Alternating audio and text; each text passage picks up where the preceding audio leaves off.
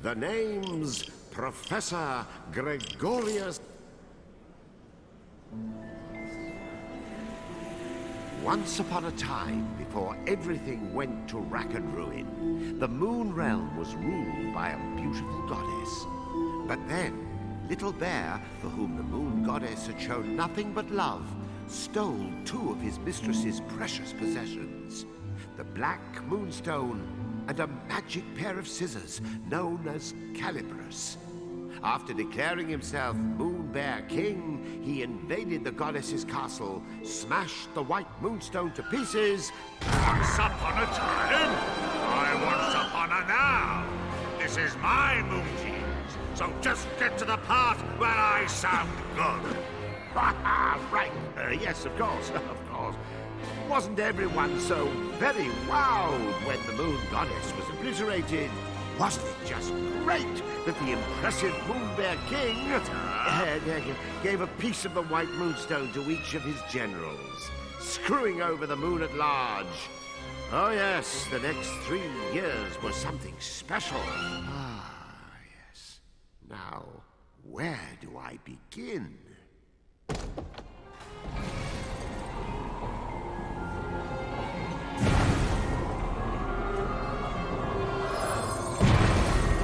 He was the Moon Realm's ruthless new king, and intended to keep it that way. So night after night he spirited away the souls of children and locked them inside wooden puppets who were doomed to defend Castle Grizzlestone. And while tonight was no exception, it would prove to be quite exceptional. Oh, the poor dearie. Look, Yin-Yang, another day, another soul. Poor indeed. You're as bad as the tyrant. How many of these children are you planning to parade off to certain mutilation before you realize you're wasting your time? Why, one more, and then another after that. As many as it takes me to get my hands on Calibris. That's nice. Meet our hapless hero, who's just blinked back to life, firmly in the Moon Bear King's clutches. Kutaro, Kutaro, your soul was summoned here at my behest. Kutaro, will you be my friend? Pals to the bitter end.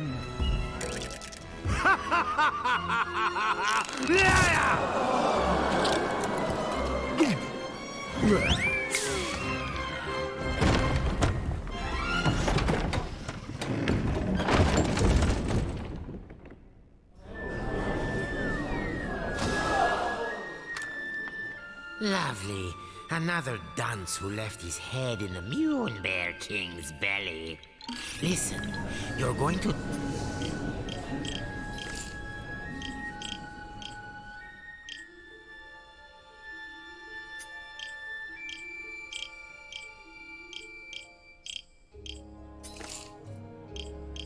drop dead if you go without a head.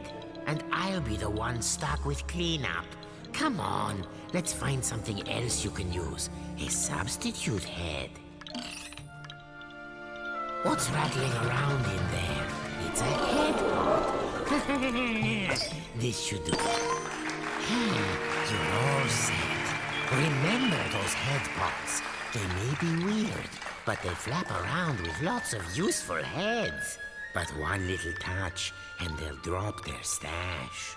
You know, a new kid on the chopping block like you ought to have a couple of noggins at least. Can't take any chances.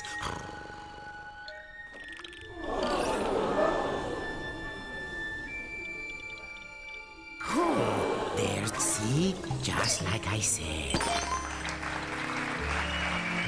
Blast it! What am I doing wrong? Am I not powerful enough? Look out! Quick, pick up your... Now, this is extremely important. One false move, and those heads of yours will tumble right off your shoulders.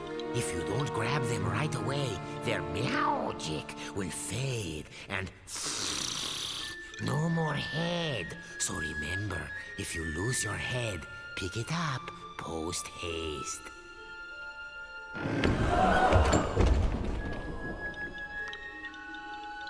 Oh, and one other thing. Moon sparkles. Here, I'll show you. Voila! These are moon sparkles. Collect 100 and you'll be able to magically come back to life, even if you do lose all your heads. Let's keep looking. There! The witch's bloomers.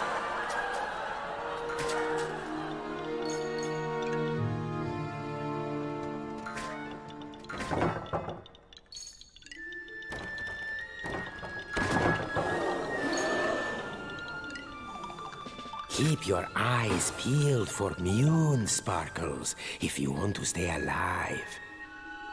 Roar! Oh, that Moon Bear King is always angry. Jehoshaphat! Oh, look there. You see that head symbol? Listen, every head has a little bit of magic to it. They react to places and objects that resemble them. Oh, why don't you just give it a try? Here, first choose the right head. Now, use the head's magic.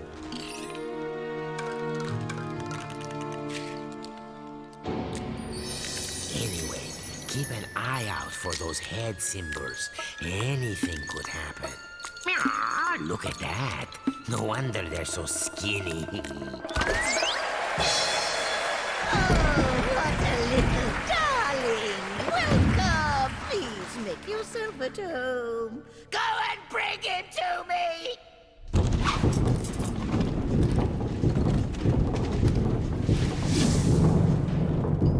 You'd better follow that fork. The witch doesn't take kindly to long waits. Hurry Watch that up! feisty fork. It's as wicked as the witch. Hey, I warned you. Remember to pick that up quick. No more heads means no more you. Pass through that shimmering gateway to proceed to the back of the kitchen. Make no mistake, Kuturo was not alone in his plight. The kitchen was already staffed by unfortunates whom the Moon Bear King had plucked from their beds.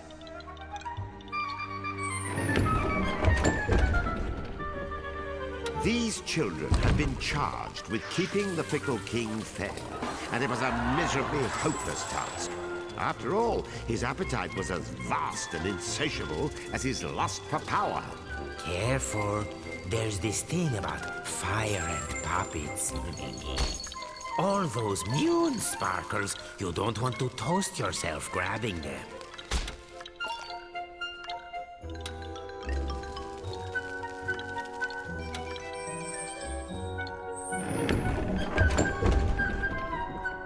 Imagine being one of these tykes and spending dusk till dawn getting kneaded and grated, peeled and parboiled, marinated, melted, minced and mashed.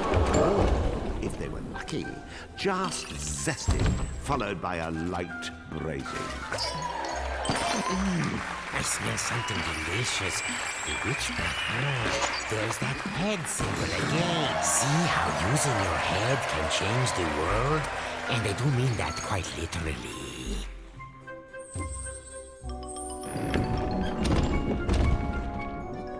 The witch, in case you're wondering, was a singularly screwy sorceress by the name of Esma Potts. You'd think someone that gifted with a cauldron would know a thing or two about cooking, and you'd be wrong.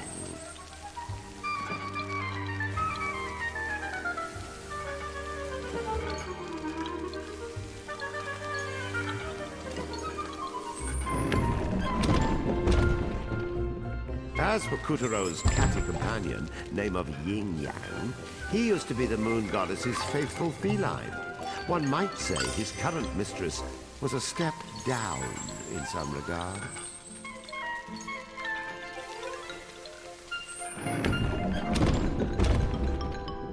Watch out for the vegetables. In this kitchen, the cook is a cook, and the squash are out to squish.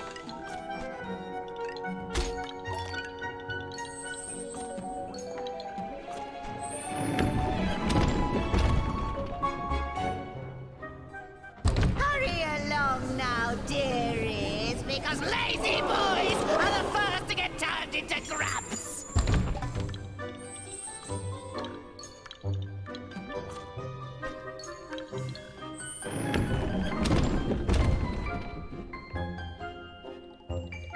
Come hither, my pretties, so you can get lost. Yin Yang, open the windows. One, I'm two, bursting alive three. from this ghastly. What do you think? Meowed by my cat-like reflexes? Ah! Where is the moon goddess? I demand to know where you have taken her! Unhand me, you louts! How dare you! That peppy princess ought to pipe down. Are you the new boy? I suppose you want me to get your soul back so you can return home. Well, not until you march those wooden legs up to the Moon Bear King's throne room and fetch me his magic scissors. You can do it. After all, you are a very special boy. Deja Mew. How many very special boys are we up to now? Yeah. You can keep him company. Whoop-de-doo. We get to go to the throne room to find Cannibus. Won't this be fun? Welcome to the Tower of Tribulations. But don't let a cheerful name like that fool you. This place is dripping with nasty traps. See? You never know where a head might be hiding. Head pods, dreadnoughts, parking lots. Check everywhere. They don't say, get your head out of the gutter for nothing.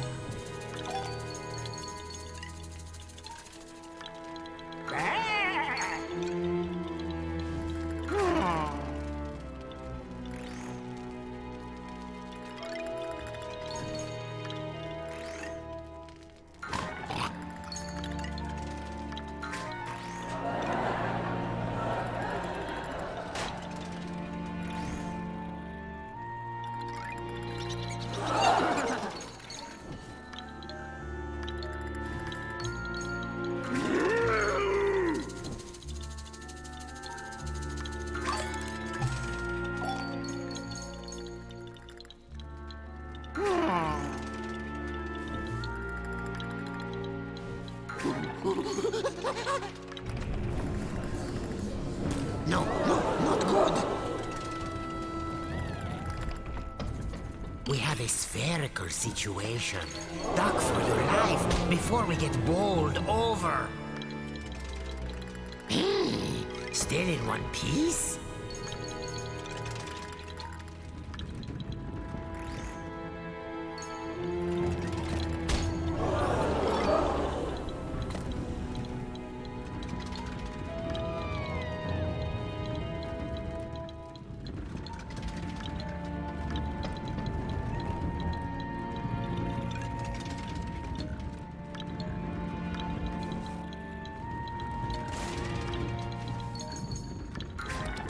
Abracadabra!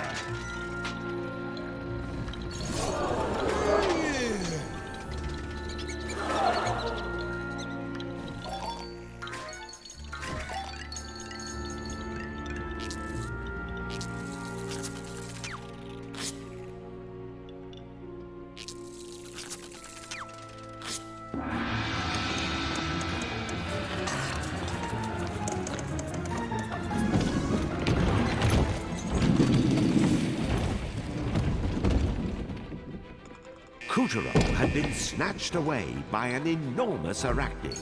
But why didn't he end up as dinner?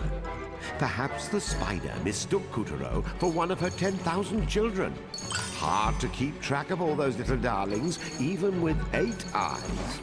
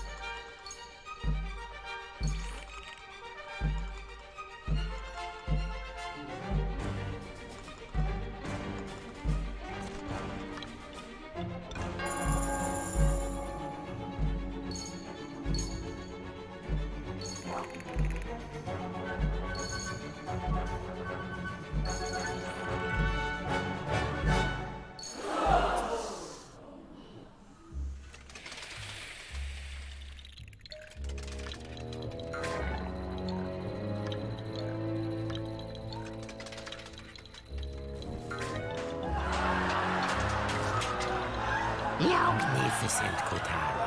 There's the entrance to the throne room. No one has ever made it this far.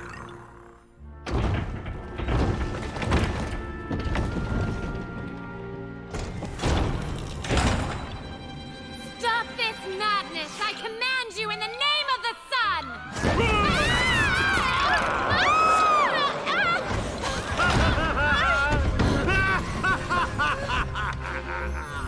Oh my gosh, are you crazy? Do you know who I am? Dad's gonna have a supernova! Wait, sire. What if she's right? The sun does have a burning temper. Ha! What can he do? I've got his precious daughter! Well, of course you do, sire. And even if you didn't, your majesticalness is more than enough to eclipse the sun. I've prepared a very special room for you, my dear princess. So please, I insist, take a long rest. Meow. What luck. He's left Calibras unattended for once. Kutaro, you are one lucky person.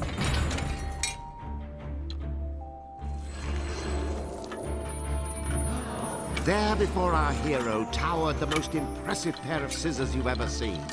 The legendary Calibras. But Calibras was bound fast by vile vines, the twisted offspring of the Moon Bear King's twisted magic.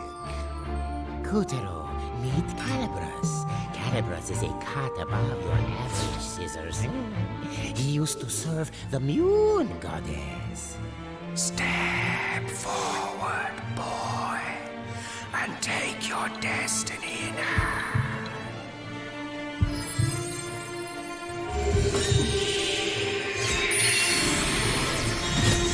Now that's a shock. I mean, an honor. Don't you see? Calibras has chosen you.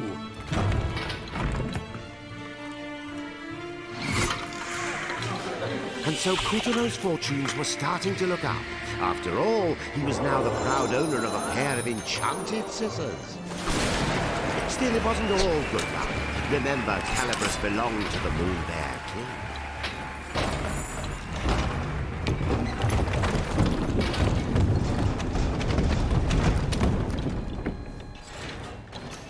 And the boy's first challenge was to extricate himself from the booby trap he'd just set off.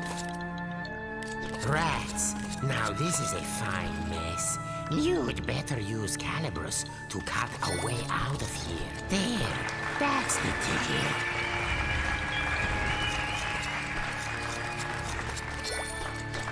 Nicely done, Kutaro. We'll be out of here in no time.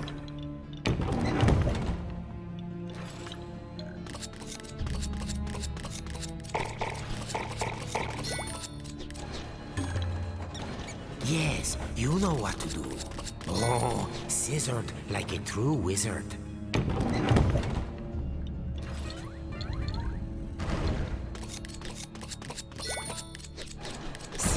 Take good care of Calibras, and Calibras will take care of you.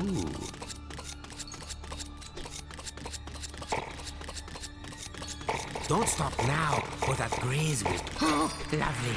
Very nice.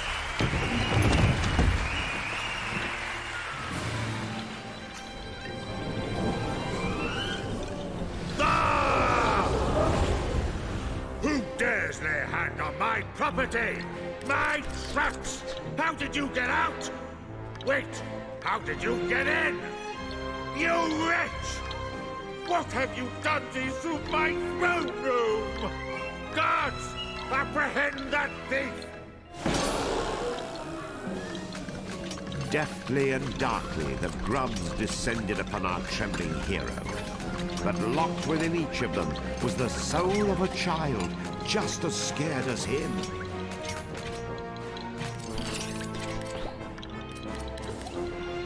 You see that? That's it. Very heroic. I'll pop your head clean off your shoulders! Get caught, and you'll be grabbified, just like the rest of these poor Guards! children. I want that sticky-fingered scoundrel's head!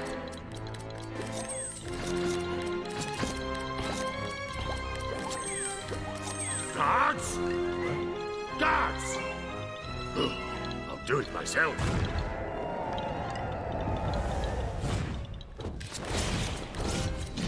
It was a weaver. Of all the Moonbear King's nightmarish magical creations, weavers were some of the nastiest. This was Kutero's first ever real dose of fear. But to escape the weaver, those fears would need to be conquered.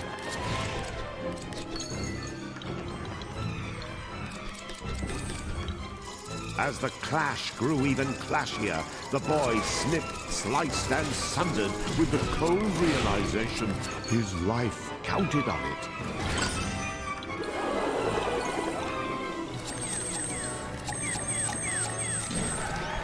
Success! The Fell Weaver was no more. With the legendary Calibras firmly in hand, Kutero had taken the first step of his grand adventure.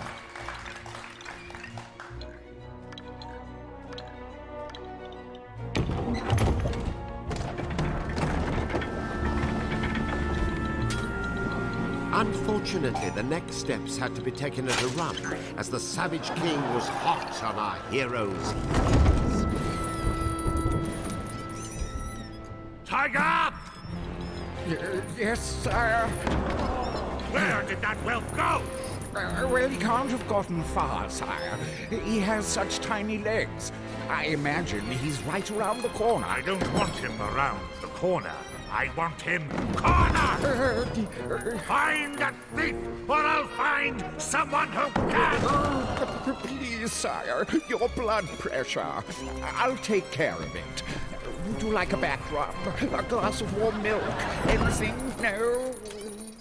Bravo, Kutero. None of the others ever made it half as far. This will be music to the witch's ears. Oh, man up, would you please? Would you prefer the grubs find you and the Moonbear King yanks your limbs off?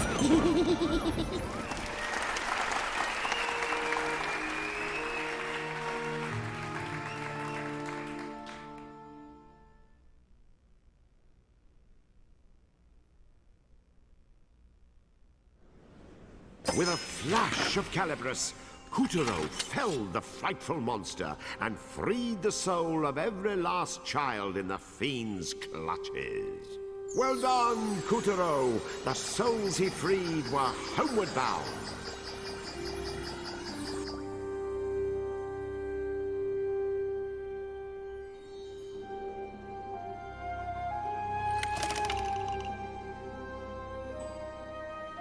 Kutero had obtained Calibras, a legendary pair of magic scissors.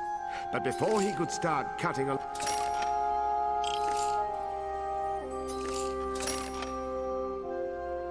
Kutero had obtained Calibras, a legendary pair of magic scissors. But before he could start cutting along the dotted line of destiny, he would have to escape the wrath of the tyrannical Moon Bear King. Now back to Kuturo's tale. Lucky Kuturo, suckered into stealing a set of sorcerer's scissors by the witch and stirring up a tyrant's rage. Now, all his hopes of escaping the castle were dashed, just as he himself dashed like mad to outrun the soldier grubs who wanted his head. Poor Kuturo. His only hopes now were Calibris and a witch of most questionable character. What cruel tricks would fate play on him next?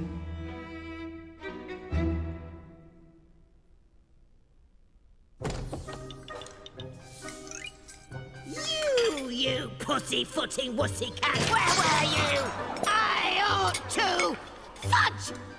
Brownies, it can't be! Did you forget you sent us off in the first place? Yes, Calibris chose him. Finally! Those legendary shears will cut right through the Moon Bear King's lackeys and set the Moon Realm free! Now, my brave young warrior, why don't you let Granny hold onto those for you?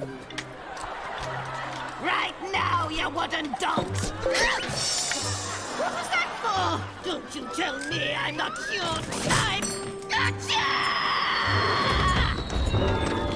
To command Calibris, you need either a heart as pure as the goddesses, or vicious magic like the Grizz. But all you've got is an attitude.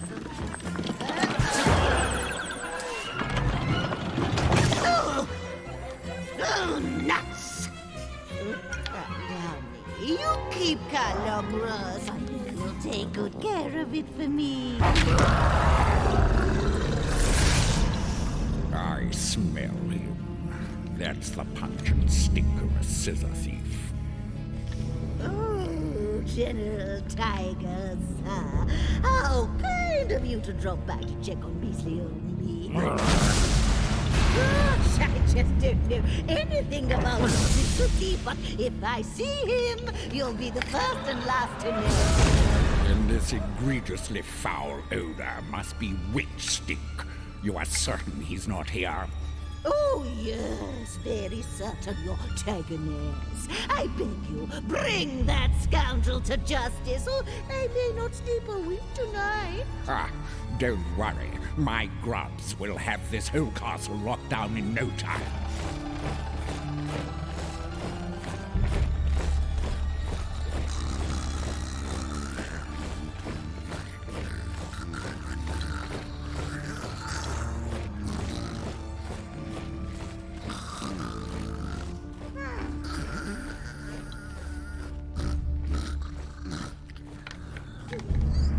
After all, we can't have anyone crashing the prison towers and making off with the knight's powers, now can we? You hear that, dear? Then get your hiney in gear! The tiger's tongue had slipped. Whatever powers this knight had, they were clearly important.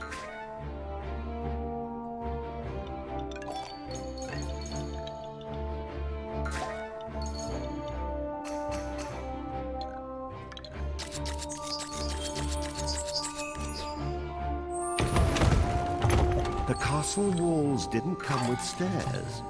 Clinging to the slippery stones instead were giant living vines imbued with dark magic. Snipping, cutting, slicing through the vines with Calibris, Kuturo scrambled up and up. Onward he must climb.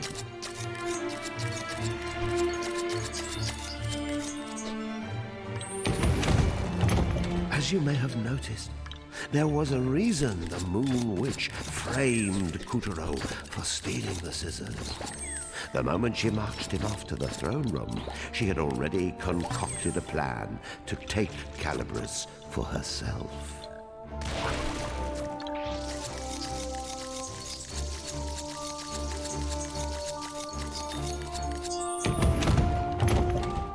Despite himself, Kuturo was growing excited. What kind of awesome power could this knight in the towers have anyway?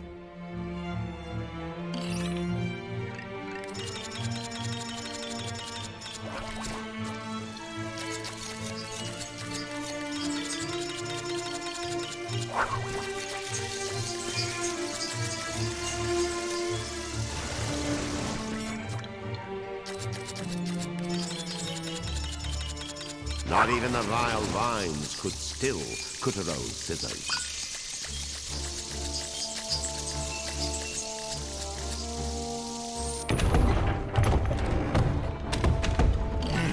We'll have to use these for stairs. Just cut along the seam.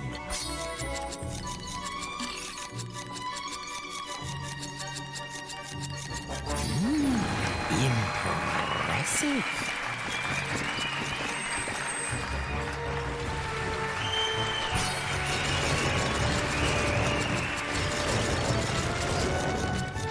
Thanks to Calibris, not even the steepest tower walls could stop Kuturo.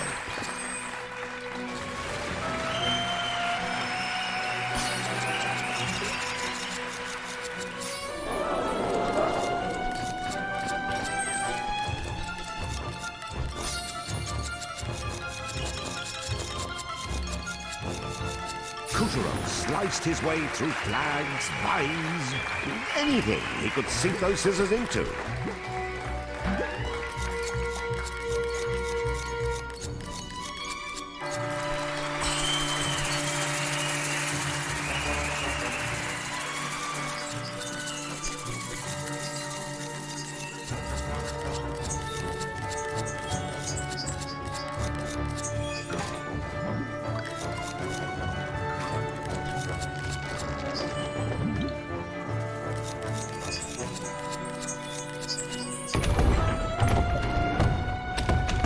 Not everyone took it sitting down when the Moon Bear King rose to power. Many tried to oust the tyrant and bring back the goddess. One or two of them even survived. But the goddess's mightiest champions all fell, and their powers were locked away in secret, well-guarded places. Now, where do you suppose the knight's powers are hiding? Tower top security was tight. The Weaver patrolled the smoke-ridden sky, swooping and slicing at anything that moved. These towers not only defended the castle walls when the Moon Bear King rebelled against the goddess, but during the ferocious final fight, they also went on the attack.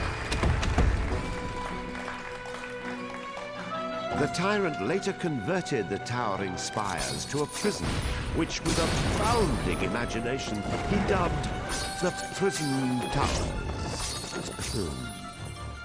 The crushed forces of the Moon Goddess were detained in His Majesty's pleasure to starve, rot, and gently suffer. Only their armor remained to tell their terrible tale.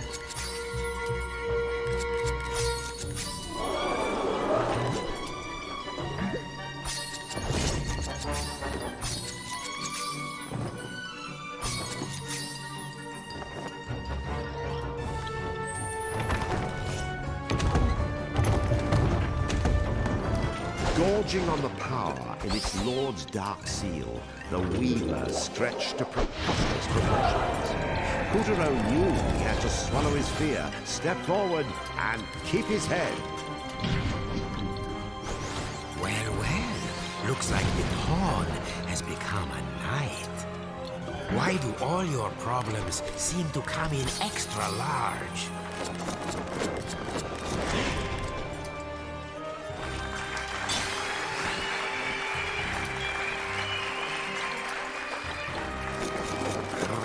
Looks like you found a chink in the armor. I bet you can cut through. See? I told you so.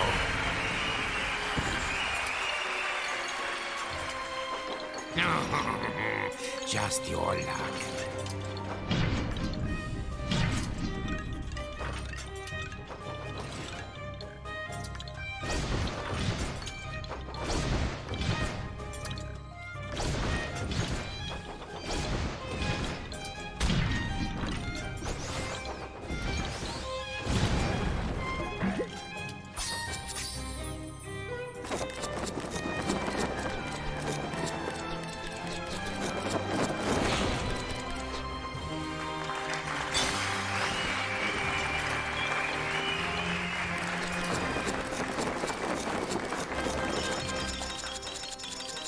starting to unravel.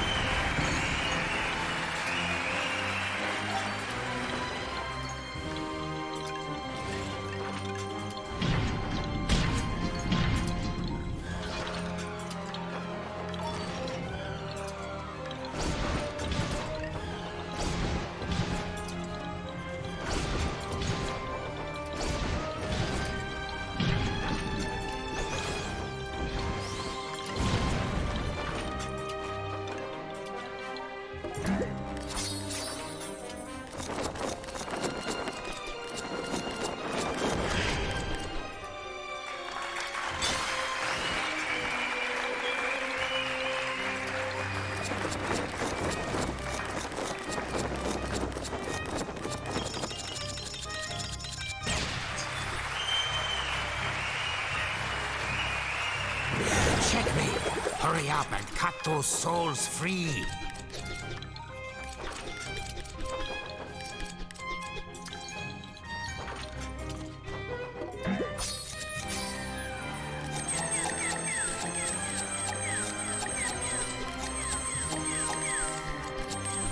That's it! Well done! After the formidable adversary was vanquished, an old and scratched-up shield appeared before Kuturo. Could this be the power he sought?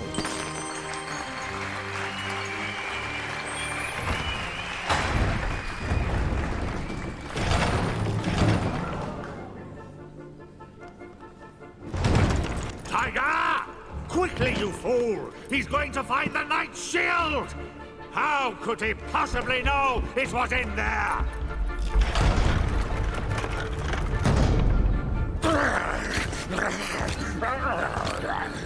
Stop him! If Kuturo makes off with the shield or the Sun Princess, mark my ground.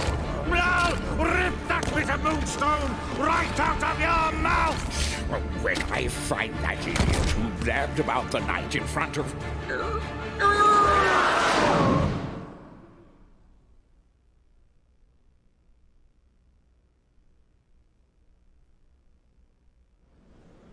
With the help of Calibrus, Kuturo defeated the menace and saved the souls of a lucky few. Well done, Kuturo! The souls he freed were homeward bound.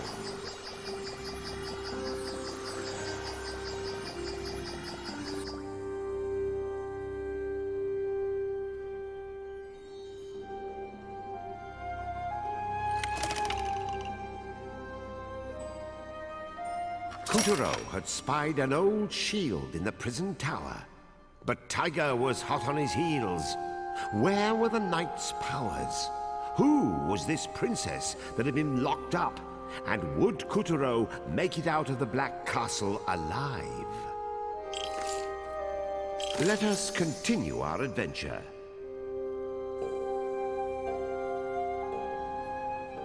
You'll recall that even after the Moon Goddess was defeated and her legion was put to rout, her loyal subjects tried to resist. 4 champions, ever faithful, rose to their mistress's cause. Over a period of weeks, they concocted an elaborate plan to lead a pathetically small but equally valiant army against the Moonbear King's castle Grizzlestein. Did it work? Well...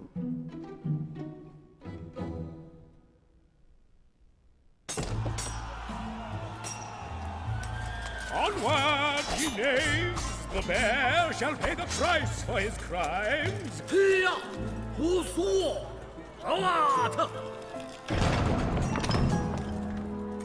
They were hopelessly outnumbered, but so desperately did they fight, so bravely did they broil, that the tyrant himself finally deigned to confront them. You fight well, dare I say, skillfully. But alas, that shield will not protect you from me! Power! And that was the end of that revolt. The Moonbear King used his dark magic to lock the 4 champions' powers away, and all would-be challengers to his throne were wiped from the face of the moon.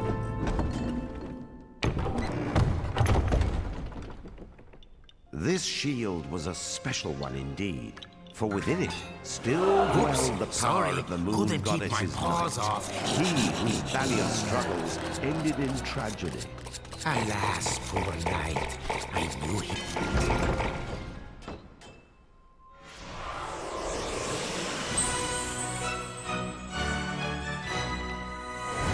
At last, Kuturo had claimed the knight's powers. Woohoo! Why, you've done it, you sweet little muffin. Try those powers out! Oh, very good. Next up, Lunar Bit Part. Okay, shortbread, mouth shut and ears open. That's my clever boy. Remember, you can fend off nearly any attack, great or small, just as long as you don't get smooshed in the process. Lunar Glove! Now fend this sucker off!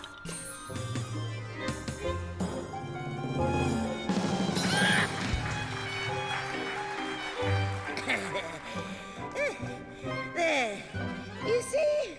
Some attacks can be turned against the attacker. Oh. Next, try pointing the shield upward. Good. Now point the shield downward. Moving on. Lunar Bit Part. The best defense is someone else's offense. And the Night Shield, as it happens, was specially designed to deflect beams of magic light. Which is lucky for you, because here comes a doozy! Bounce it at that grub there! Yes! Ah! Kerplowy! Very impressive for your first try. Now, just one more thing, dear. The shield wears out if you use it too much, so be sure to give it lots of rest. Got it? Then get lost. Oh, look! The witch conjured up an exit. How sweet. We should hurry before her magic fizzles out. Sadly, not all the castle's puppets were having the same luck as Kuturo. Winken, Blinken, and Nod here tried to make a break for it. And got broken for their trouble. The Moonbear King's overblown guillotine was waiting to reduce all such traitors to scrap. Eesh. Stay on your toes if you want to keep them. Looks like you need a head to get ahead. No defense is perfect. You'll find a weakness if you keep your eyes peeled.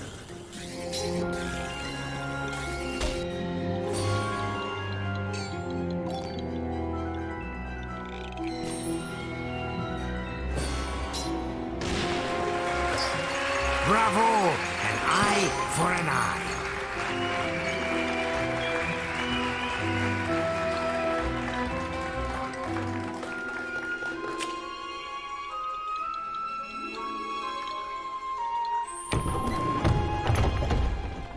Climb on up, Kutaro. Colorly eclipsed, the shimmering gateway has been swiped.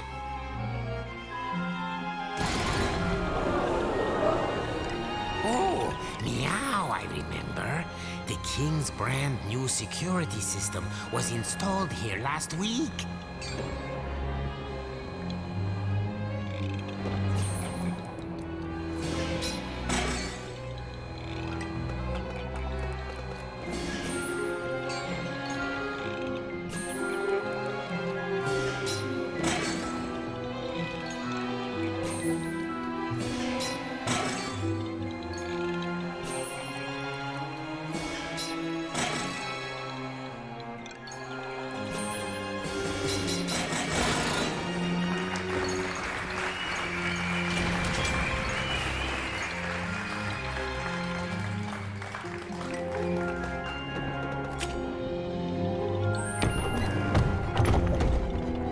Here, the shimmering gateway abruptly ended.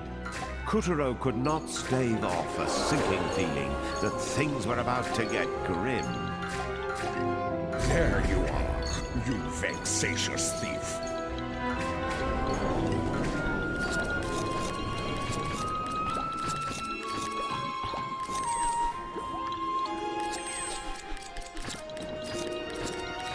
I'll whittle you down to size, you little gnat. Magic is pouring out of Calibras. Now, let Tiger have it.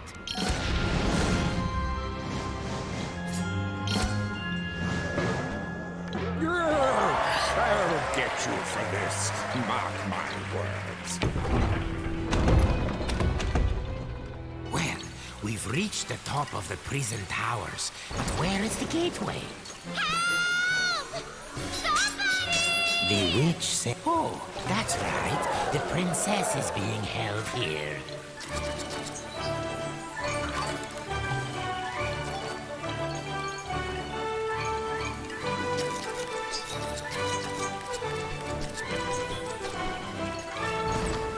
Watch out for the searchlight.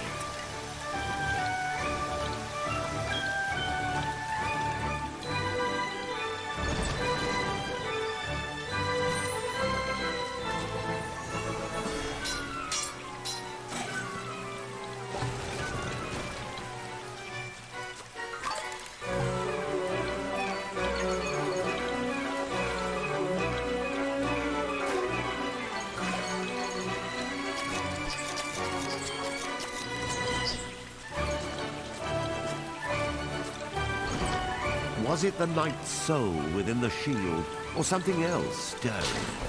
A fire filled Kuturo's heart, and he knew it was his duty to save the princess. Just what is it about damsels?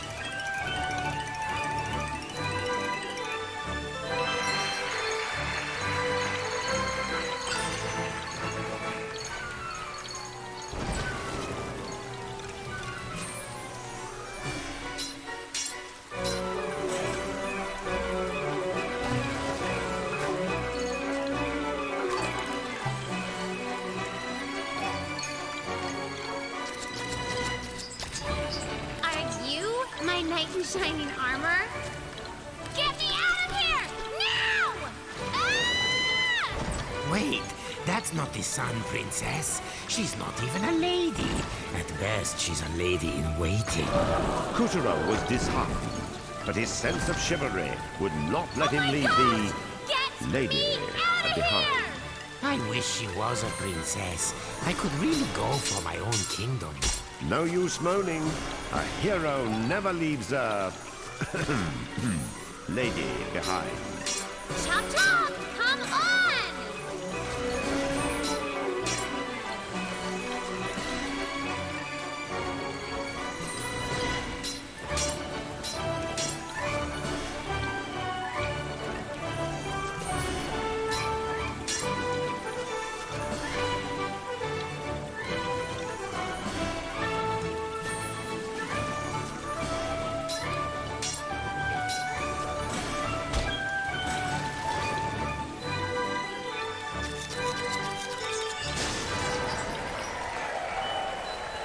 I didn't give you enough credit.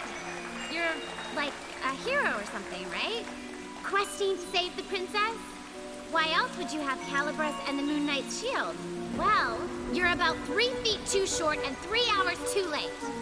But thanks. Like, seriously.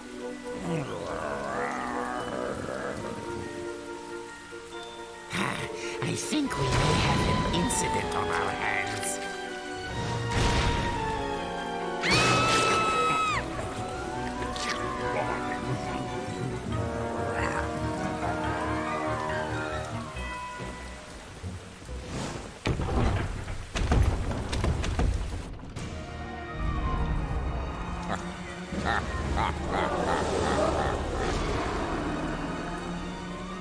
See that fang Tiger is flashing? That's a piece of the Moonstone. Without that bit of dental work, he'd be a scaredy cat and no better.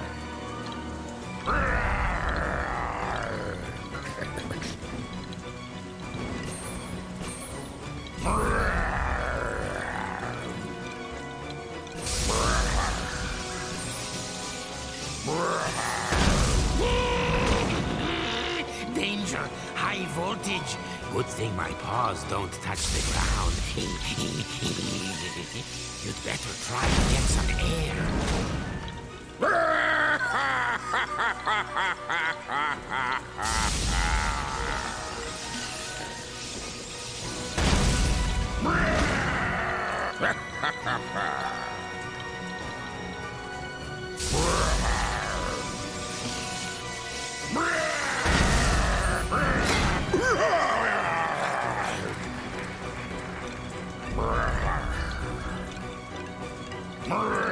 A puppet a day keeps the dentist away.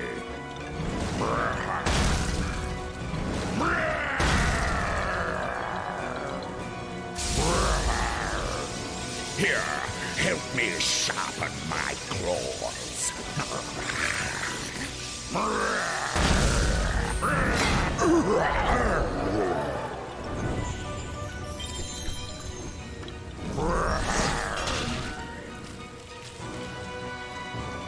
If at first you don't succeed,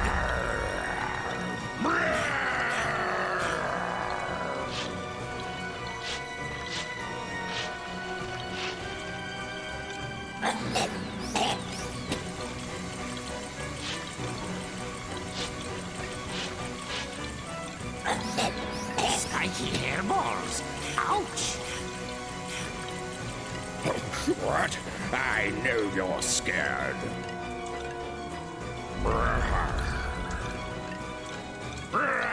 Bad news. I chew before I swallow.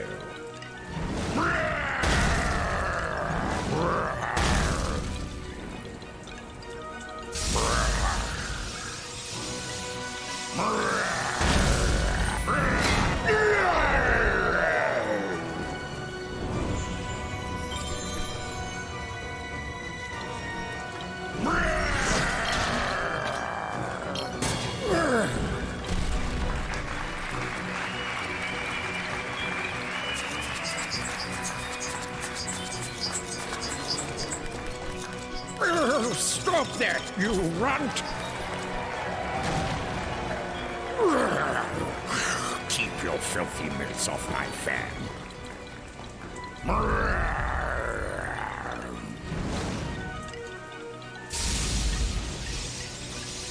Relax. This will only hurt for a second.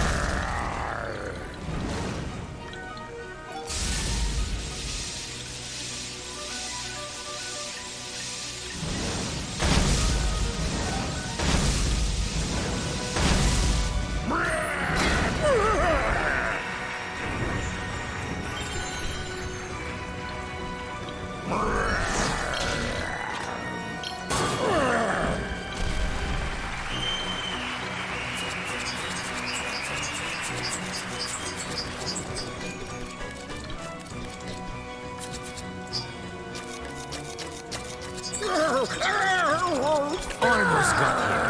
Time for the grass.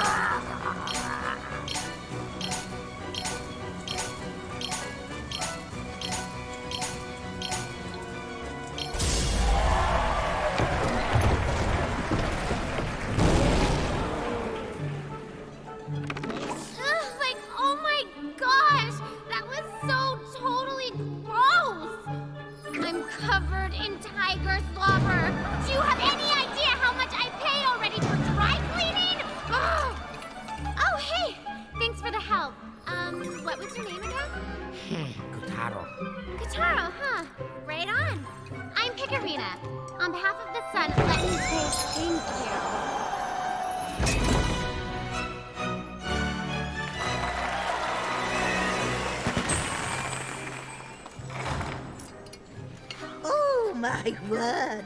You found one of the moonstone shards! Most impressive. I knew I picked a winner. In fact, I think we're ready to team up in earnest. Who's this little soubrette? One of the Sun Princess's retinue. Where's your mistress? Like, I gotta tell you, it's not like you're anybody special, am I right? Oh, my thought. It's the tyrant! Run for your life! Give me back my scissors! I'll chase you to the end of the moon! This world belongs to me now! You'll never be safe ever!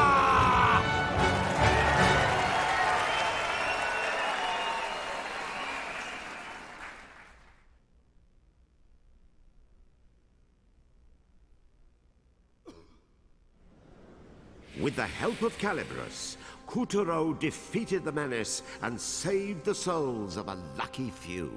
Well done, Kuturo! The souls he freed were homeward bound.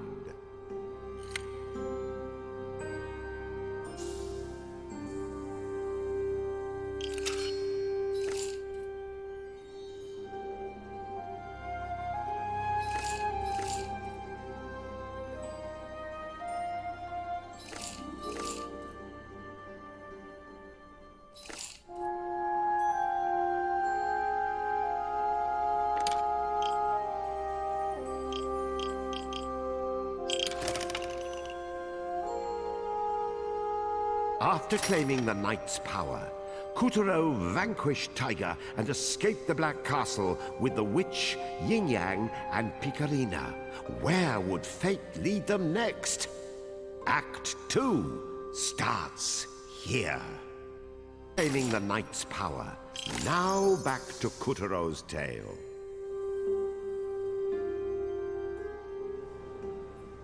At long last, Kuturo and his new friend Picarina were free of Castle Grizzlestein, borne to safety by the witch's magic.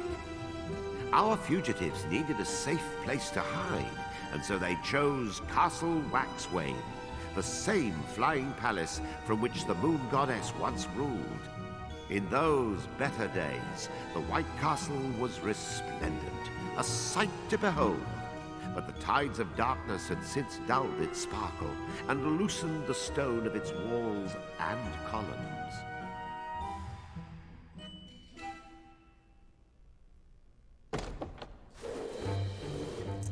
There, sweeties. We'll just hide out here for a spell. But, like, this is Castle Waxwayne. Doesn't it belong to... The goddess? Yes, indeed. Although palace and master alike seem to have come apart at the seams. Silence, Yin Yang! No one asked for your opinion. Out of the darkness and into the light, Kuturo had gone from Black Castle to White. No, this is more like it. No Moon Bear King spies and lackeys to follow our every move. Uh-huh. You've got a lot of gumption, you know that? Only one hiney should be warming that throne, and it doesn't have warts on it. The Moon Goddess is gone, Dandelion. I'm sure the palace is delighted to have such a promising new master. Promising? Try pompous. Try shutting up! Oh, my little Earth-sent savior. Why, you're nothing short of a hero. Come, be a good child and let me have a gander at that moonstone shard. Don't do it, Kataro. Calibros, the Moonstone, and the Palace all belong to the goddess. And this magic-slinging loony is obviously trying to dupe you out of them. How can you say such a thing? All I want is what's best for Bob. What's his name? Whatever. Granny's trying to explain, so knock it off! Ow! Oh my gosh! What a witch! The Moon Bear King kidnapped Kotaro's soul while he was sleeping. He does that to Earth children, and that's where the Moonstone comes in. The source of all moonlight.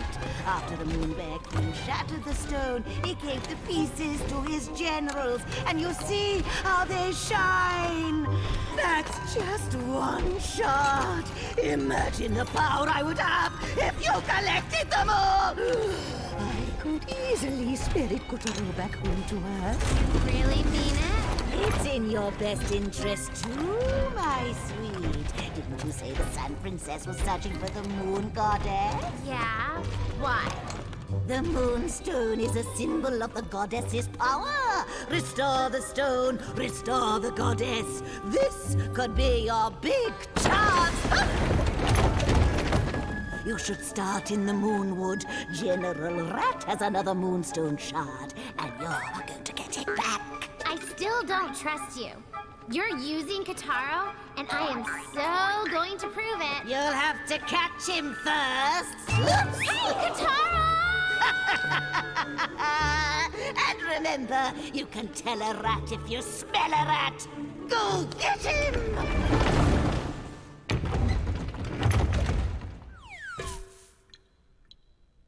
Well, Kotaro had taken the Moon Witch plunge, and now he found himself in a secluded grove in the Moonwood. That hag is such a... Ugh. How are we gonna find one lousy rodent in a place this big? One gullible woodland creature after the other. What's going on? A splash of purple later, and the quiet, unassuming grove had transformed into a gloomy, reeking landscape of evil, dark horribleness. Once I darkify the Moonwood and offer it to the Moon Bear King as a tribute, I will be uneasily streaked. So that's who did this. General Rat.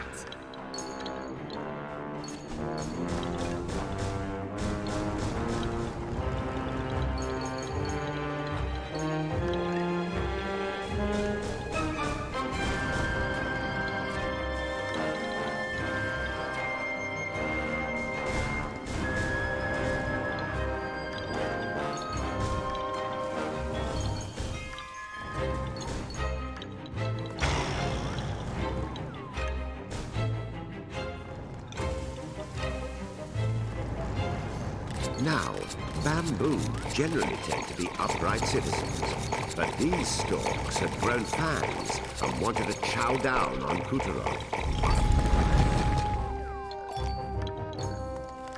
If I might share a bit of moon lore, have you heard this one? Once upon a time, there was a lineage of radiant moon princesses who began their lives as tiny babies inside bamboo stalks. But then, one of the princess's souls had a little mishap and wound up in a bamboo stalk on Earth by accident. Sort of the opposite of young Kotaro here. Forget about Kotaro. How can you bring up radiant princesses and not mention me? Do your job, please. How dare you question your narrator? I'm omniscient. If you know everything, then you know who I am. Or wait, are you saving that for a surprise? Whatever. So what happened to the bamboo babe who got stranded on Earth? Things worked out, of course, as they do in all modern sanitized fairy tales. The princess made it home to the moon and lived happily ever after. The question now is whether Kotaro's story will be as kind to him. Holy binge eating. It looks like that caterpillar we saw went to town on these bamboo stalks.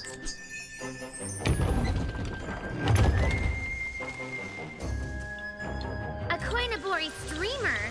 And is that a panda? It's playing with the bamboo. That's so adorable. Hey, look! Bamboo shoots! Whoa! Look at that thing throw!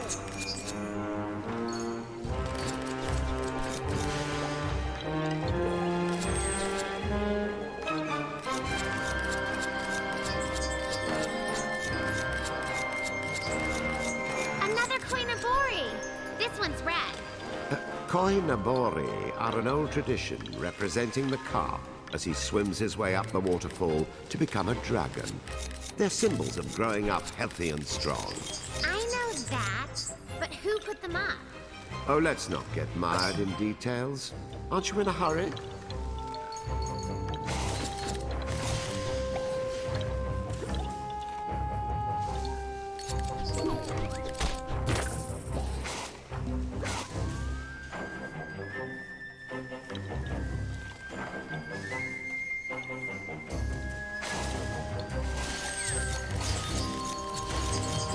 So, is this big panda the other fella's mother, or what? The rat's purple goo had already fouled up the Moonwood's pristine water supply, transforming the local carp into ferocious demon fish who took none too kindly to trespassers. Hey, you don't suppose the rat is hiding out upriver, at the top of the waterfall?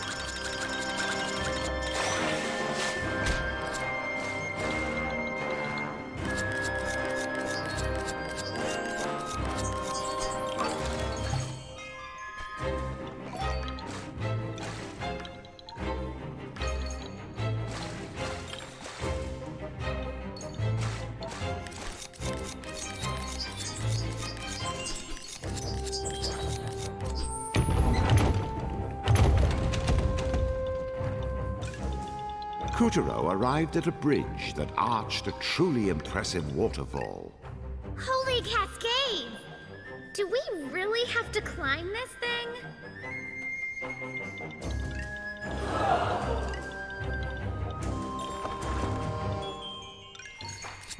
Keep climbing and don't look down!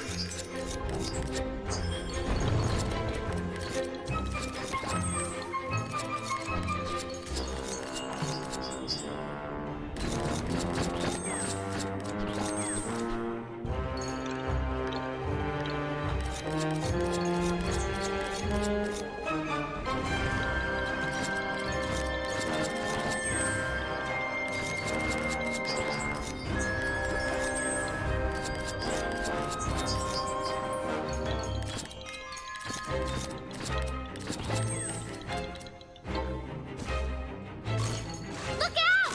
Flying fish!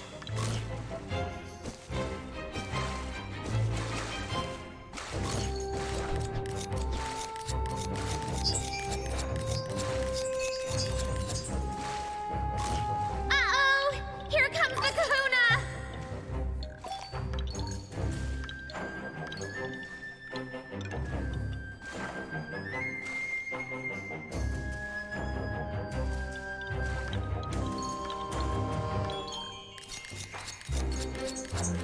Wow! It's almost like pink snow. Is this pool for the streamers?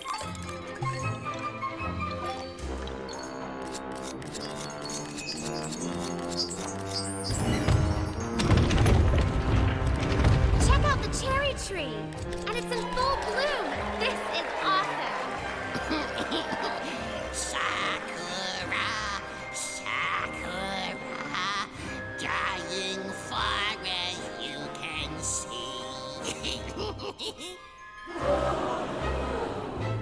Darn that rat! He ruins everything! Before their very eyes, General Rat transformed the cherry tree into a baleful twist of briars.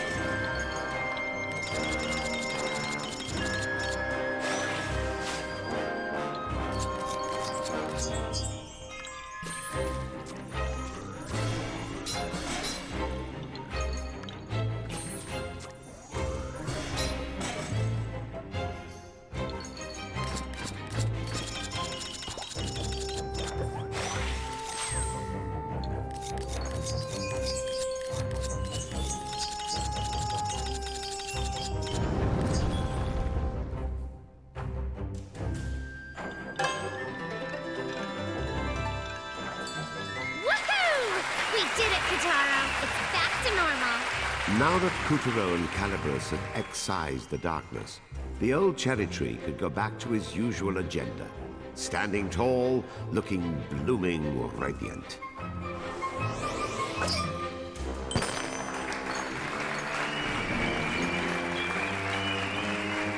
In the mystical cave behind the waterfall, our hero stumbled upon a strange scroll How do we get that past could this only magic? be important. Somebody doesn't want us to have that scroll.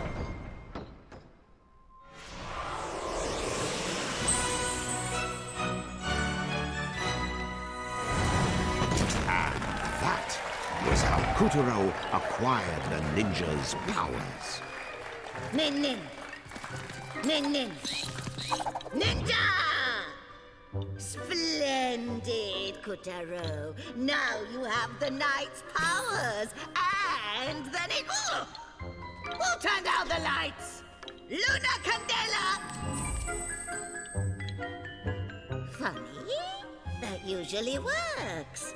Kotaro, use the ninja's powers to light up the cave.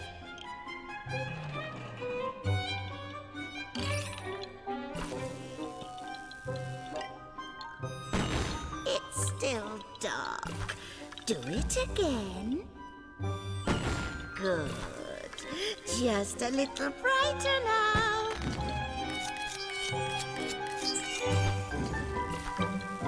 Throw a ball. That's a boy. Finally, we can have some lighting. Wait! Now it's too bright! Blast it! You can see all my warts! Here, aim for that bomb symbol at your feet.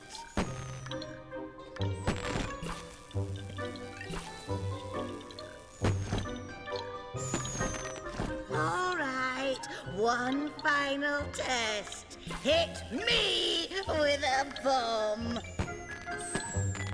In!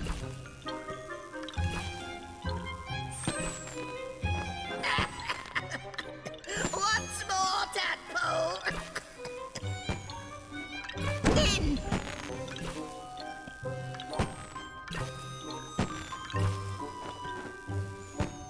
Keep going. Bring it on. In!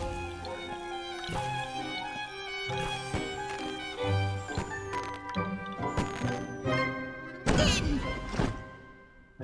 Good work. I hereby certify you ninja proficient. In!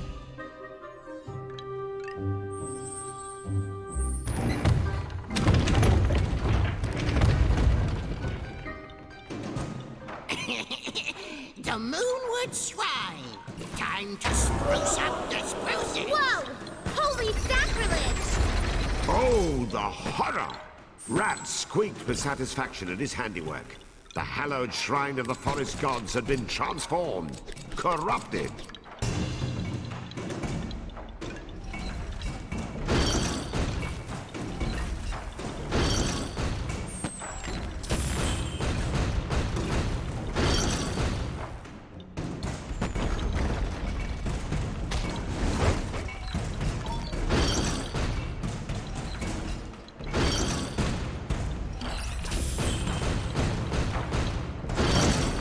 After him, Kotaro!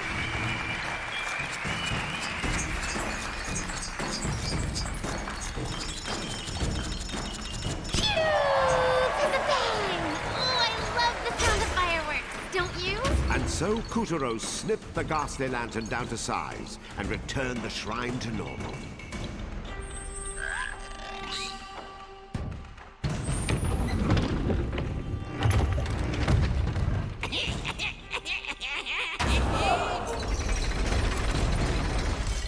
The Torii gate guarding the shrine had been sapped of its power by sorcerer's chains.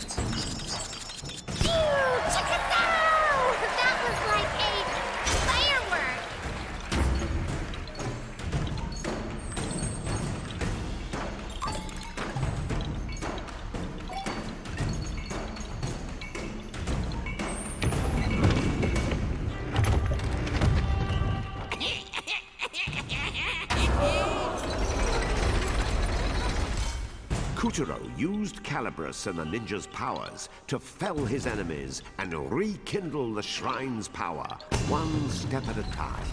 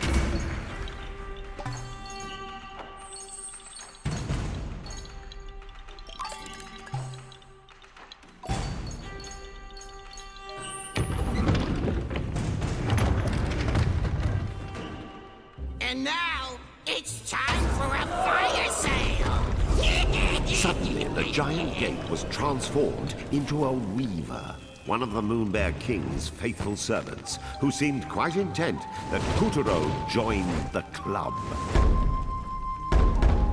Kataro, did you see that? Stick a bomb on that glowing taiko drum.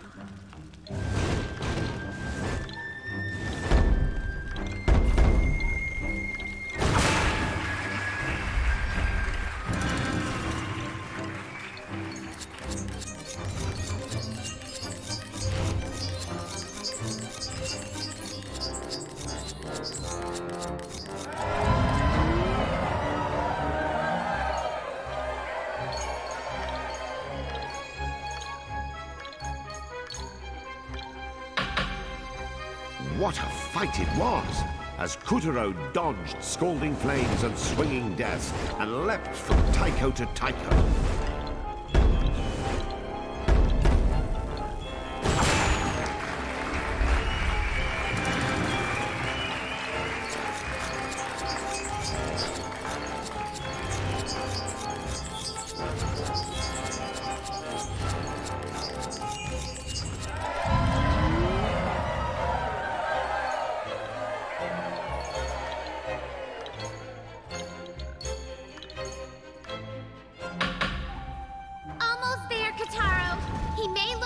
But I can see the fear in his eyes. Let's set those souls free!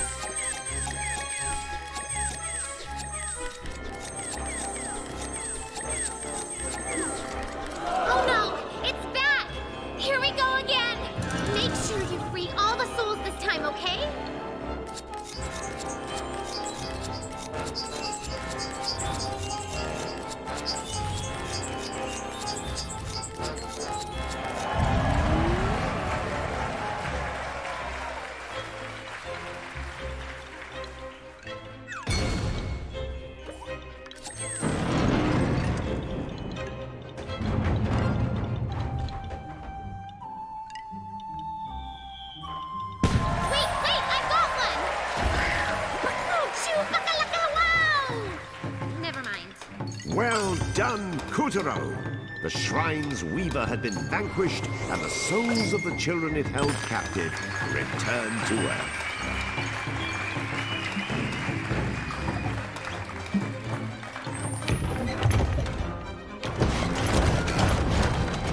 Calibras!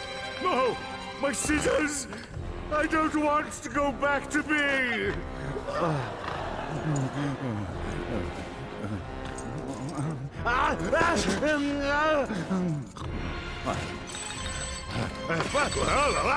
What is going on?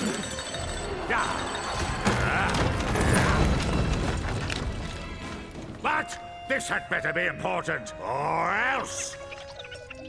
They what? Rat is supposed to be guarding that forest. Talk to him. Yes, he would say that. The buffoon! Ian Tiger, I'm beginning to think the problem with my generals is that I have any!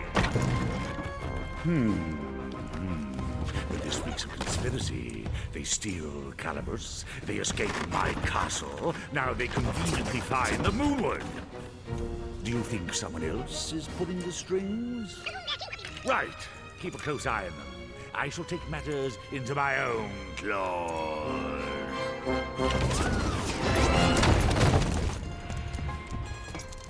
Never fear, you beautiful brute. You just need to find their ringleader. And then, once you do, you can tear them into tiny, unthreatening little bits!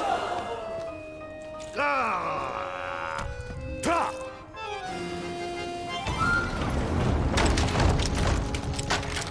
Put toxin production on hold. Kutaro has been spotted in the Moonwood. Then the rat has failed in his task. Say the word, sire, and I will strike your enemies down. Very well. Crash the life out of Kutaro, no matter the cost, and you will be well rewarded. The reward is in the crushing. Watch as I devour all that stands in my path.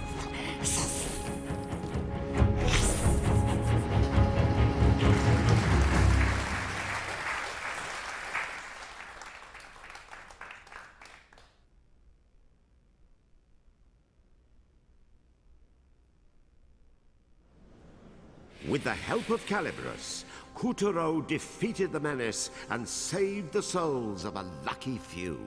Well done, Kutaro! The souls he freed were homeward bound.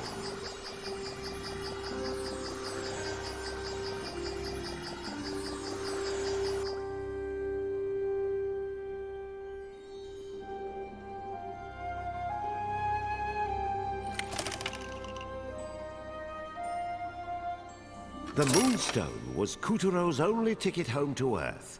Newly armed with the ninja's bombacious powers, Kutaro continued to scour the Moonwood in search of the despicable rat. Kutaro, let us continue our adventure.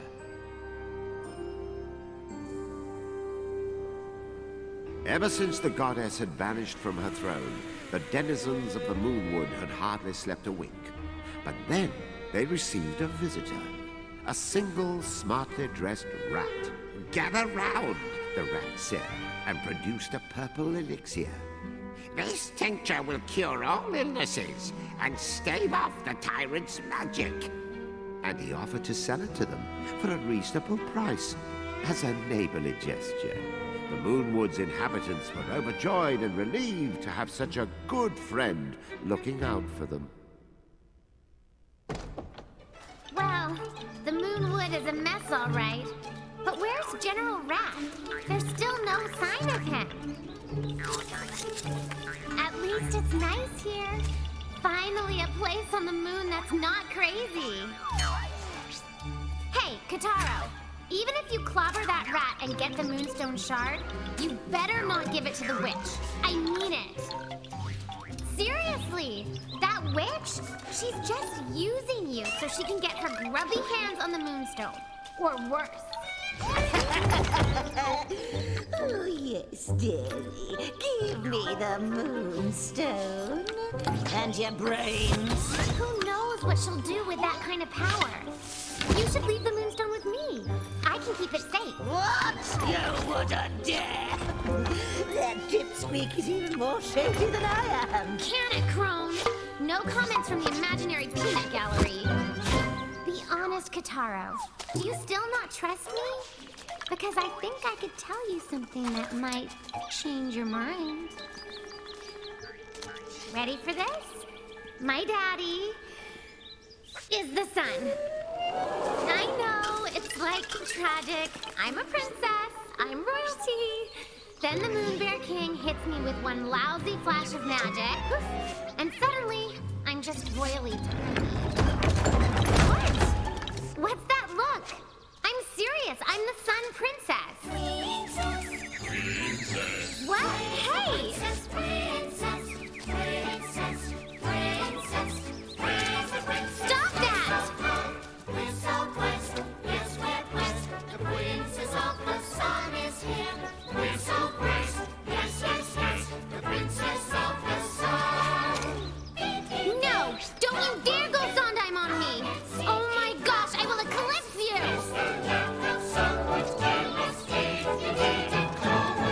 That's it! This Saturday morning cartoon is over!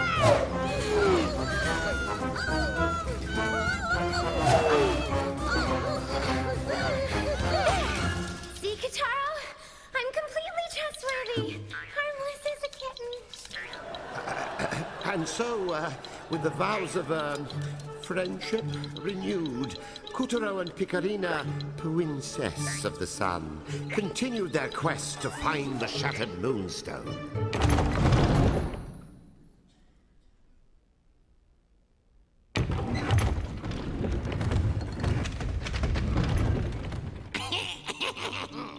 And now for Lake Cedrus. Kotaro and Picarina were still hot on the rat's tail when they reached the edge of a dim and darksome lake. Oh, please, someone, anyone, help! Save me from my predicament! Mayday! Mayday! They heard the shrill cries What's of that? Lake Cedrus had been one of the Moon Realm's top tourist attractions. Until, of course, it got turned into a creepy, toxic, gut-turning pit of stink and rot. Help! Oh, please, help! Somebody save us! Our mama went crazy! Our mama Did you know yeah. frogs are low in calories and contain high efficiency protein? Beauty in every bite. Oh, she eating her own kids? For real?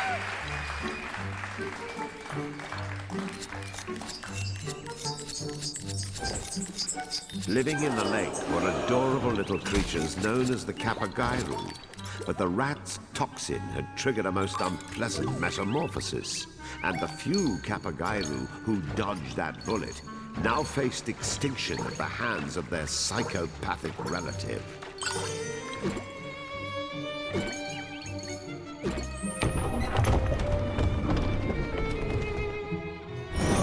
Time for some calisthenics! Give me a break. In days of yore, the moon goddess herself took holidays to the lake, but you wouldn't know it now. Unless her idea of a day off was frightful fishes, freakish frogs, and phantasmal vistas.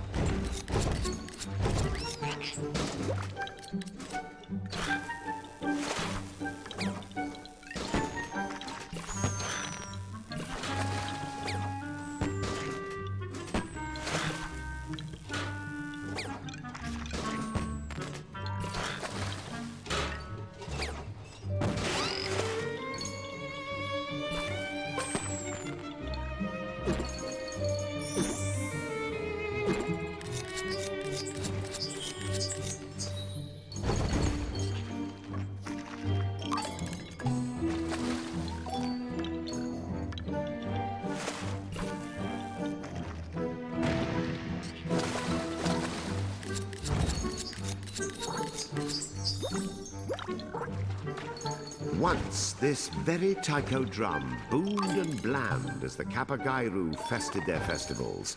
Now, the tune had changed.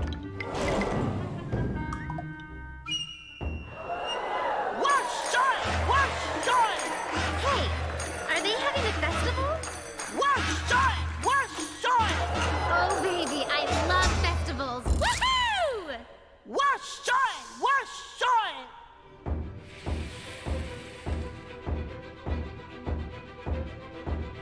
How many festivals do you know of that are held underwater? When it's a bountiful harvest you're praying for, nothing butters up your gods and ancestors better than lugging around heavy portable shrines.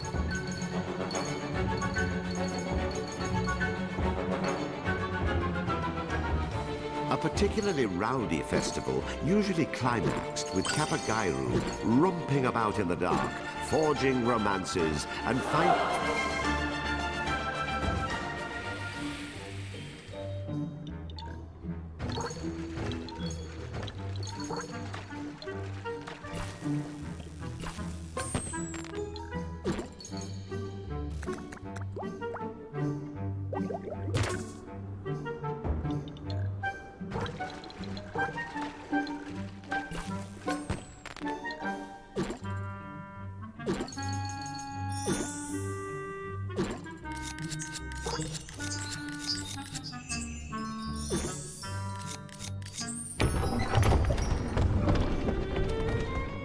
Can you just picture it?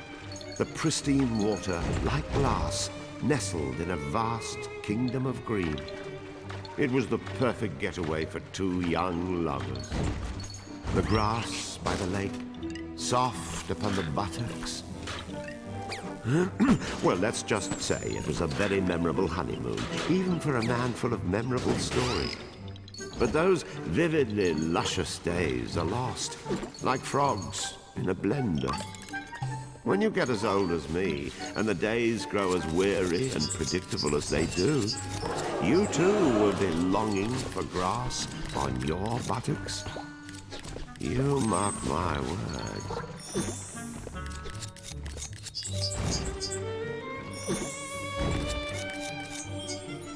What is this? A statue? Looks like one of the Moai. Or is it supposed to be Buddha?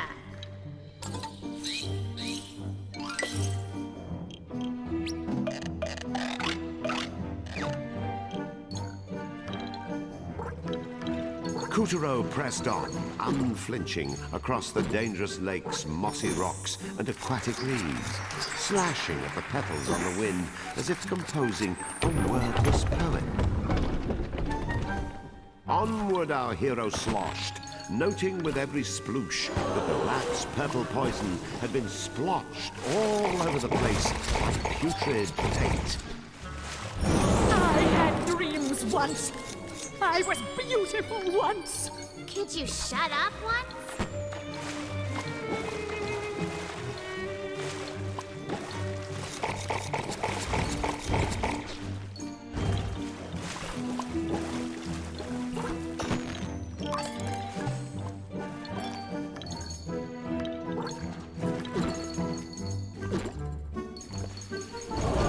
Look at that rock! That's a sight yet waiting to happen.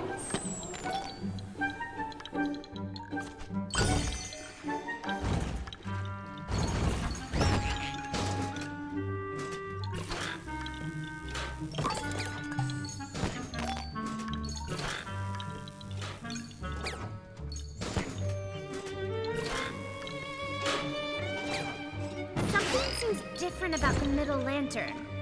It almost looks like one of those paper ones.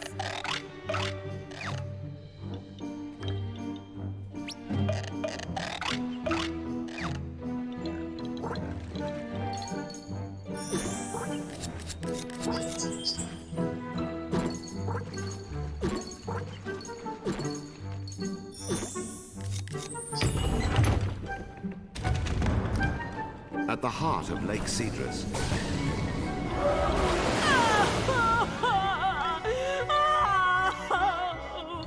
Curse that rat! Look at what I have become! I am a tragedy in the midst of unfolding. I hate to pick on the old trout, but the frogs! I think they're helping us!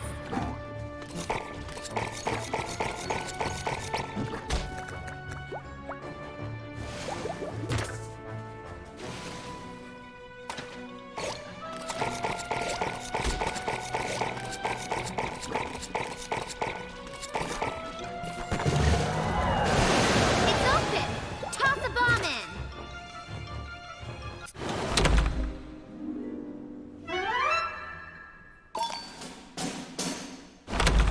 At the heart of Lake Cedrus, could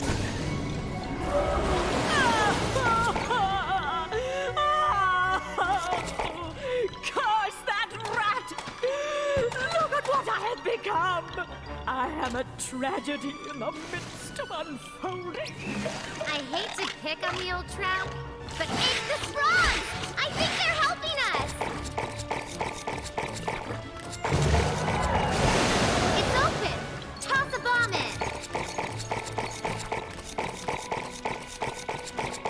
Yes!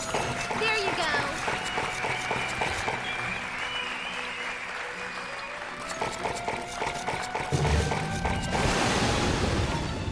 She's getting away! After her! Oh! You monsters! I only wanted to be beautiful! Dimwit who ate her children. Go on, Kataro. Blow her head off again. Snap out of it, lady.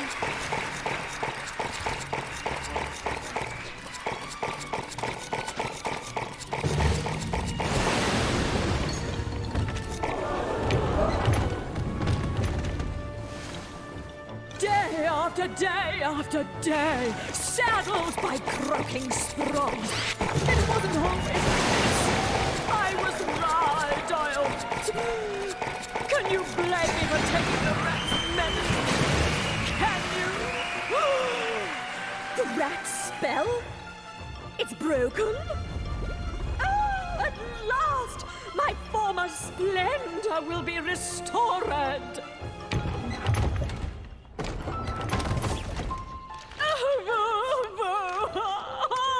Why, gods, why? What a fool I was to have listened to that insidious rat!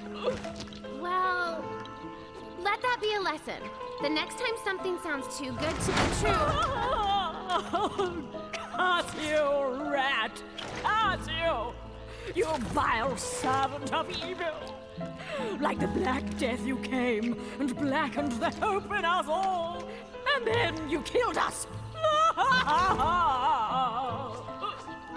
You're kind of still alive, you know. Bill, what gives? Is Gloria off today? I can't work with this hand. Woe is me! Oh my gosh, this is mortifying. Come on, Kataro. Wait! I'm not finished. The gods of the Moonwood, they are in danger. Grievous danger. Ma, you are doomed. The Moonwood's end is assured.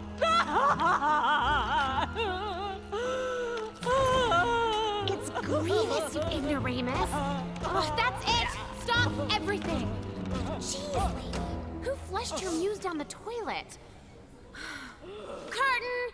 Bill, get her out of here. I'll summarize for the audience. Okay. So, basically, me and Kataro are The Cedars! You must find Mother and Father Cedar at the center of the forest before... Shut up! Me and Kataro have to save the Moonwood's guardian deity. Whose roots stretch beneath the whole forest. Yes. Oh, line. If Rat convinces them to drink this nefarious elixir... Wait, okay. We're done. Next scene.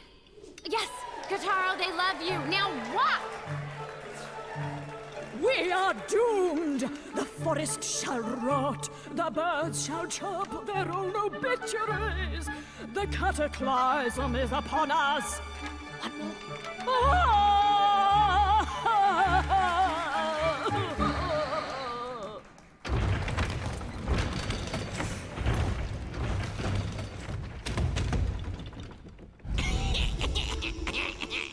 A very good day to you, sir and madam. What an honor it is to meet the one and only Mother and Father Cedar. Aren't you polite? And well spoken, too. Make yourself at home. You're the talk of the forest, don't you know? They're all raving about that elixir. What's it you got? Ah, Yes, the elixir. It cures any ailment.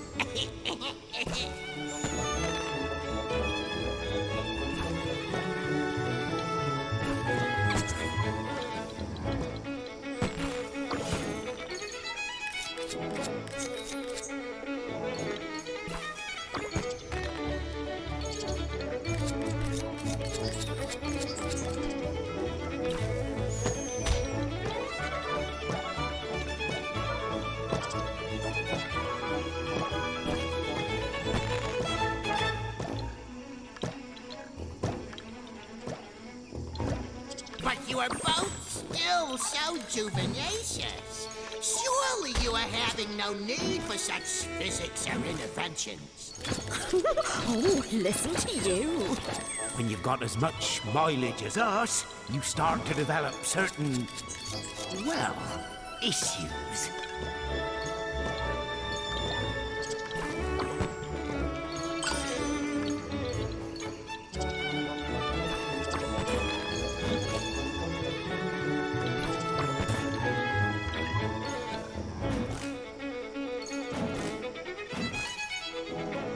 Do tell, sir. Well, one of us is a little FAT. Ah, I see. But you do not seem so plumpy to me. I'm not the one of us with the problem. Catch my drift? Indeed I do. I shall make your wife slender and supple again.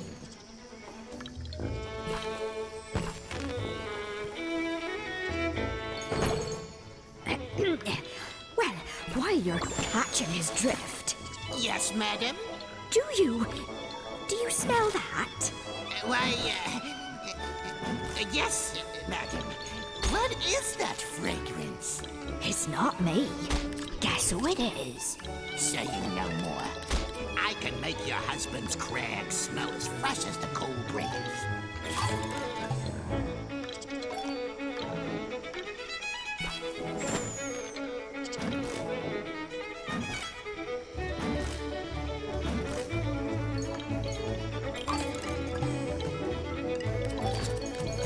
All you're needing is this plum miraculous. Here, allow me to gift you with this limited time free sample. But you must not tell my other customers.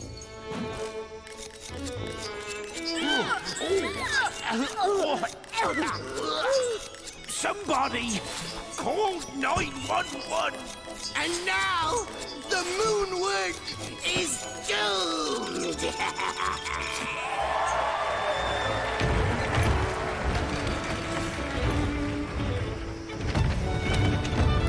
Oh! Cease! Desist! Will no one get this grisly goop off me? His treachery laid bare. Rats sprayed Mother and Father Cedar with a revolting violet groove. Silly shrubberies! Your forest is belonging to the Moon Bear King now! A few well-placed bombs should blow all that goop off.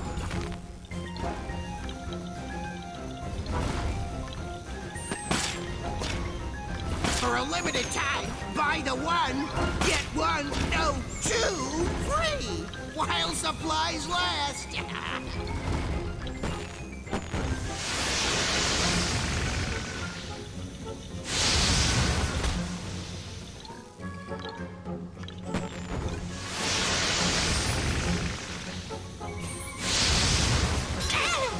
That hurt! Now get it off my husband! Quickly!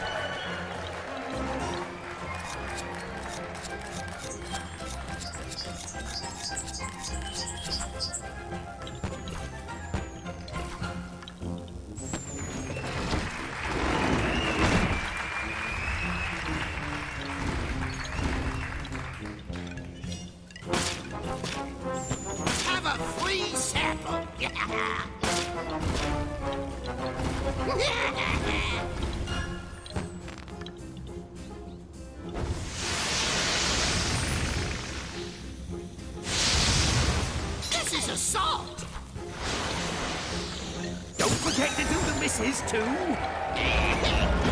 How daring of you!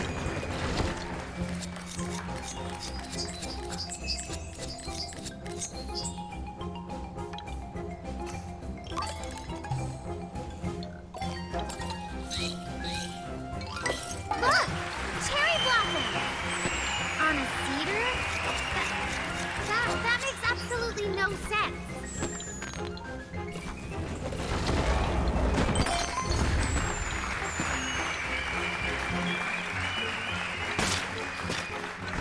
Ready to check out?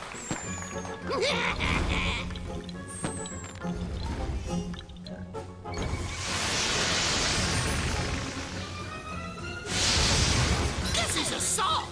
Don't forget to do the missus too. How daring of you!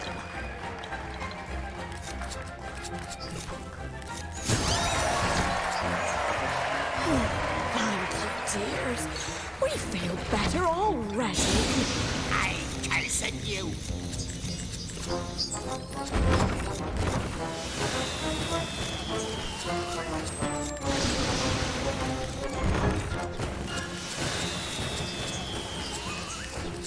Now, Kataro! Take Calibris and cut his jetpack open!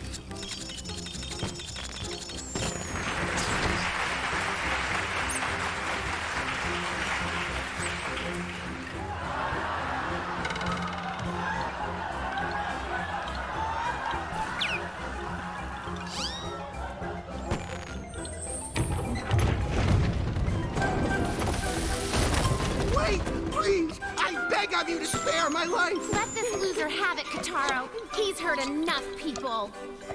I had no choice!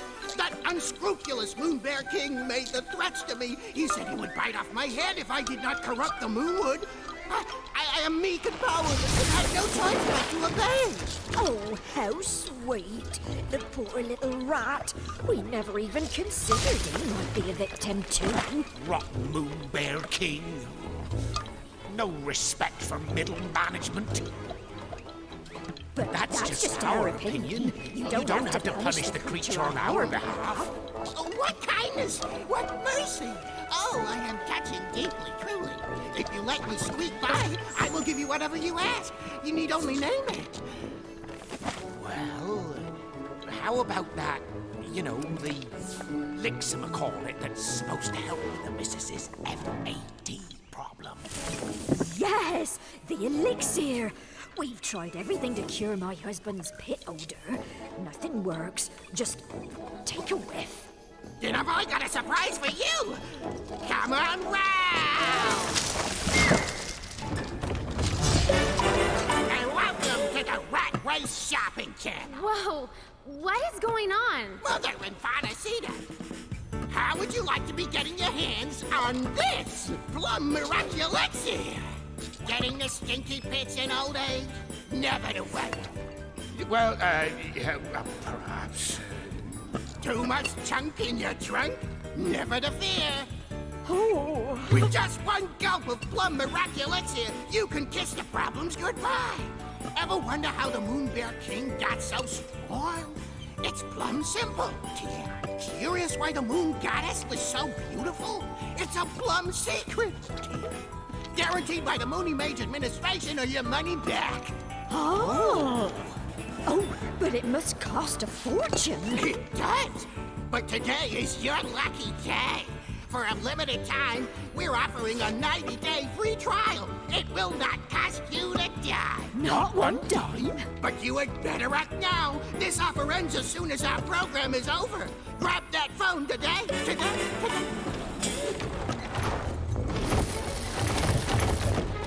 Would you cut it out? By the way, Kutaro, maybe you could do me a favor. Do you think those scissors of yours could lop a few pounds off the missus? I said enough!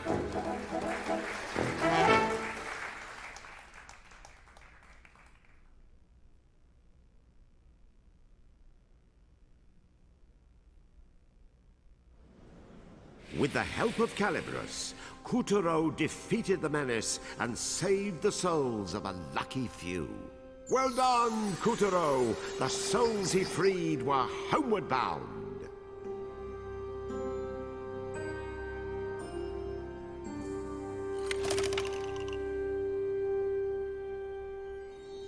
Rat's callous lies had brought the Moonwood to the brink of ruin, and while his defeat added another Moonstone shard to Kuturo's pile, a new adversary had already slithered within striking distance.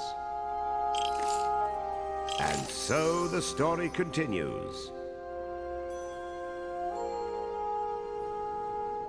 General Snake's body coursed with venom, and the Moonstone's power had rendered a mere whiff of it the deadliest substance in the solar system. But the Moon Bear King found such reckless power repugnant. The unlucky snake was locked beneath the Black Castle and forced to produce a toxic brood. How the serpent cursed his fate as he waited patiently for his chance to be free. Unfortunately for Kuturo, that horrible moment had arrived. Go, Snake! Obliterate the whole Moonwood if you must! Just destroy Kuturo!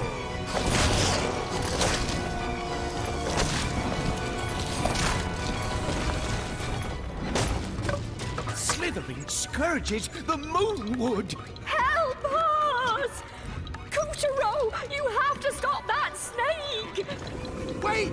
Hold the horses! I am a bystanding innocent! Taro! Come back! Look out! This way! No! Snake! For crying out loud! I am on your side! It's me! Rat!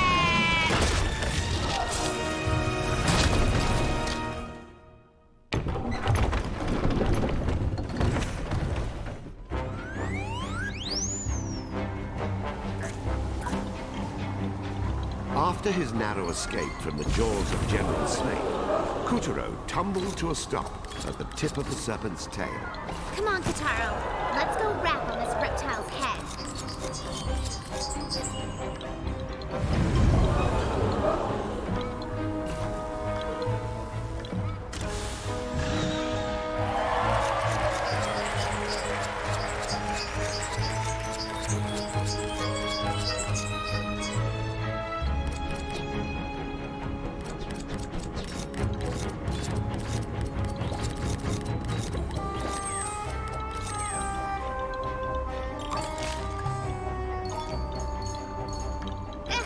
Poison! Careful there! What a mess they made of the Moonwood, you know. It used to be so beautiful, and then boom! Just like that. Instant desert. Indeed. What caused this tragedy? Was it rapid and reckless industrialization? Lax forest management? Inadequate environmental laws? Perhaps we all need to take a long, hard look at... Hello? We already know Snake's toxin is responsible. What story are you telling?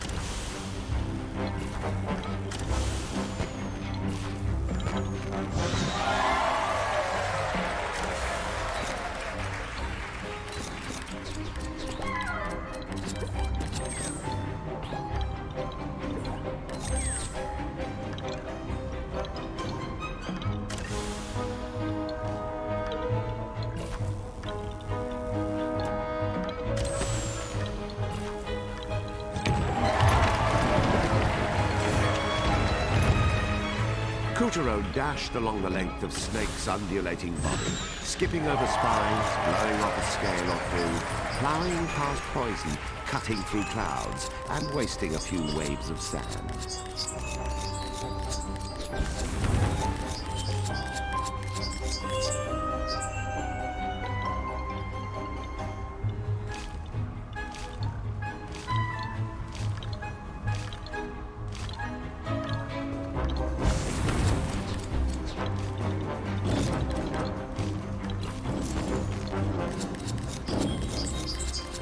Careful you don't get shaken off!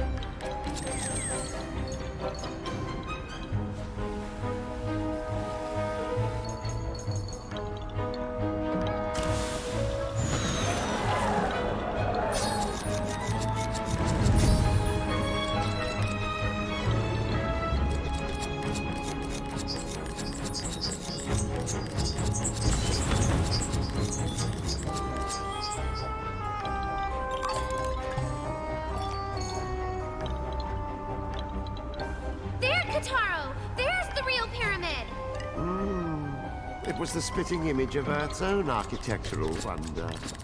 What secrets lay within? Tomb of an ancient moon pharaoh? Perhaps a malicious mummy just waiting to wake from its slumber.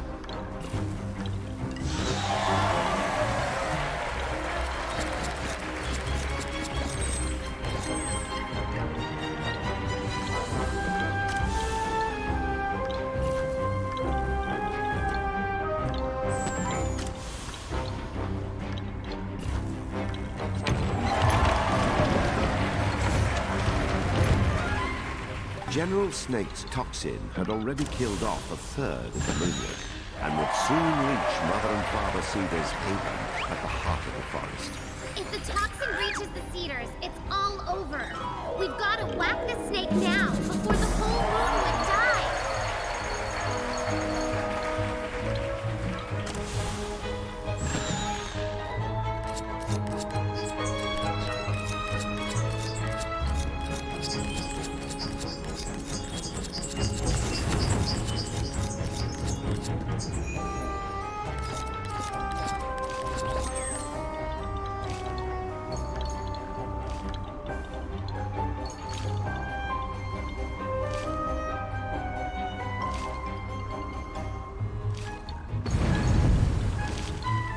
I could seriously do with some new scenery.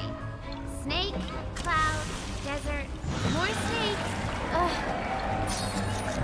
Whoa!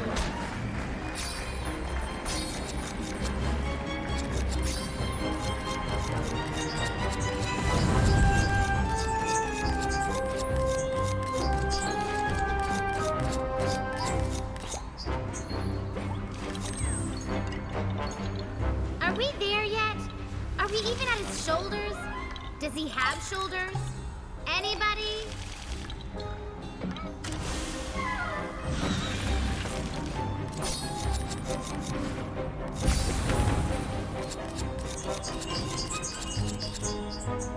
Oh, come on! Where is the stupid snake's head? All of a sudden, the stupid snake's head came into sight. Ah! We're done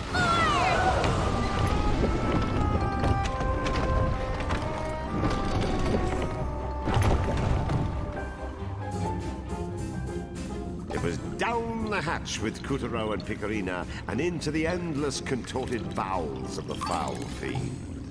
Well, we're alive. But look at all this toxin.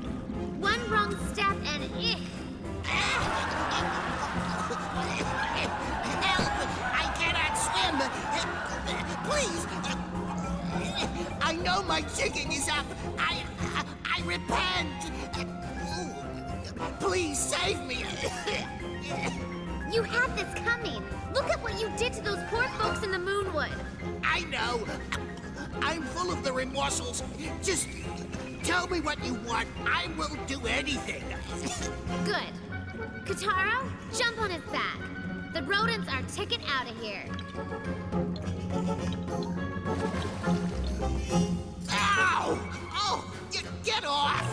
You're too heavy!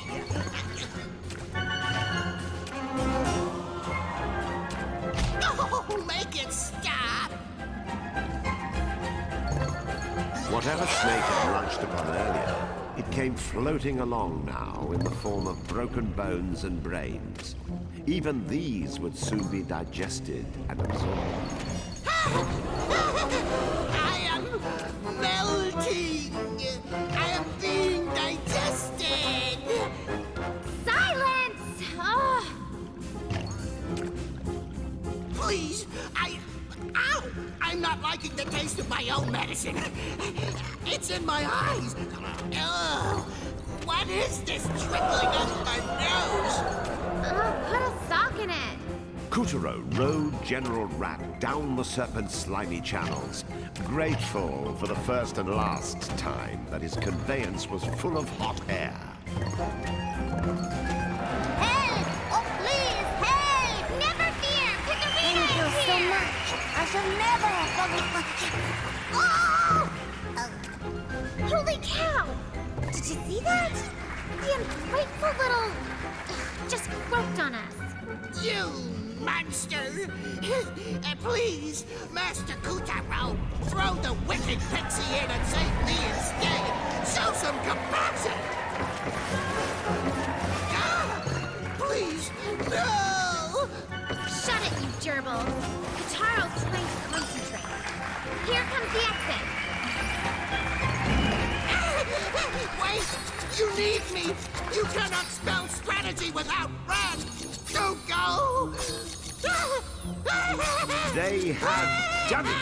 From tail to testins, gut to gullet, Kutaro had floated his way up Snake.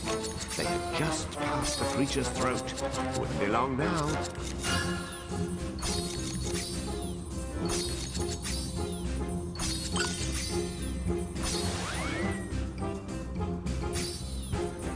Go, Kataro!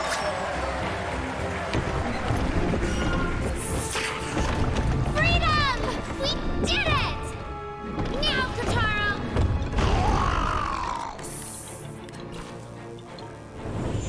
Let's finish him off! This time, I will chew!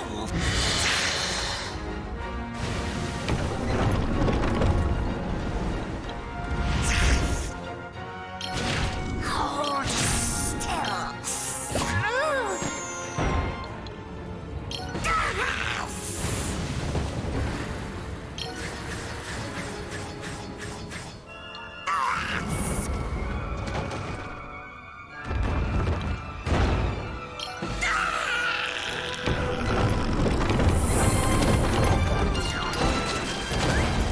Way to go, Kataro!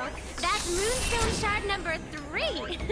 Now it turns out the Moon Witch had been watching Kutaro's adventures through a magic mirror within the White Castle. Atta boy! I picked a winner, all right. You see that, Yin Yang? We're one piece closer. But the Moon Bear King had a mirror of his own and was, shall we say, enjoying the show considerably less. First Tiger, then Rat, now Snake! How many generals does it take to lick this brat? Ah! Curses. First I am made snackery of, then I am made doormat. This Roland is most unpleased. My liege, Moon Bear King. Rat, where have you been? You betrayed me! Betrayed you? Perish the thoughts! I merely had to trick Kutaro to gain the upper paw, and once I had him in my sights, pow! Right on the kisser! Really? That is very bold of you. Come closer and tell me more. Yes, sire! I think you will be most impressed! Wait, sire! Cannot we put this all behind us?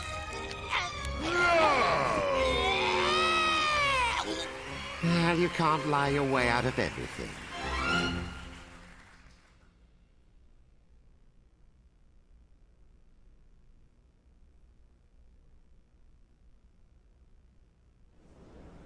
With the help of Calibrus, Kutaro defeated the menace and saved the souls of a lucky few. Well done, Kutaro! The souls he freed were homeward bound.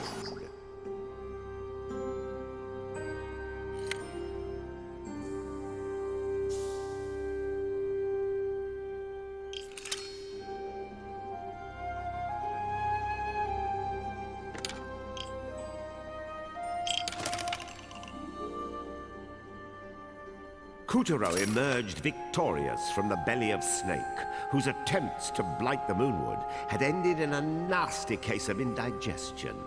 Our hero was ready for more Moonstone Shards, and Act 3 seems as good a place to find them as any. Kutaro emerged victorious from the belly of Snake. Now back to Kutaro's tale.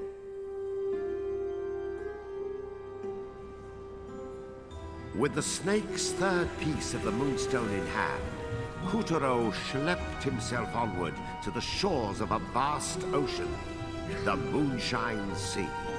'Twas a dreadful realm full of pirates and monsters. and frothing up its waters at the moment was a roiling rivalry between Captain Gaff, pirate master of the Jolly Lamham, and Generals Pig and Sheep, who were vying for the captain's riches in the name of their king. Yo-ho! Another fine haul, me old salt. Aye, the moonshine see the hours now. We'll not be cowed by pirate nor monster. It's all thanks to the Moon Bear King's sparkly prize, you. Check it out, Kataro. Those are moonstone pieces. By the by, me hammy hearty, have you seen the wanted posters? For that blackguard Kotaro. Begad, sheep. Look at the reward. If we catch this swamp, we'll be swimming in swag. Weigh anchor. Smartly now. Avast, Pig! There's not a cent to be had if we can't find him. Think of the time we might waste. And the electric bill. You be right again. We'll need one smashing scheme to catch him. Shh! Keep it down. Arr! How dare you pour one without me, you scurvy bacon bit! First peg, first serve. Quick, Kataro. Now's our chance. Slowly, stealthily, he stole his way closer. The two generals were 3 sheets to the wind, but Kotaro could not risk waking them. The moonstone shards were just a few inches from his fingers when... Oh, it's a trap! That scallywag Kotaro fell for it. Yo-ho-ho! The Moon Bear King will heap riches on us now!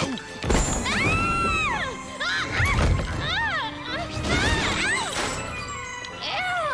What is this smell hole? Our hero had fallen, quite literally, for a ruthless ruse. And now he found himself wriggling around in the darkness. From the briny smell of the he knew he must be trapped inside a ship. Not the larcenous barnacles I was expecting. Well, hoist high those chins, for ye have just liberated Captain Gaff hisself. Kotaro spied a hook, that of the dread moon pirate, one of the goddess's 4 The champions. sorcerous trick of the Moon Bear King. Only calibers can cut through, lass.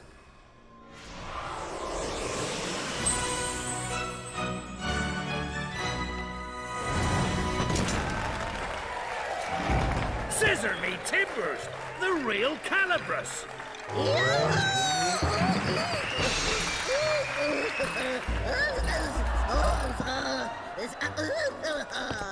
Well, look who's obtained the pirate's powers. Let's use them to commandeer this ship. Lunar Dribble Swig! There. See the golden hook on the left of Too Hard! Too Hard! Milady, you are beautiful. Hello? Oh, Rose, are they having a moment? Oh, Kataro, please do something.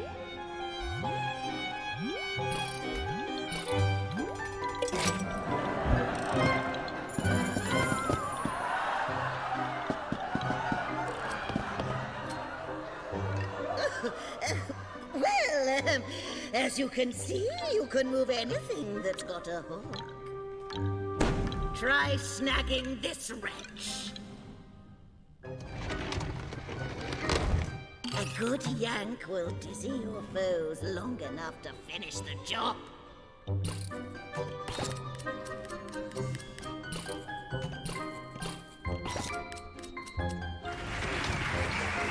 So, get to the deck, no excuses.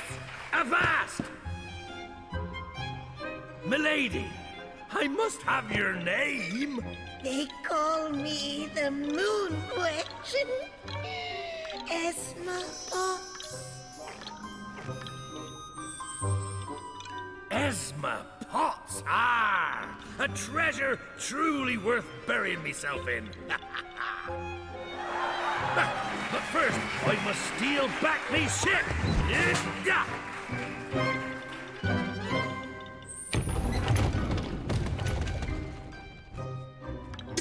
Look at all these coins! Is this the treasure vault? Are you trying to die wealthy? Jump!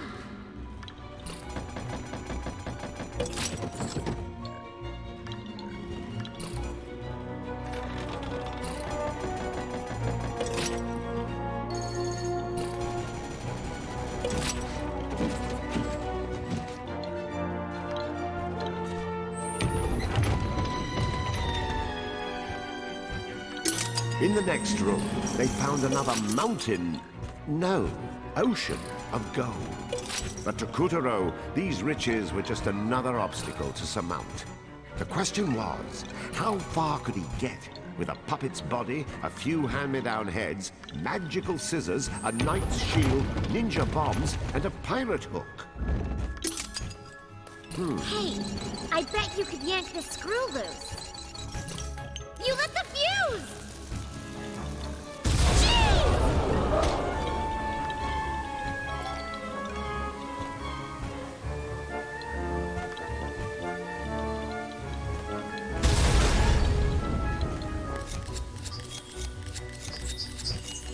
We must be right under the main deck.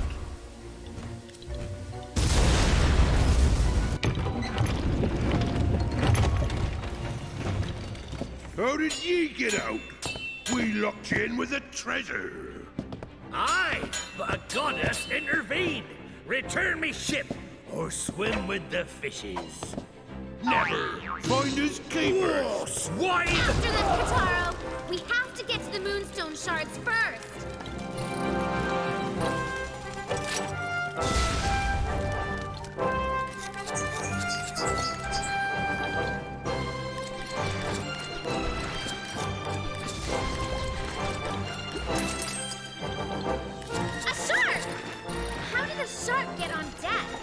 Generals Pig and Sheep had been using Gaff's ship to capture marine life and test out a malevolent magical oil.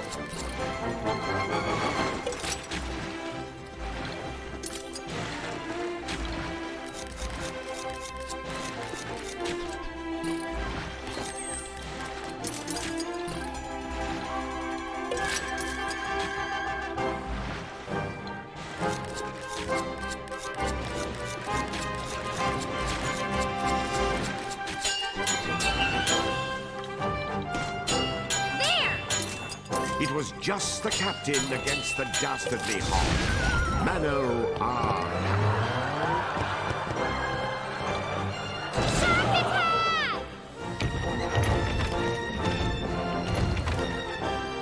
Randomly, a rogue shark ruptured the deck, causing poor Kutaro to tumble back down to the lower levels. You think the captain is okay? Below deck, more sea creatures were being held captive and subjected to unspeakable experimentation.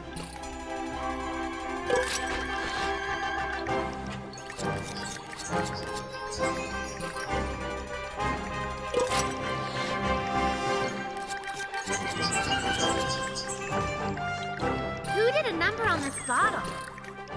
I feel like there's a joke here.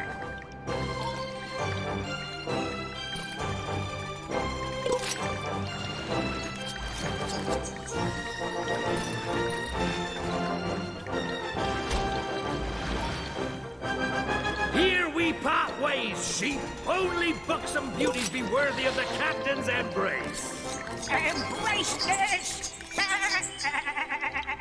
You need a hand, Maharty. We better get back up there. As the crackle of gunshots and clangor of crossed swords issued from above deck, our little hero raced through the ship's bizarre interior with all the resolve he could muster. Keep firing, you powder-wetting milkmaid! The last... Fritter that away, limp loins!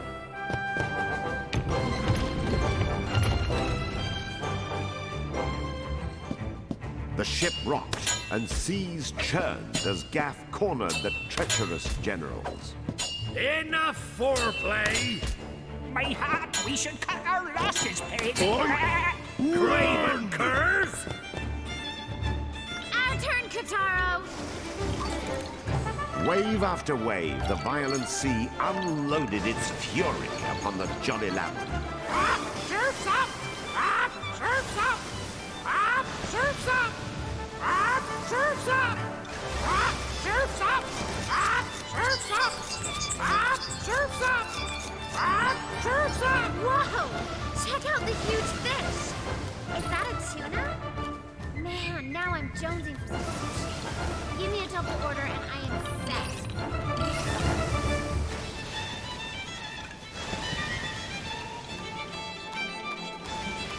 Two this time! What a haul!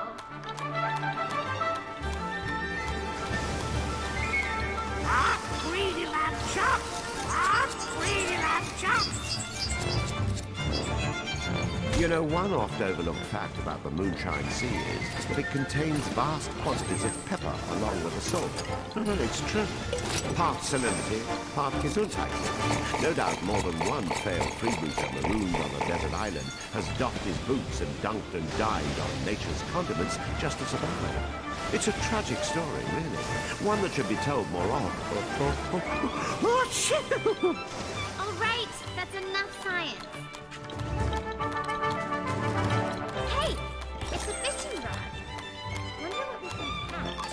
Something big, I hope.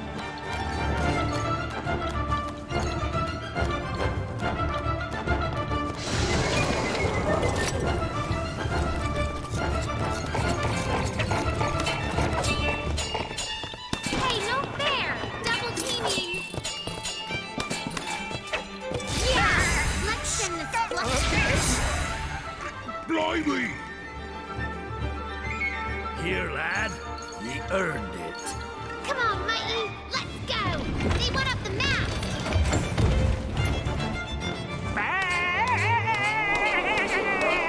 Prepare to die, Captain Goof!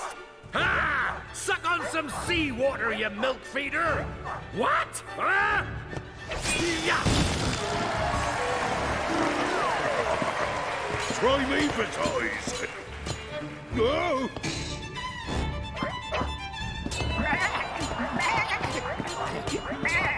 Avast! Desist, ye dogs!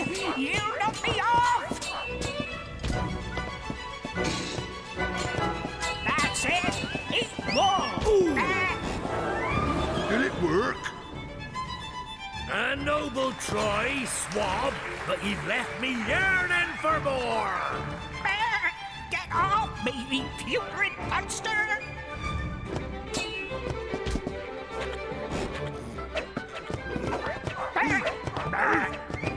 It's stuck! Ooh, got it!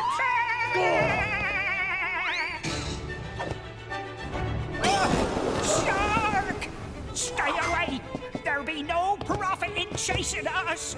Ah, but I mean to sink your booty! Begad, there seemed to be no heights to which this mad melee would not climb. This is so getting out of hand. Oh well, we have to get those moonstone shards. So let's buckle up and buckle down. Up, Belmont! Up, Belmont!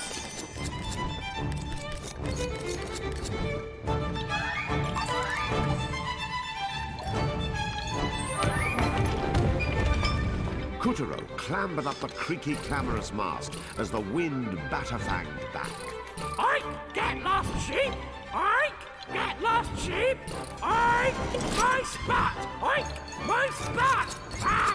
Those two generals Harry are this! hopeless. Ah, Good thing you you're not rust such an me annoying rusty! partner, right? Just die already! You first! Ham on this, you foul beef eater! I prefer fish! Have a kitten! Oh, thank you! What's this? Hocus pocus, duck duck goose! More like dove. Ye can't run forever. Whoa, whoa, whoa, whoa! Got him! Begad! Begonias! Oh, we springboks! So long! Ah! Keep running, you cowardly cold cuts! Kuturo was far from solid footing, and even the slightest jolt would send him splattering down forthwith upon the mildewed planks below. Careful! What? I know! Try to tilt things in your favor, then jump! Kuturo had to get an angle on the situation as he leapt his way from platform to platform.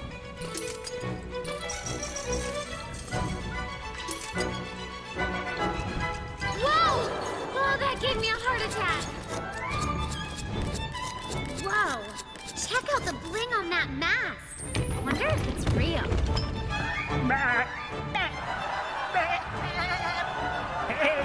Unkeg me! You're not having a barrel of laughs? Puns aside, Captain Gaff had had a field day with sheep. Enough swords had been run through the keg to make a pincushion blush. How the heck is he not shish kebab by now? One more skewer and it's gotta be game over.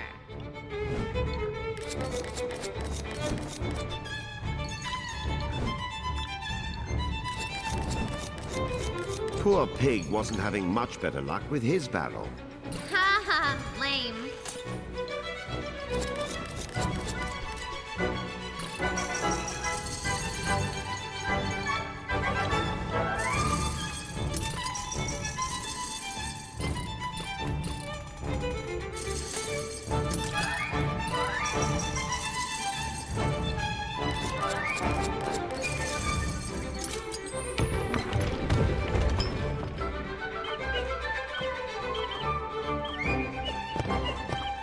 Ready to surrender? I can do this all day. You'll not live out the day. What? We call for a little help. Ready? Aim! I didn't say fire! Get back here! Trouble had materialized on the horizon and was making Swiss cheese out of the Jolly Lemmon's sails. Holy holes! We could be next! At this rate, the sails would soon be more air than canvas. Hard to starboard! Rack the oars! Aye, steady as she goes. Wait a minute. Do you even know what starboard means? What? I just wanted to say it. The cannon sails were certainly taking the wind out of their balls. I mean, the winding balls were taking the sails out. Flying cinders meet flammable sail. Kuturo was caught in a combustible death sandwich. Come on!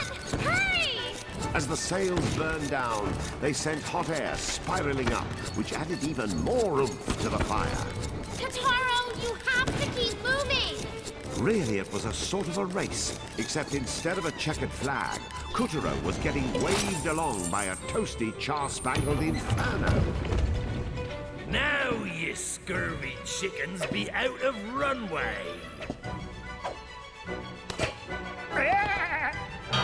Ready to feed the plankton?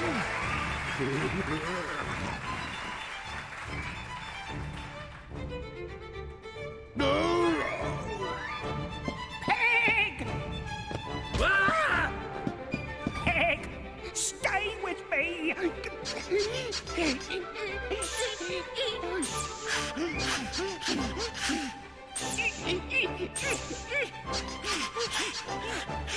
You can't die without paying me back!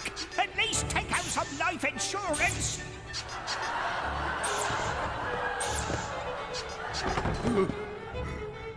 Hoops off me treasure, ye dog! You can settle your accounts in the next world!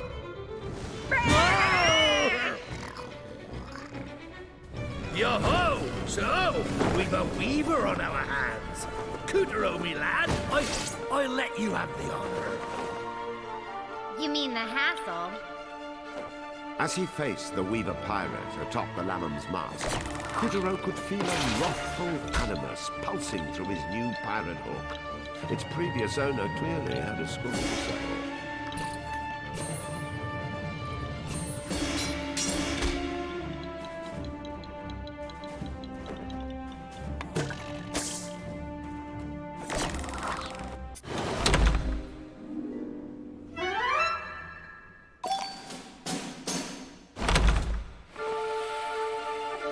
As he faced the Weaver pirate atop the Lambam's mast, Kutaro could feel a wrathful animus pulsing through his new pirate hook.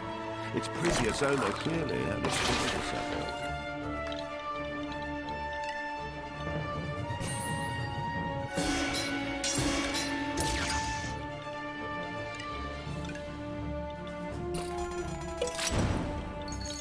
Don't you roll your eye at me! Come on, after him!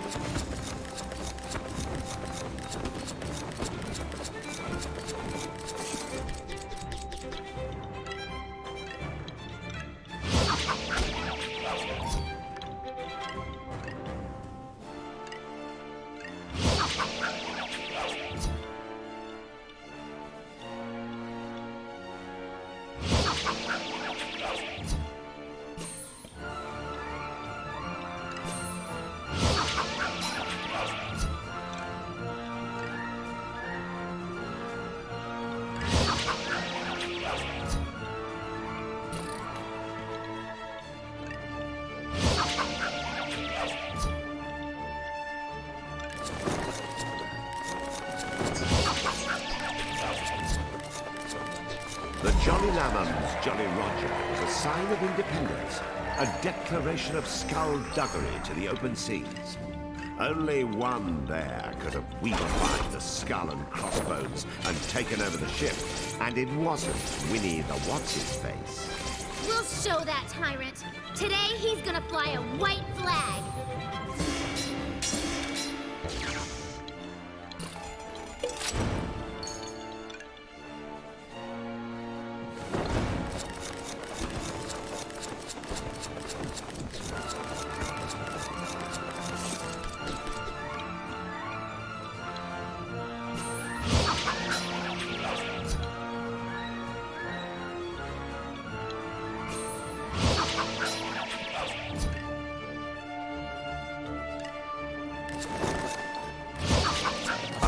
Of steel, a well-timed block with his shield, and a yank of the hook for good measure. Bit by bit, Kutaro was running the Weaver ragged. Someone, somewhere along the line, had replaced our scared little boy with a fine young hero.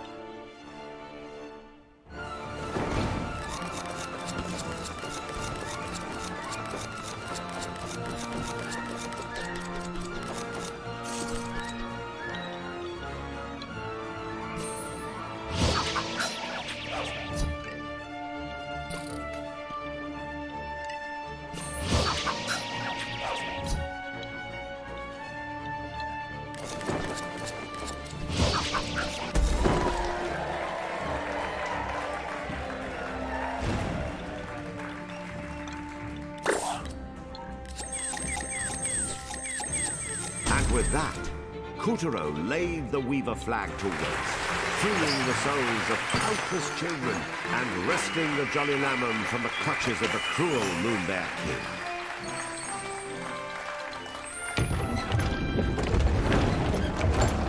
End of the line, you bilge-sucking livestock! I'll see you to Davy Jones! But first, I'll have back me treasure, along with me ship. Zoinks! We'll never give it back! Not even a piece of eight! Gold and silver be a heavy burden when you're sinking. Captain Gaff's sword darted like lightning as he swashed pigs' buckles and fleeced sheep's philallany. Avast! Me treasure! That's money, you raving lunatic! Could we please avast forward to the part where you cough up your moonstone shards? Never! We'd sooner be shark bait! Ahoy! Moby! What the? Shiver me timbers! Hey! That's cheating, you scurvy whatevers! Darn it! We can't let him get away. Captain, is your ship submersible? But of course, me beauty. When a lass wants to submerge, Captain Gaff and the Jolly Lamb Ham are happy to oblige. Really? Oh, you're the best! Shouldn't take more than, say, 3 days. You are so not the best. We'll do this the hard way. Deep breath, kiddo. Oh, man overboard! Again? And so, with the footprint of urgency firmly impressed upon his behind, Kuturo was off to the foul abyss of Davy Jones's locker to bring pig, sheep, and their vessel the Moby to justice.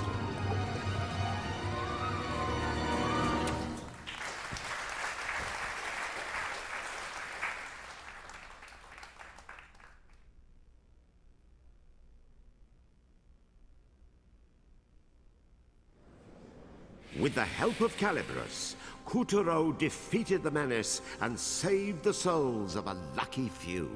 Well done, Kuturo! The souls he freed were homeward bound.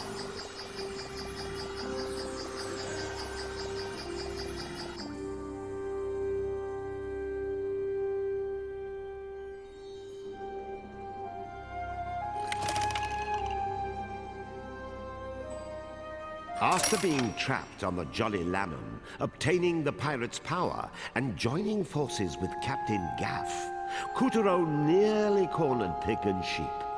The epic chase continues as Kuturo dives to the bottom of the sea. And joining... Now back to Kuturo's tale. Down in the depths lived a plethora of mind-numbingly mystical creatures who happened to like their freedom. So, as you might imagine, they and the god of the sea didn't exactly crack open the champagne when the Moon Bear King took over.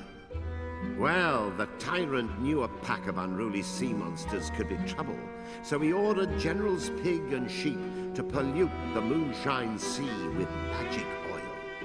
It transformed the sea god's servants into dastardly, greedy creatures that devoured everything in their path. As our brave little heroes dove deeper, they found themselves in a world of darkness where the water ran black and sunlight was a distant memory. What is up with this ocean? I'd say I've never seen anything so gross. If I could actually see. In time, the two arrived at an ancient and secret palace at the bottom of the sea. Within it dwelled a gargantuan god whose strength had been all but sapped by the tyrant's oil.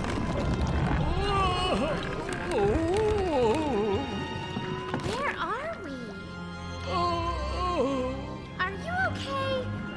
Seriously, what is up? Water's up in the underwater palace. Supposed to be the sea gods and free from greed and malice. Where the water's clean enough to see into the stratosphere. We're glad you're here. What the heck was that? So, this big guy is the god of the sea. I thought gods created natural disasters, not like wore them. Trident!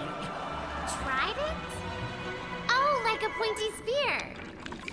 Pointy spears. Yes, a trident is called a trident. Triple wound and extra wound, the sea goes bright and joy. And pointy is something else. A trident could banish evil, but it's gone. The Moon Bear King, yes, the Moon Bear King, knew the trident had been stolen. And his oil springs made the ocean black as tar. And the sea couldn't even stop it, 'cause his powers, they were gone.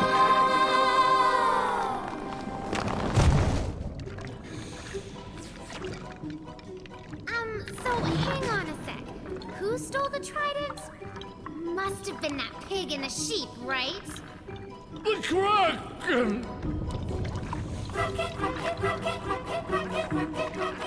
Oh, the legendary horror hound chills my scales. Sees the trident with the force of 1,800 tails. Kraken, Kraken, before every other monster plays. A hero with scissors.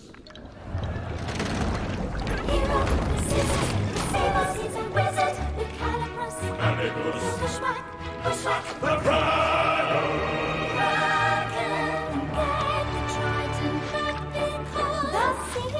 Need your help, great hero, and your pixie friend. Pretty please, we're on our knees, okay? We don't have legs. We're on the job after all you guys are wrong.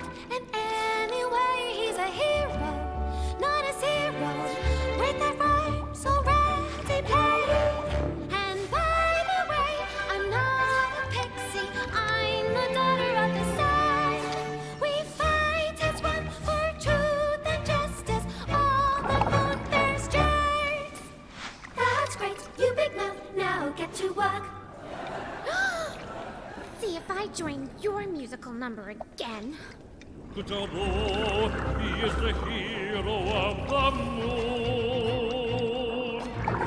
On his way to send the Kraken to his doom. But will he win? To say it's much too soon.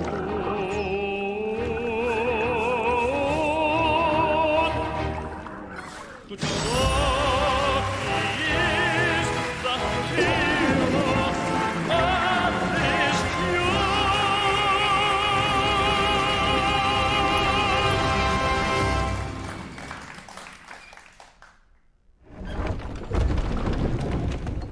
Oh, my poor delicious subjects. I fear there is no hope. He seems pretty depressed, huh? Hey, Squid Dudes! Are you gonna take us to where the Kraken is? You are? Well, of course you are. Your lives are at stake. You must save my ocean! My scrumptious Ika and Uni, my Imkura and Abby, and especially my Tora. Oh, and don't forget the Anago and Hotate, and all the other edible white fishes and other fishes. He sure knows his sushi menu. That's my kind of god. I think the squid on point is showing us the way. Attaboy! Give that squid a cookie!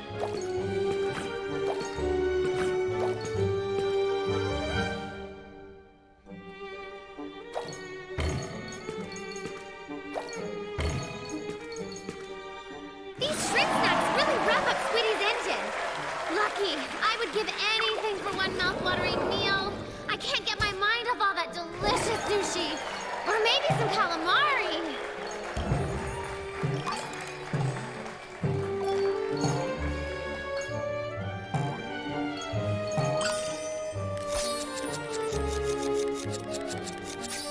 Kutaro was on track to finding the Kraken and stealing back the god of the sea's trident. It was a worthy cause. Picarina could picture the clam bakes already. Hey, we're not in this for the seafood. We're in it for some big fat moonstone sharks. Oh, I mean, we're in it because it's like the right thing to do, yeah? Nice try, darling.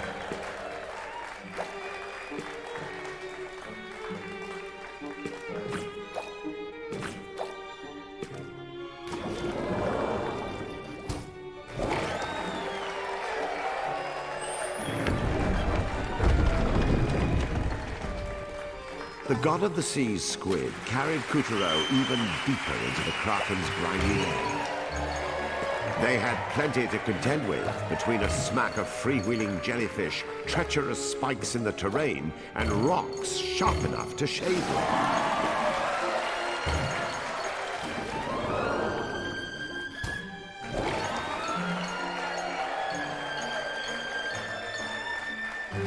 As he went deeper into the trench, Kutaro noticed the marine life was getting just a little bit more freaky. Just then, a ferocious fish with a built-in headlight and a nasty set of gnashers decided to crash Kutaro's cruise. It's an anglerfish! Ooh. Kutaro was in hot water of his own. One after another, he was beset by murderous deep-sea menaces. A crab! Oh, I love crab! Oh, but I love everything! This is tearing me apart! I want crab, I want anglerfish! Why can't I have the whole menu? The menu was tearing Kutaro apart too, but he fought on, hoping to reach the Kraken soon.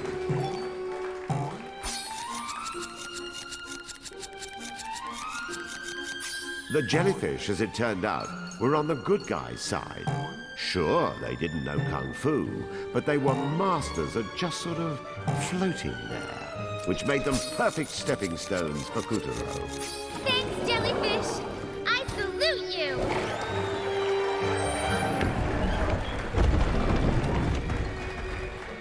At long last, Kutaro reached the ocean's darkest depths. With sunlight out of the picture, Giant anglerfish incoming!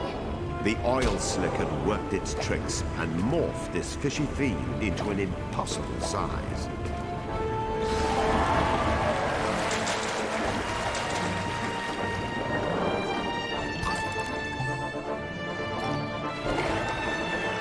The battered remains of a sunken ship lay on the ocean floor. A squadron of squid squiggled solemnly nearby, as if paying their respects to the souls the wreck had claimed. This mast looks ready to teeter over.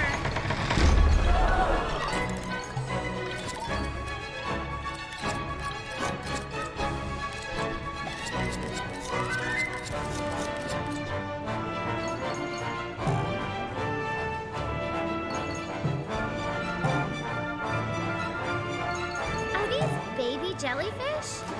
Oh, they're so cute!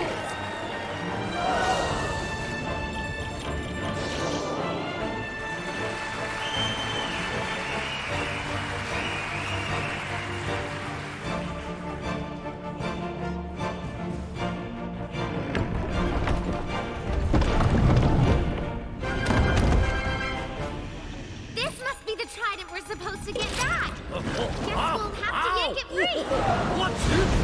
Oh, great! Here we go! Pig and Sheep's goopy oil had done a number on the legendary Kraken, transforming him into a demonic butcher who chopped up the local marine life, gutted up their corpses, and then devoured their flesh raw. Oh, that's horrible! Completely immoral, I say.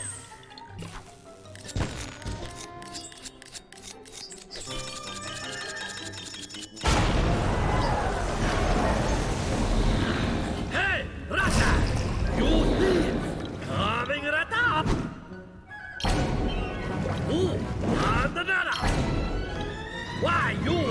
Let's go! Ha! We're going to land one! No! No, no! Oh!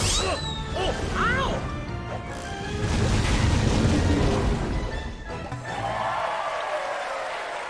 Ah! Prepare to be slow! Faster! Put your back into it!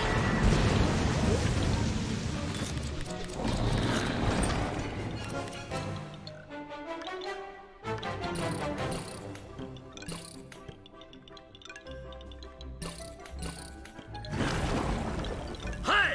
3 daily catches! Extra spikes! Oh, look out! Dodge that sushi!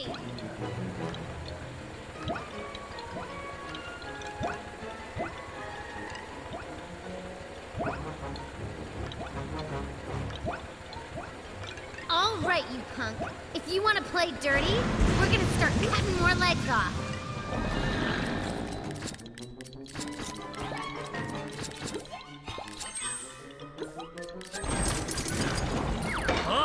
Prepare to be slow! Faster!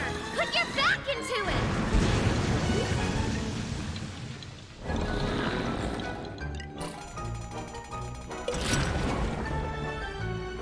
Oh, he did it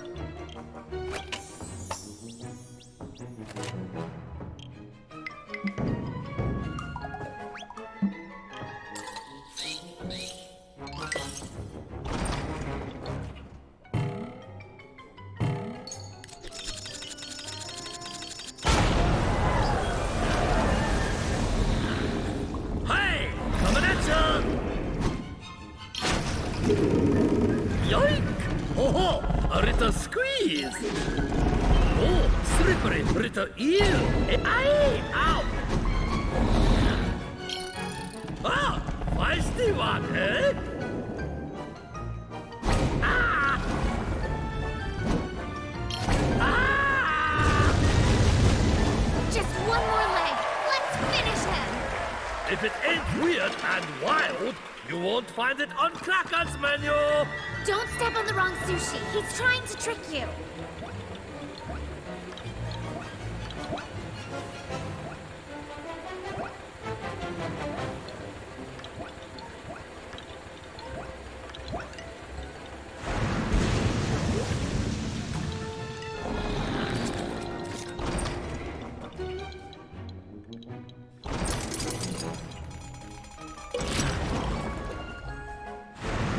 Again?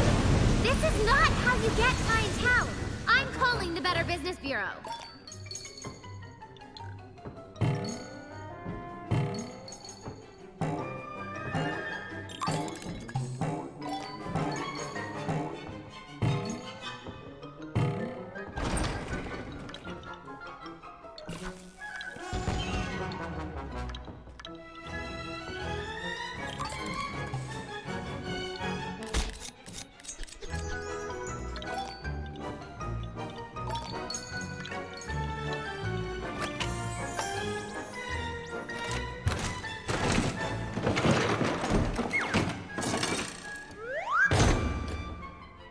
Ugh, Kataro, you're doing it wrong.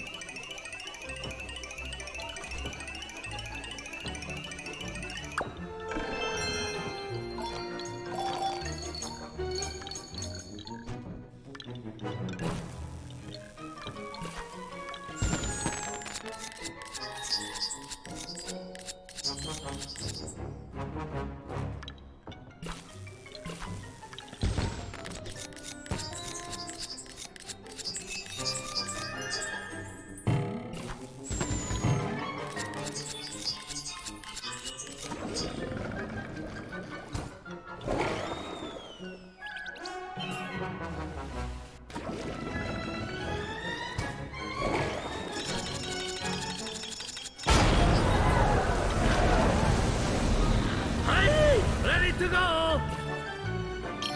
Ooh, check, please. No, no, no. Ah, ah, ah, ah, ah.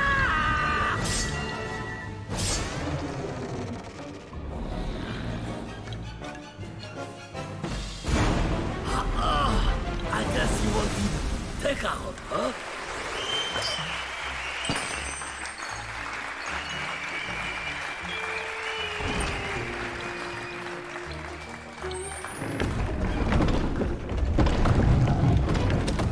Mr. God of the Sea, we got back your pointy spear.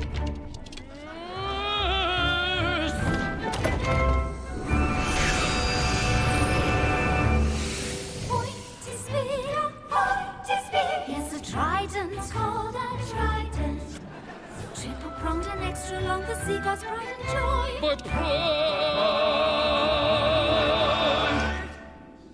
The trident, it will make the ocean blue again, and coral pink, and seaweed green, and every starfish orange.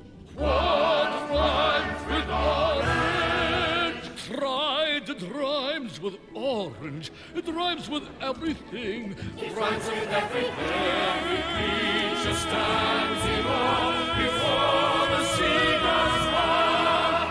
And the hero of the sailors in fire star. I am waiting. And the big mouth pixie who insists that she's a sunflower. All the seas and all the moon and all the universe will be at peace, as bathed in light like a warm eternity. Once more, once Kutaro, scissor-wielding hero. Thanks to you, the Moonshine Sea has regained its former splendor. You have my deepest gratitude. Thanks to you, the sea is back to... Shut up, Kutaro! I would like to present you with a parting gift. I have filled Calibros with a new power. One I am certain will make your journey easier. The god of the sea placed some of the Trident's power in Calibros because he believed Kutaro could hew out a better future. But would he part the stormy seas of destiny, or invite new storms of his own?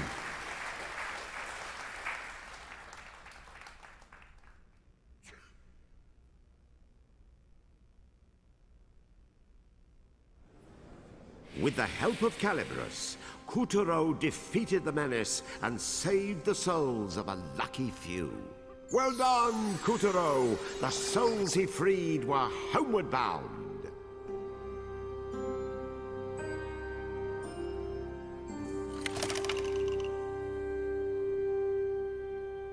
Kutaro had proven slicker than the Kraken, winning back the Trident and helping the god of the sea unpollute the water.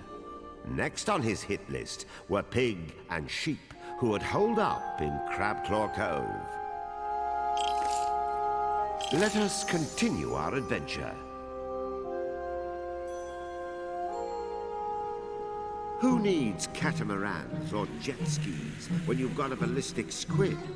Kutaro had a new sense of purpose as he rocketed towards his enemy's stronghold, Crabclaw Cove. This hideout once belonged to Captain Gaff and his swarthy band of sea dogs. But just like his ship, it had been lost in the battle against the mighty Moby. The island's namesake, a claw-shaped rock at its peak, had just poked into view as Kutaro and Captain Gaff reunited for one last battle.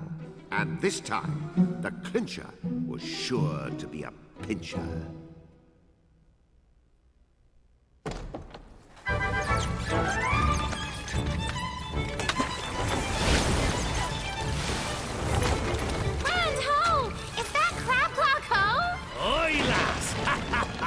Me beloved hideaway, and how I've missed her. Feast your deadlights on those smooth sands, those supple curves, those clammy crevasses. Look smart, me buckos! We're going in! Fine work, Kutaro! But when it comes to impromptu boardings, I prefer a buxom wench. All right, fishy, let's see you outswim the jolly lamb ham. Fire the long tongs! Trying to slip away, hey? Hold the depth charges! If you want to sink that badly, Captain Gaff will gladly oblige. Release the charges! Yeah. Zoinks! Son of a biscuit eater! We're taking fire! Is Captain Airhead trying to blow us up too? Oh, get up, Kutaro! We're about to sleep with the fishes! Kutaro!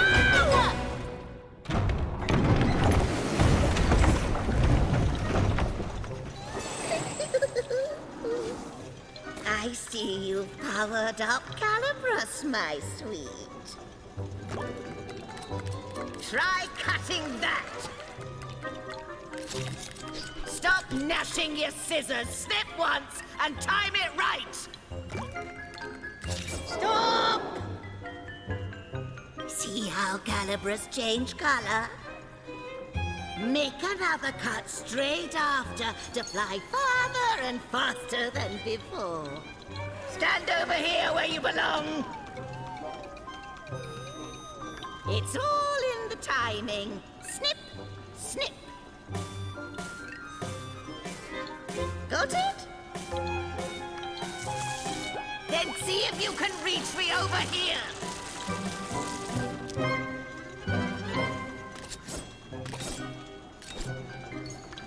There, I knew you had potential.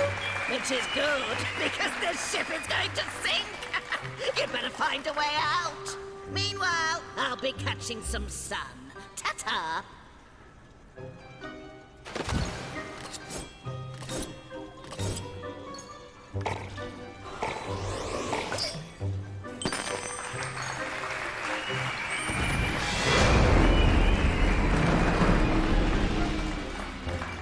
while, the Jolly Lamb was still lambasting our hero mercilessly. A dead end! But I bet we could slice through that sticky stuff.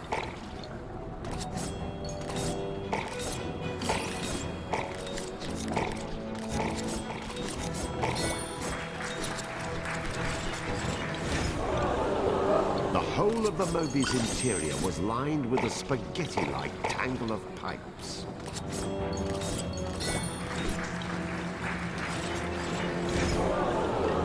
Looks like you need to cut in a circle. Nice work! Perfect. A sub within a sub? How does that work?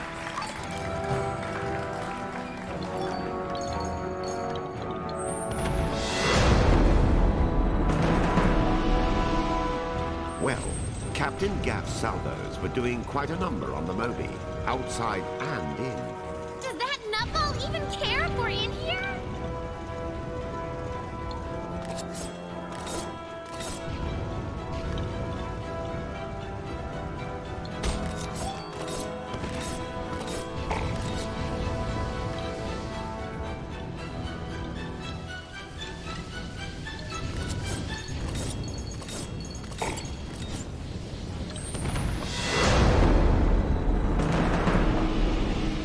The Moby had turned into a deadly inferno. The engine was ready to blow at any moment, and if that didn't get Kuturo, the seawater flooding in certainly would.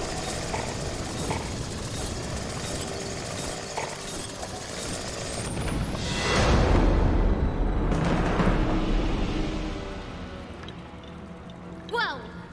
What's with the funky machine? I wonder if that's a hint.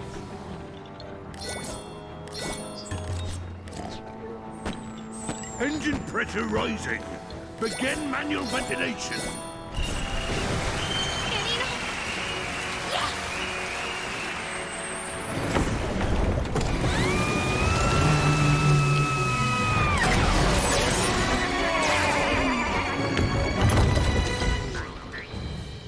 Yeah! The last I saw ye swabs, you were sinking, and now you be falling out of the sky. I marvel at your spontaneity. I'll marvel you, tricorn churn. How could you wail on their ship like that when me and Kataro were still inside? Watch my shit lock! This bodes ill, me hearties. Lady Luck has cheated old Captain Gaff. Why? What's the problem now? Crabclaw Cove be a nigh impenetrable fortress. The outer cliffs repel even the tallest ship, whilst the castle walls above deter the most able climber. And let's not even speak of the twisted trail that leads to the peak, or the countless cannons to thwart our progress. Aye, we'll have a hard time extracting those scallywags now. Great! So, we basically have no way of going after them. Ah, ha, ha, ha. I said nigh impenetrable, but Captain Gaff knows the ins and outs of his oldest mistress. Observe. Now that's a big gun. I calls him Long Tom. He can reach so far up the island, she won't know what hit her. Now we're talking. Let's unload on that beach like there's no tomorrow. Kuturo, this be a two-man job. Kindly assume the position. Huh? Wait a second. You're not gonna... Fire! Kuturo rocketed out of the cannon with a deafening roar and hurtled towards Crabclaw Cove at obscene speed. This is so not cool.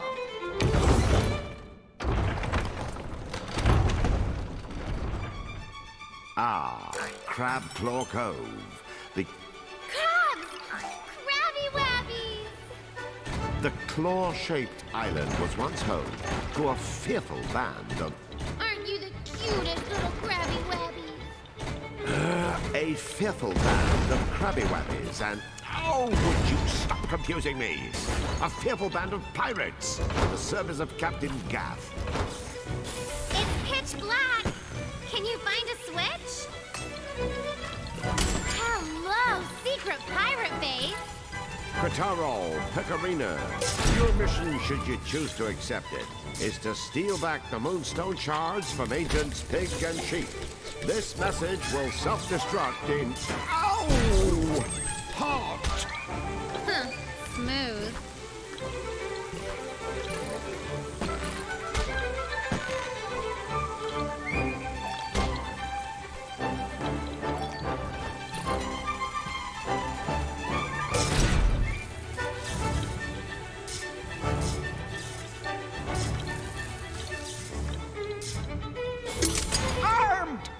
Now die! What on the moon? Hey! Check out this stuff! Doesn't it look like an octopus?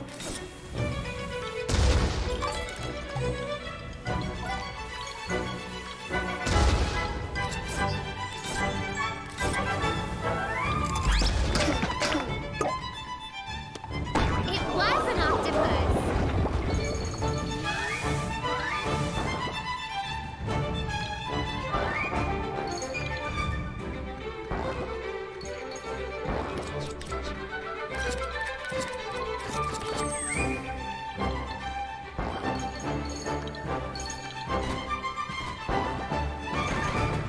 Man, all these banana peels. Can't pig and sheep pick up after they eat? Little did she know the banana peels were a trap. Oh my gosh, do you think? Good thing you warned us. Ugh.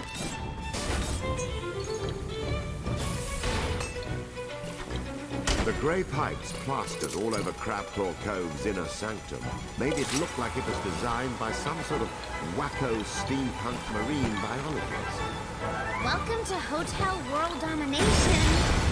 I guess this is where Pig and Sheep built their sub. How did those princes do it? They didn't. You see, the Moon Bear King had another general, one slightly more adroit when it came to matters of a technological nature. Thanks, but it was a rhetorical question.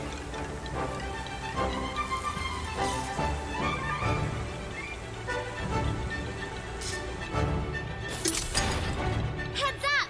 Watch it! Whoa! Hey there, Spiky. Didn't we see your pals back on the pirate ship?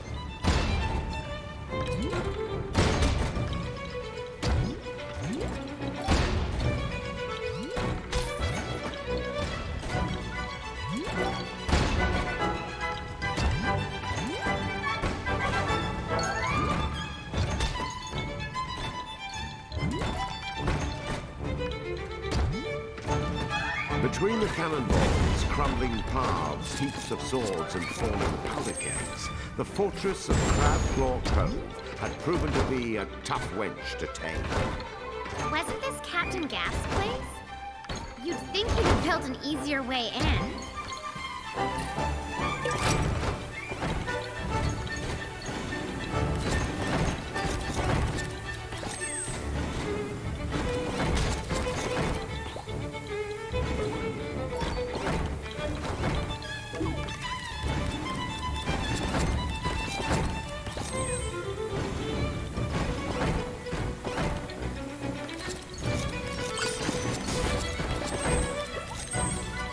Five, 4, 3, 2, 1.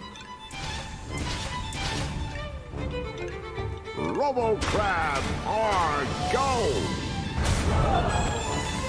Hey, wait up!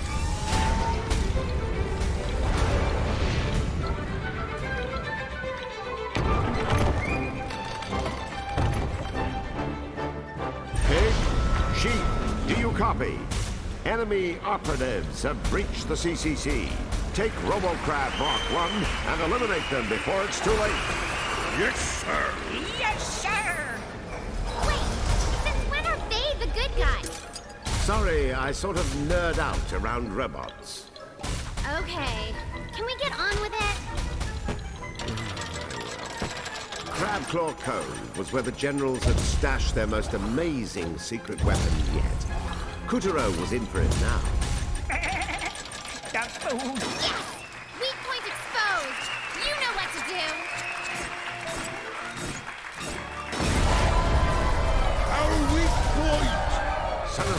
Mecha Parapods damaged. Activate balancers. Roger! Activating balancers! Hey! Whose side are you on? Katara, take out the legs on the other side. Yes! Weak point exposed. You know what to do. He got our other legs! Fiddle with your stance rectifiers. I can't! He's not a fiddler crab! She's snow crabbing. Purge the legs. Purging the legs. Engage flight mode. Roger! Engaging Robo-Crab flight mode! You don't play fair! Oh, that is so unfair. Fear not, Robo-Crab. You can still stop him with a tractor beam.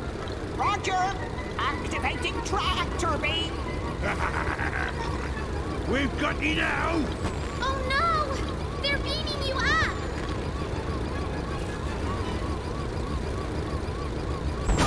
No! She's gonna blow! Fire erupted from the primary engine. Danger, Will Cravenson! Danger! Stay on him! I don't care if we have to drag Pig and Sheep out of the flaming wreckage!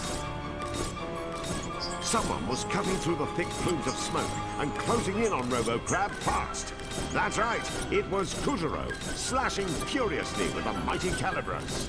This robot, stay away! So long, sucker!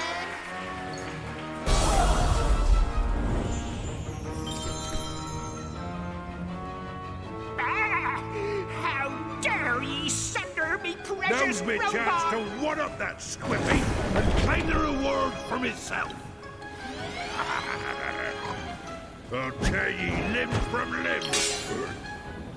How did ye block that, ye swab?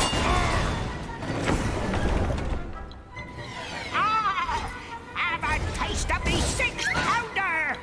Pathetic. Oh, yeah? Dodge this! Me precious cannon!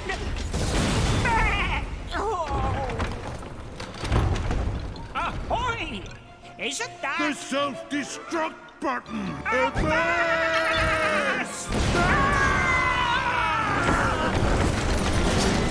Way to go, Kataro! Giant enemy crab defeated! And look! Moonstones! Sweet! 2 shards in one go!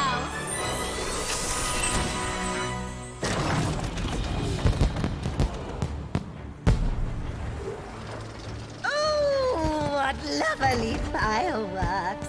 Each a flower of sparks growing in the garden of our hearts. Don't you think, Captain? Ah, but who has time for flowers in the sky?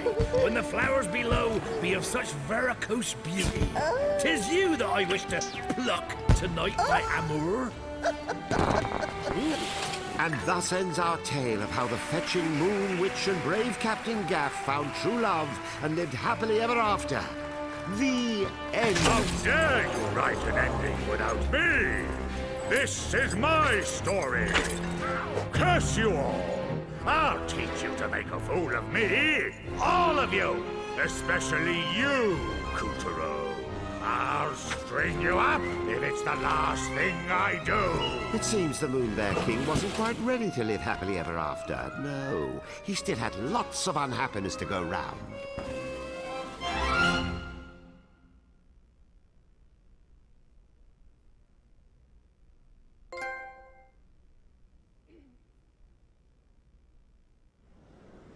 With the help of Calibros, Kutaro defeated the menace and saved the souls of a lucky few.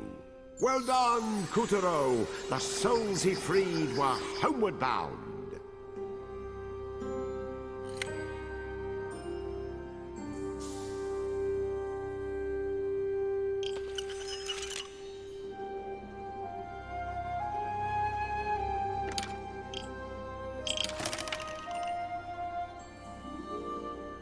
Two more pieces of moonstone jingled in Kutaro's pocket as he put the wreckage of Pig, Sheep, and Robo-Crab behind him. What new adventures await in Act 4? Missing out would be a waste. And so the story continues.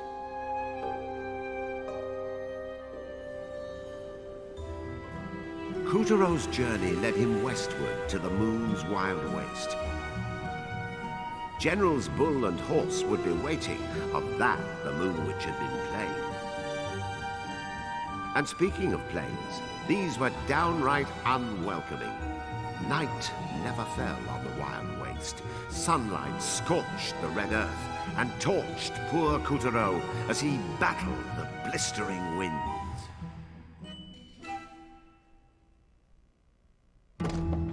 His wooden body crackled and snapped. He felt like a matchstick waiting to ignite. Soon he would go sunny side down. Kataro, straighten up. When Daddy gives people the look, he hates when you act all droopy. Now that they were en Route 66, it was bite the bullet or bite the big one. Kuturo felt the stare of unseen watchers, cacti who lacked eyes. Bleached skeletons with a bone to pick. Trees as petrified as he was. And disarmingly large monoliths. All were eager to add one perishable puppet to their ranks. Come on, wake up! You'll die if you don't keep moving. Kataro! Oh, Kataro! Hey, what's that? Kataro! It's a car! We got wheels! Yeah. Let's hitch a ride! See you on the finishing line! Oh, dream on, you cow! I'll teach you to look a racehorse in the mouth! Oi! Show me your moves, you stupid Jenny! Taxi! Oh my gosh, how rude! Wait a second. That was Bull and Horse! After them, Kataro!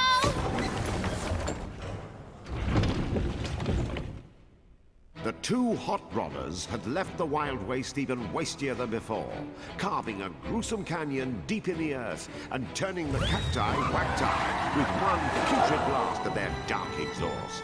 Well, shoot! So much for hitchhiking. Come on, hustle! You want to become cactus fertilizer? Head for higher ground!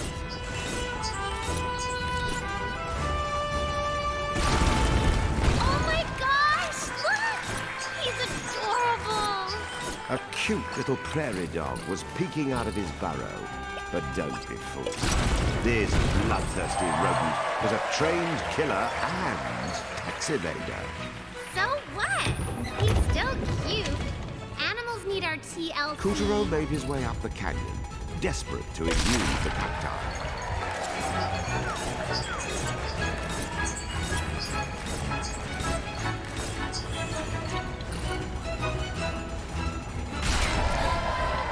We made it! Why can't it just stay where we want it?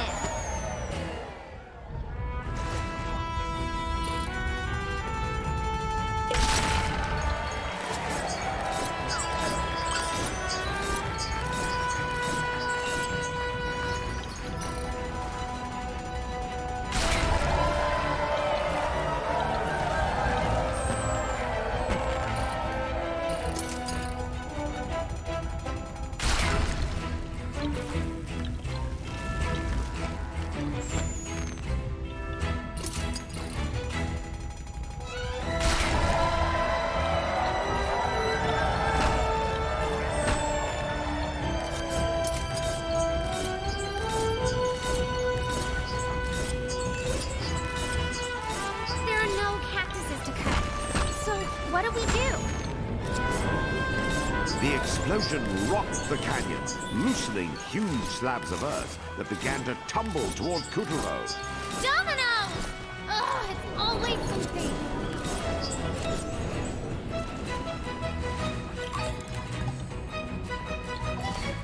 Whoa! What's up, prairie dog? Oh, he's even cuter supersized. Do we really have to go? Listen to you, young lady. Do you really think it's right to abandon your mission based on transient needs and impulses? Where is your sense of purpose? Where is your sense of ambition? Where's your... Yes. And so our great hero blazed onward alone, by himself, toto solo, with no one else with him, least of all a pixie. Let's have a big round of applause for our lone wolf. What? Are you writing me out of the script now? Hey, careful you don't fall. The magic of the pirate's hook allowed Kuturo to reel in the whole rock face at once.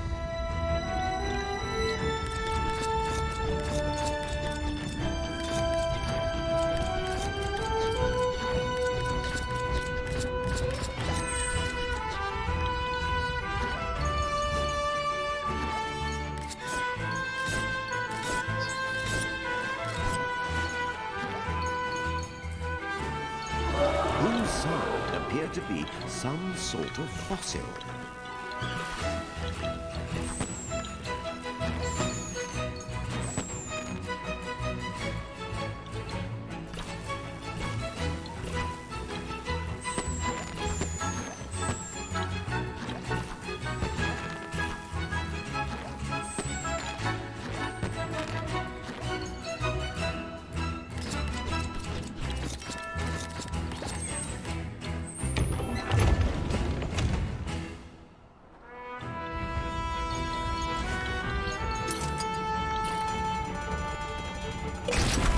Loosening the rock caused the cascade of sound to pour out like a shining waterfall.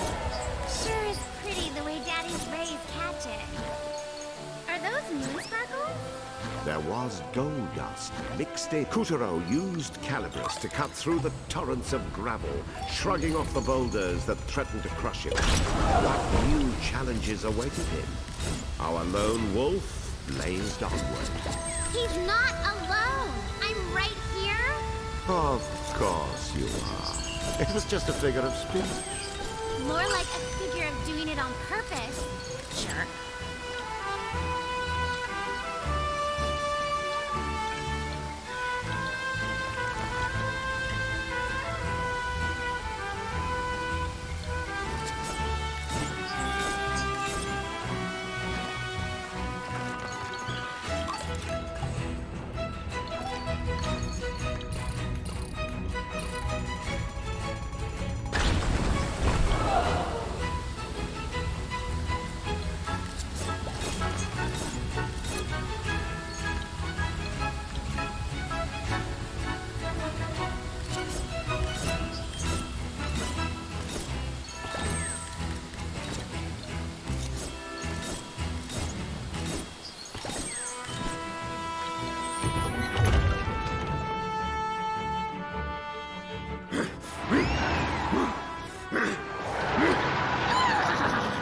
This one's in the bag.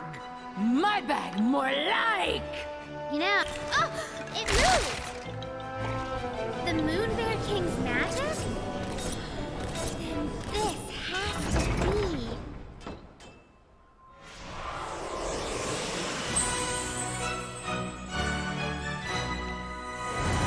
be. Locked within the skull was the soul of the wrestler, the last of the 4 champions of the moon. I don't believe it. Ladies and gentlemen, we have got a gatecrasher. About time, cootie face. I thought you'd never find a wrestler's powers. I think you deserve a little reward. Come closer, child. Now, stand on the box there. You see how a handle popped out? You can use that to push or pull things. No, they can't see that. That's better. Kabam! Nice ring, isn't it? But just a little cramped. Now, step aside. Here comes the Esma Witch drop. So, you want to learn a special move? Just get up really high before you slam to put some real oomph in it. Now, aim for me. I can take it. Luna Cactosa! Take a good look at the symbol in the ring. Hey, take it easy! Not really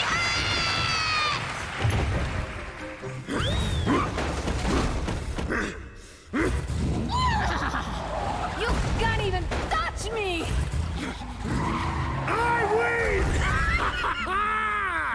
The general's rampageous rivalry had reduced this small town smack in the middle of the waste to absolute shambles. But a new vaquero had moseyed into town. My gosh, the insurance claims. Kataro, can you fix up the buildings? Otherwise, we can't get down the street.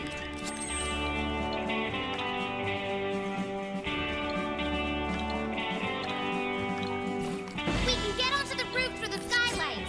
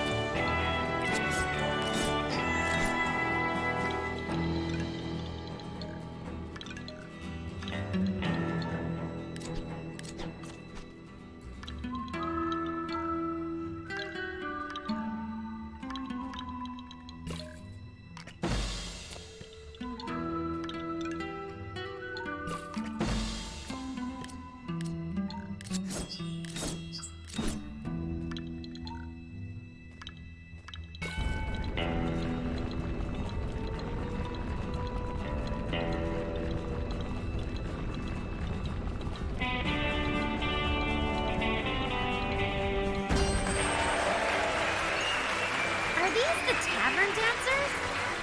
I think they're celebrating.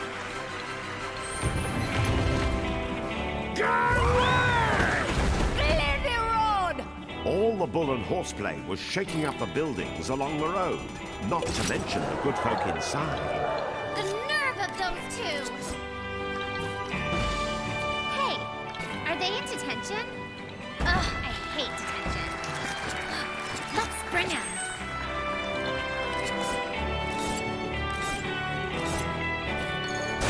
Thank you! Free at last! There's still one more. What's the holdup?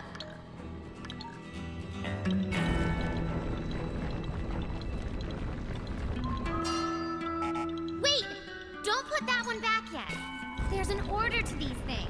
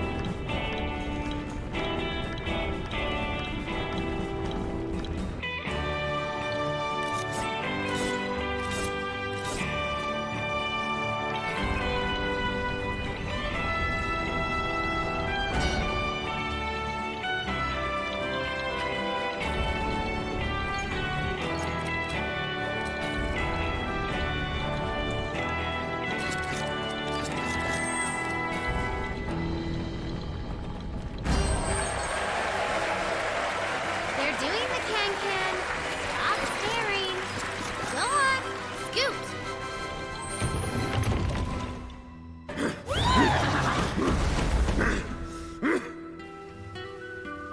You can't push this one, because of that manhole cover on the other side.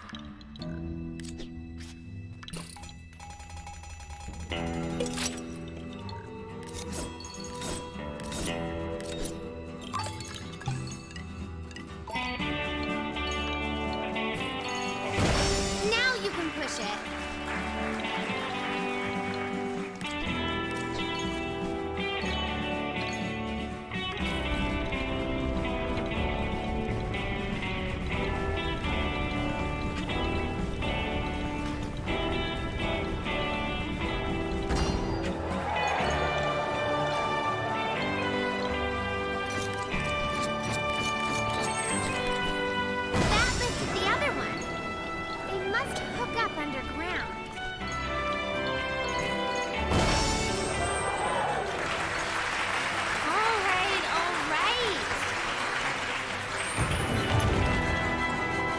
it, horsey! That's my line! The toppled carriage was blocking the road. Hope you've got a bright idea. What, are you taking their horse feed?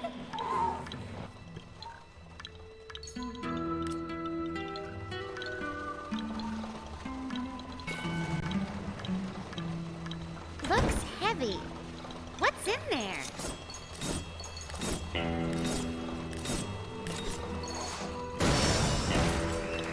Now for the other one.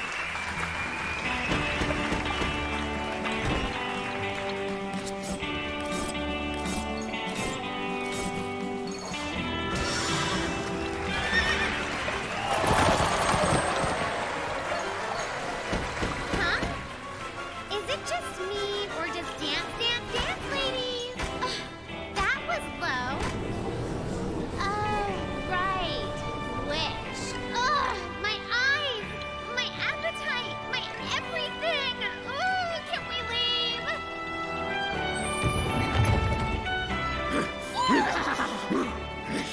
I win! No, I win! Trying to steal my moment! It's my moment, you stupid cudsucker! Again, Bull and Horse had eluded Kutaro on the outskirts of town, and taking their place was a twin revolver-touting gunslinger who looked eager for a duel at high noon. Dodge, Kitaro!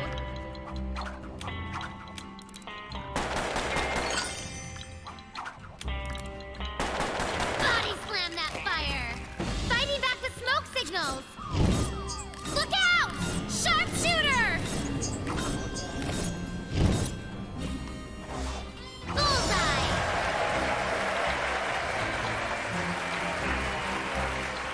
Now, slice him up. Cut off all those stinking badges. He changed colors! That show-off! Let him have it! The Weaver's guns belched fire. The quick-drawing Weaver decided to step up his game.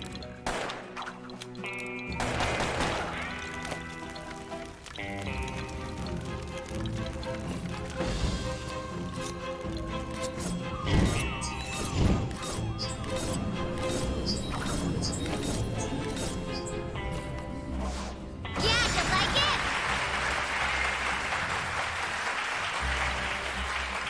Now finish this patchwork job off!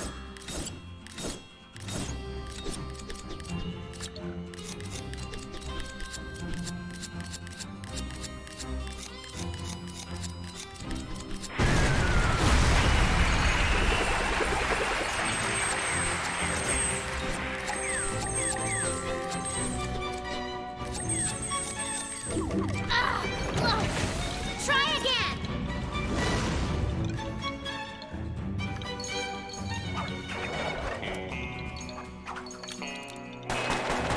Five shots?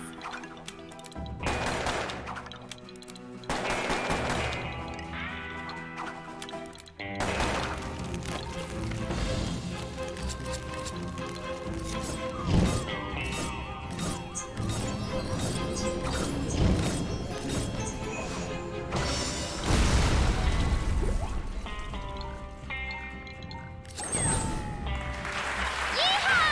Now let's chase down those farm animals! With the gunslinger properly wrangled and mangled, our hero continued his search for the generals.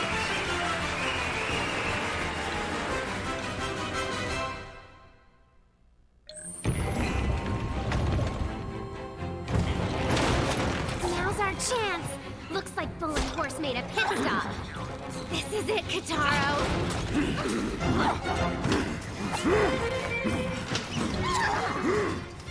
Bull and Horse's eyes locked with our heroes. The air was so heavy with foreboding you could cut it with a knife.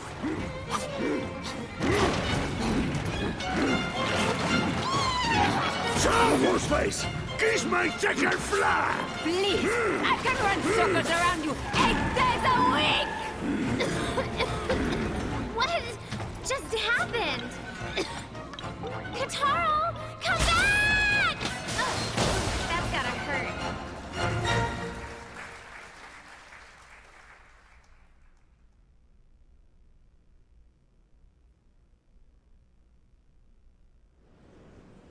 the help of Calibrus, Kuturo defeated the menace and saved the souls of a lucky few. Well done, Kuturo! The souls he freed were homeward bound.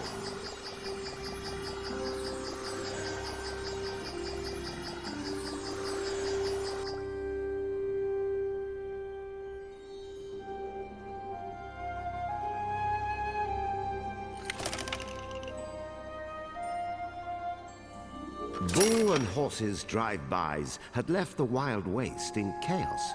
But despite bagging a gunslinger with the wrestler's power, Kuturo still couldn't get Bull and Horse to give him the time of day. He wandered off feeling low, real low. Let us continue our adventure.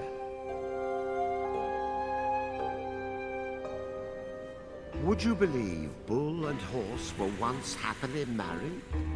He was easy, she was breezy, and they cared for and cherished each other. Until, that is, they were given moonstone shards, and, well, trouble in paradise. Bull grew brawny and boastful, while Horse's gait and ego alike gained frightening momentum. Of all the Moon Bear King's generals, they could have been an unstoppable pair. But instead they fell to petty squabbling and name-calling. Meanwhile, Kuturo was still stinging from his treatment at the hands of Mr. and Mrs. Livestock. He knew sticks and stones could break his poor puppet bones, but he couldn't put a name to what he felt now. Those arrogant beasts hadn't even given him the time of day. He felt like a nobody, and that was tough medicine to swallow. Katara, what's wrong? You look blue. What's that on your face? Whoa! Check this out! It's you, Kataro! Wanted, dead or alive, for the dastardly theft of Calibrus and the Moonstone. Approach with extreme caution. Whoa! Look at the zeros on this bounty! Holy smokes! They're plastered all over the place. You must be famous. No, infamous. Now, what am I saying? Bull and Horse blew you off big time. Maybe if you were taller, or, like, grew a mustache or something. Oh well, don't sweat it. Katara, what's wrong? Hey, wait up! Was it something I said? Kuturo was on a mission now. His pride had been wounded, and beating the Bull and Horse was the only band-aid. Our young hero was like a different person. He hunted down the generals with a newfound fury. Those two could be halfway across the moon by now. Like the view, loser! Get out of my face! Catch me if you can!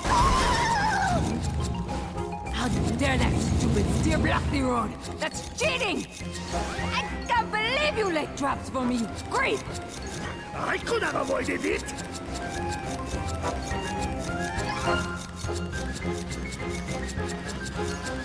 What's with those bikes? And why are they riding alongside us?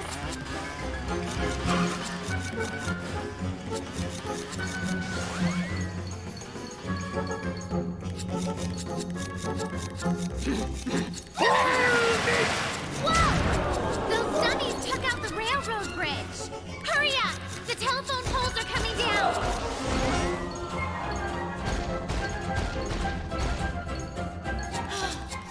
That was close. You planning to catch them before the sun goes down, or what? So long! You're mine!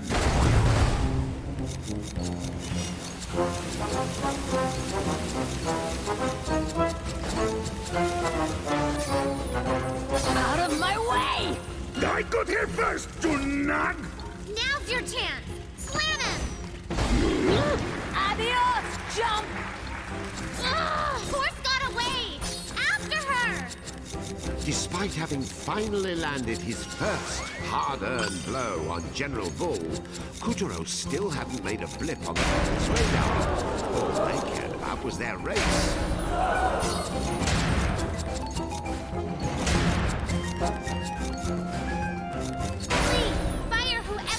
these bridges! Kutaro had it up to here with being ignored. He was going to... It says no gun. Oh, here comes the highway patrol. Don't tell those coppers nothing. I'll get you a lawyer. This just in. Shots were fired on Route 66 today, shortly after high noon. Charged with the disturbance was Kutaro, a puppet, whom Moon Police apprehended on the scene for possession of a loaded firearm. A moon-wide APB for the suspect was already out in connection with the theft of calibers from Castle Grizzlestein and a recent string of Moonstone heists. Don't worry. The leading man may get thrown into jail, but he always breaks out. It's like a trap. Breaking news. We've just received reports that accused scissor thief and Moonstone smuggler Kutaro has escaped from prison. Police are urging all law-abiding grubs to stay vigilant and avoid confronting the suspect, who is considered armed and snippy.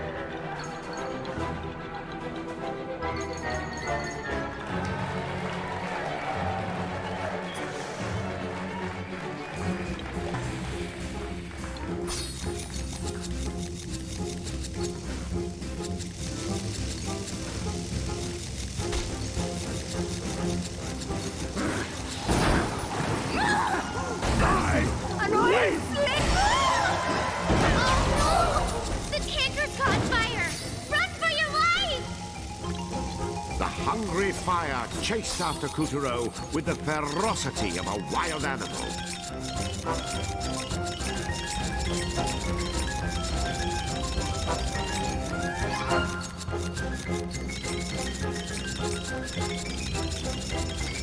What's with all these cacti?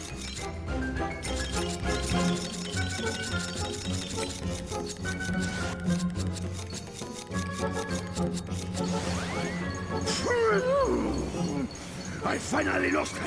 Not that I had any doubts. Let's knock this drum can over and send bullhead for Nelly! Well, we lost Bull, but we gained a way forward. Looks like Bull's having gravity issues. Let's overtake him. There's another drum can. Another Let's one, stop him Slick. for good. I must go.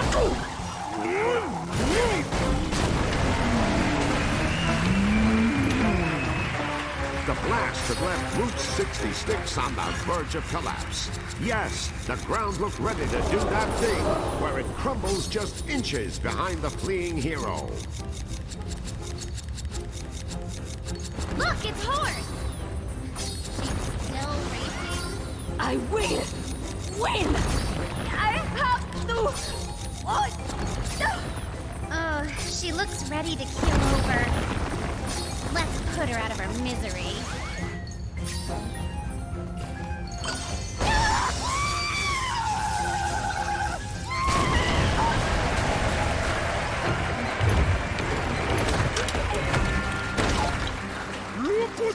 on, you moon killer! I was seconds from winning! How dare you make me forfeit the race? I was about to beat this bovine! Oh, yeah? Well, now you can fight Kataro instead. Fight this pathetic pipsqueak! Oh, maybe when he's out of diapers. What's the matter? Chicken? What did you say? Gonna run back to your chicken coop? How dare you call me a barnyard animal?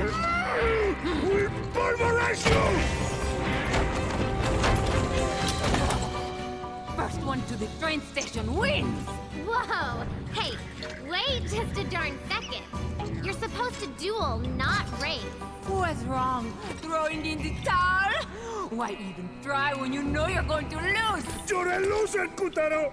They should call you I'm gonna lose, Taro! Wait, my mother doesn't follow through, Taro! Whatever! Fine. If you want to race, we've got one condition. You have to wager your moonstone shards. If Kataro takes first, you cough up the family jewel. My moonstone shard? Real tiny. I'm not that stupid. You should be honored just to gallop with the big girls. Oh, I see how it is. You're the one scared of losing. Guess you better pack it in now, you pack animals. Wouldn't want to take any chances. You might end up buying the farm.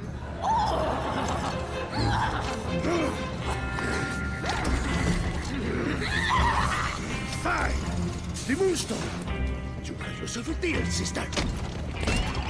But when this is over, I'm going to wipe that smirk right off your face!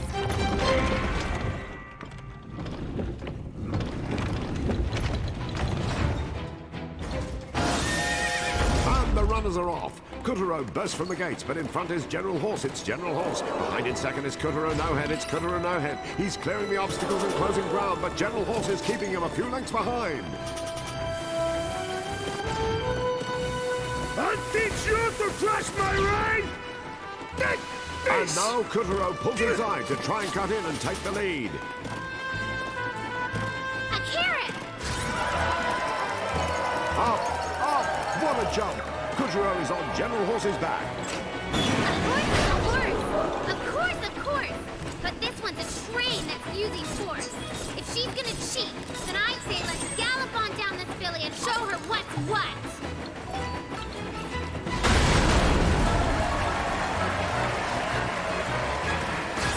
And another burst of speed.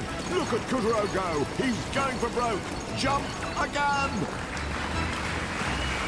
Kutaro on the inside. Kutaro on the inside. He's showing no mercy with that whip as he closes the gap with General Horse. No mercy. What a whipping.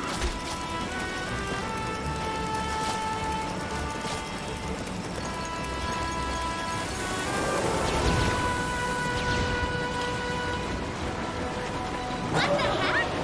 This is unbelievable, folks. A cattle car that carries lions.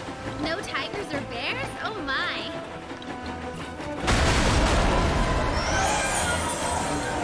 An elephant too? Oh dude! A rainbow! If you didn't know any better, you might have thought Picarina was on vacation. Excuse me for living in the moment.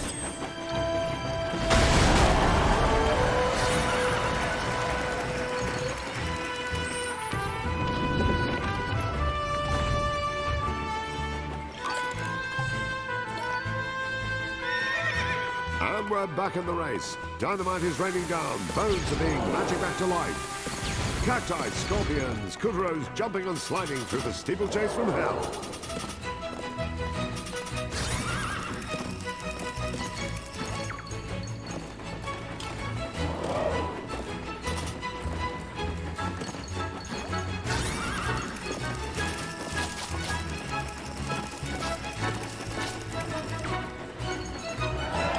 He's on the passenger car.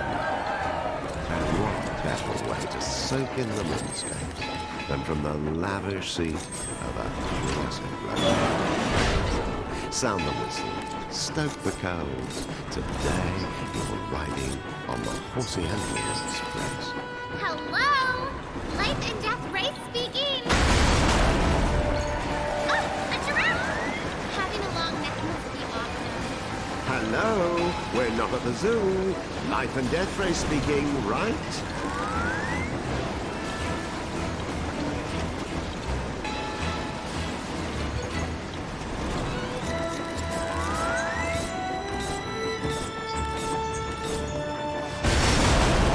Kutaro had run his horse across the wild waste, caught up with a locomotive, ridden on the back of said locomotive, and boy was his butt sore.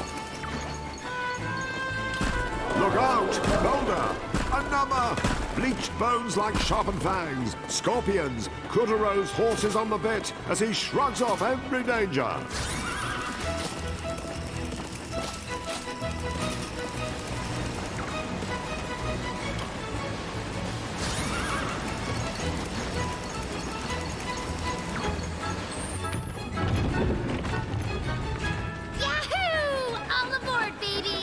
Between slicing through smokestack plumes and dodging flaming coals, Kutaro had a busy time of reaching the front of the train.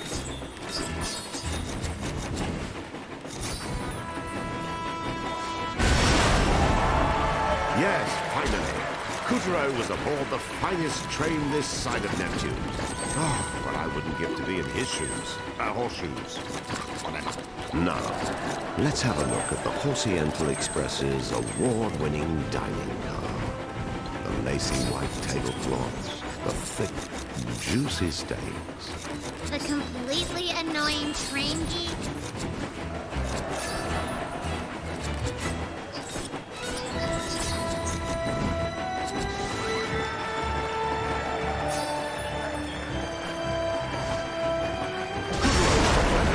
Smashes through the tender behind General Horse, derailing her. She throws the emergency brake as Kutaro overtakes her. First place, Kutaro. First place, Kutaro. Yeah, who's your daddy? Looks like the town's celebrating. Thank you. Thank you.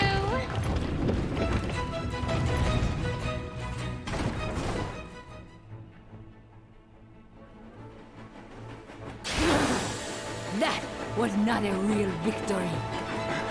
And if it was over her, not over me! After all the dismissals, Kutaro had finally gotten the horse to throw down, and it felt good. I'm gonna snort you to kingdom come! Say your prayers. Don't stand in front. Get behind her. The train's got missing. Only the lake. Now! Let her have it!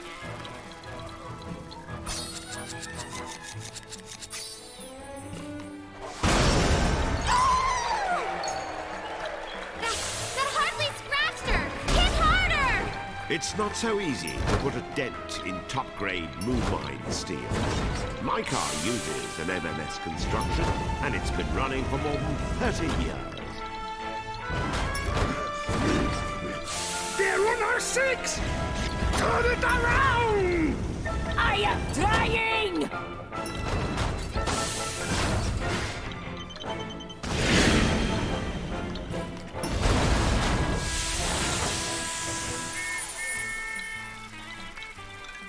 It's that yucky smoke!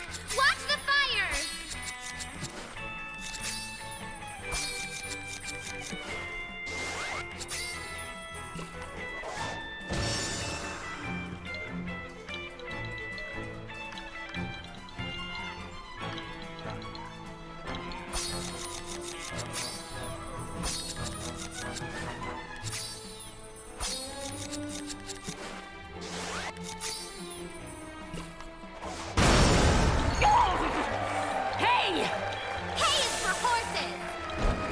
General Horse's internal pressure was steadily galloping toward a void, and trying to contain it did terrible things to her temper. Had she consulted a doctor earlier, this terrible tragedy might have been averted. Yeah, help her let off some steam. One more slam ought to do it. No, it won't!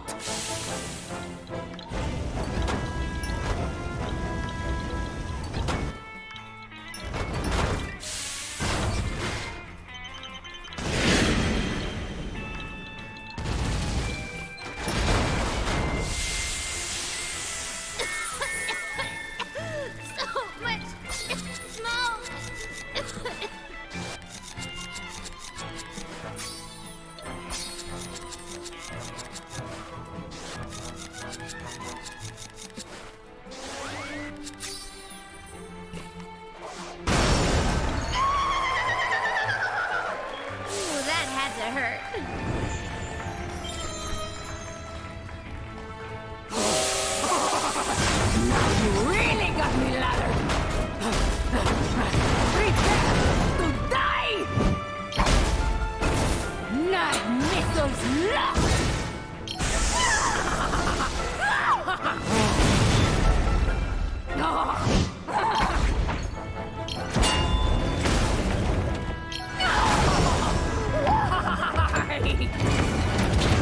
See who wins when you fight fair and square? Look, Kataro! The 6th Moonstone Shard. You little twerp! You may have defeated Horse, but I'm still... No! Look out! Run! Kataro! I challenge you to a duel in the Colosseum! Kutaro and Picarina hurtled into the sky, and far, far away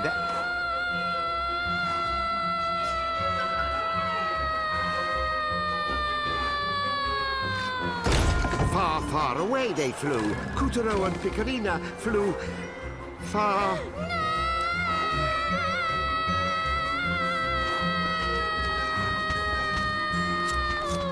And they landed. They landed...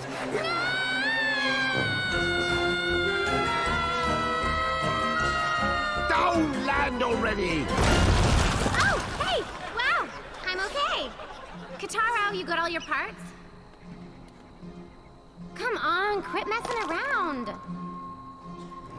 Look at this place. Like, where are we? I mean, ¿dónde estamos?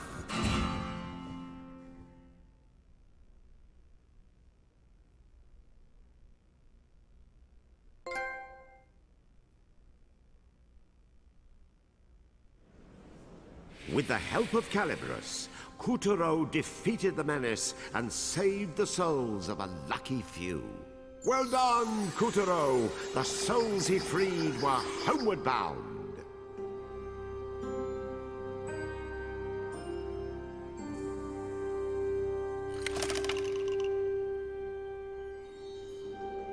After conning Horse into a race and stomping all over her pride, Kutaro was feeling good.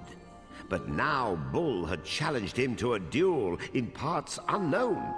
When the Colosseum dust settled, who would be standing tall? And so the story continues.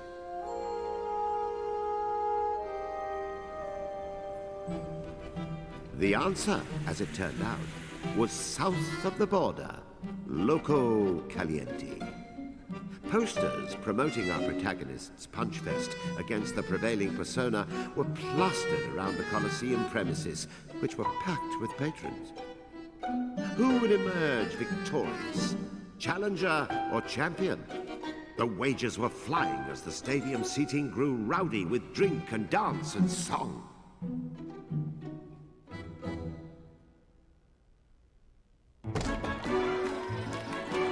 Feel that electricity in the air? What's the occasion? Vamos, Kutaro! Ore, ore, ore, ore! Thank you. Just watch. We'll make tacos out of that cow head. Oh, you think it's funny? Better watch it. Kataro's thrown down against half the animal kingdom, and he's still undefeated.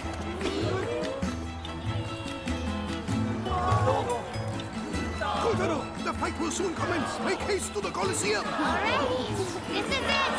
Everybody keep cheering Kataro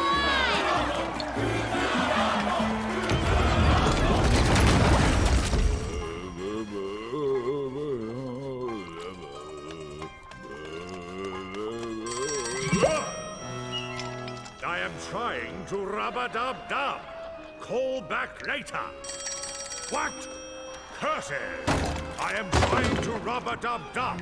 Call back later. What? Meteors has been broken? Preposterous! Am I the king of fools? Why can't just one of you defeat Kutaro? Yes, of course. Bull. And you're sure he'll win? He had better. Make sure our fail-safe is in place. Good. Yes, Monkey. I have your bananas. Now go!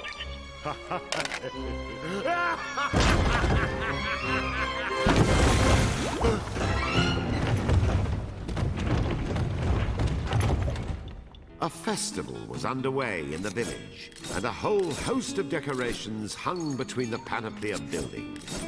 General Bull said the Colosseum, but I can't even see down the road because of all these houses.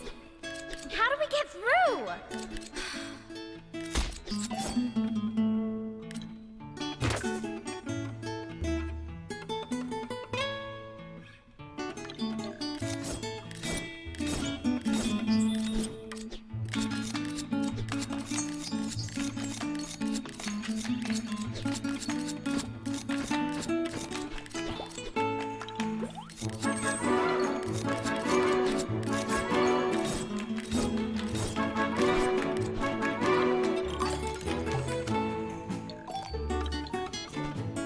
The houses in the village seem to have sprung up out of sheer necessity, with one domicile unapologetically standing atop another.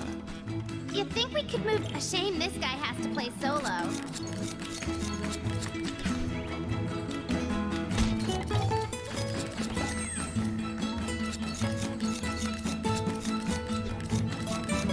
There's no handle to pull.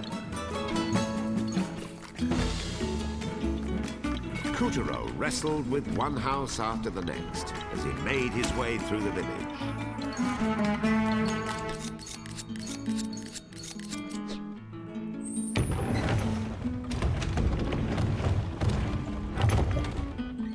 The endless tangle of houses made for a mind-boggling labyrinth.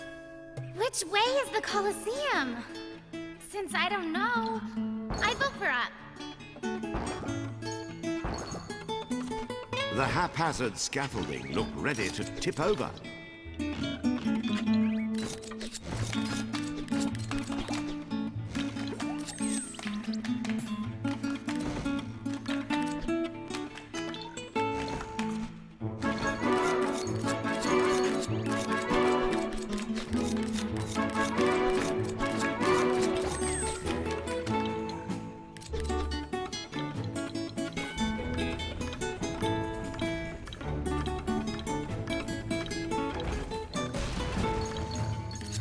Meanwhile, grubs hiding in the shadows were intent on taking Kutaro's life.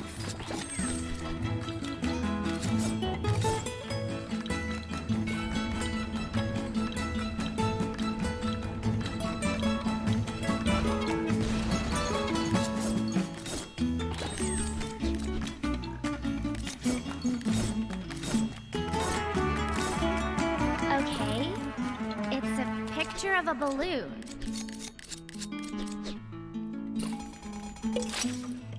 I love balloons. Look at them all, destined for greatness.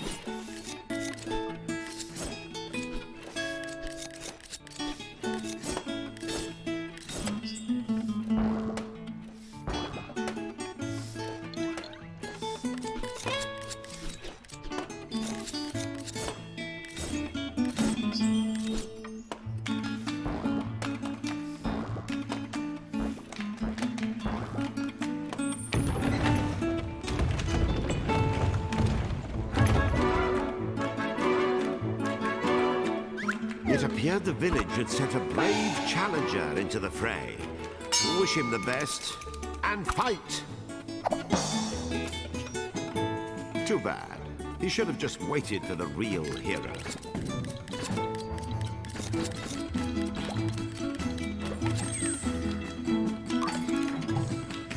A crate is blocking the window.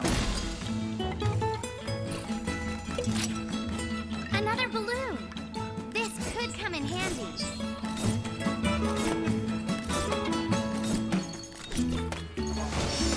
Yes!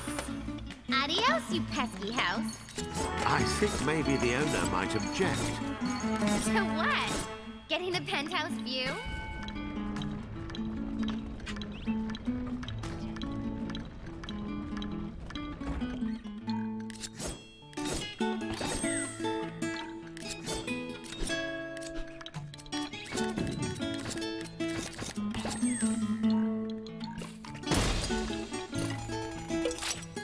Here come more balloons, inflating the joy inside my heart.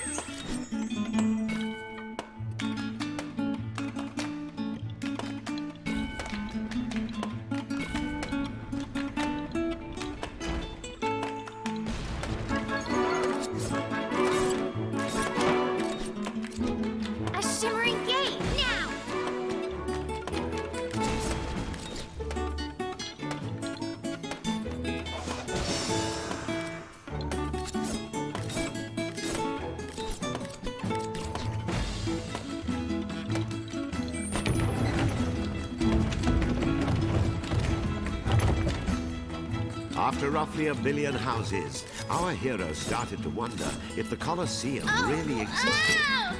Look at these balloons! They're covered in spikes!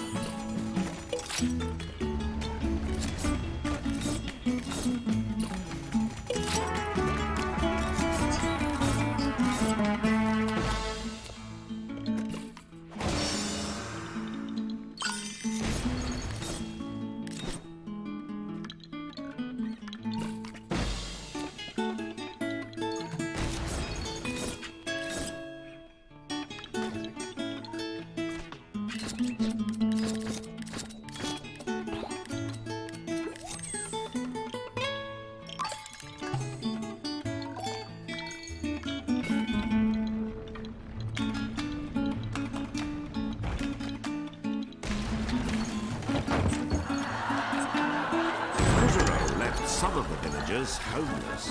You mean the dumb ones who painted a bomb on their window?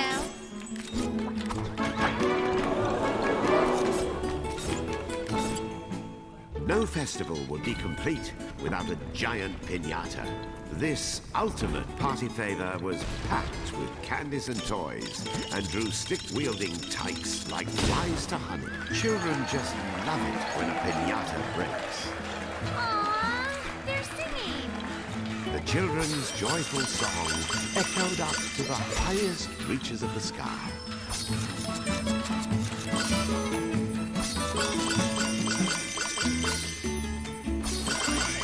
Kutaro had carried a tune, but this was the first tune that carried him. Up and up he went. As he reached the top of the buildings, he was greeted by a brilliant display of fireworks. Oh, nice! Can we stop and watch? I love fireworks. Oh, they're so pretty. And a little romantic. And it's a time for today's main event. This one's going to be a slobber knocker between the reigning champion, General Bull, and newcomer, Kutaro!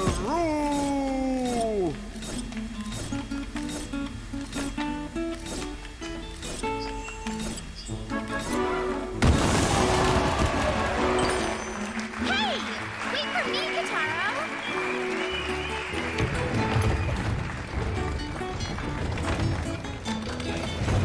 In the red corner, you know the champ. You will love good goddess almighty. A brutal ambush. Business is about to pick up.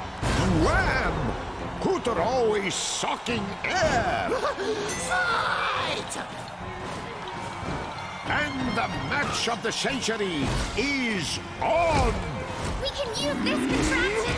Kutaro, use this contraption to stop Bull's charge!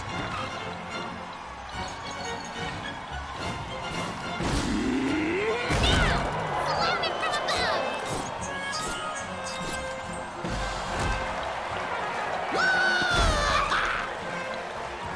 Ooh, and he's back. The champ is back. God, how I love this job.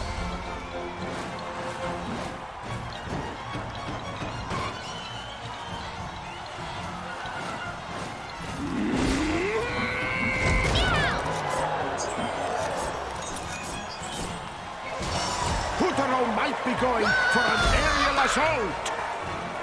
Oh no!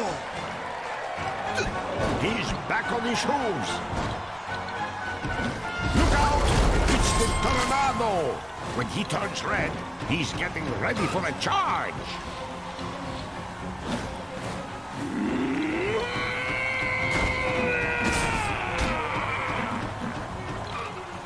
We are bringing you the MWF title belt live from the Counter!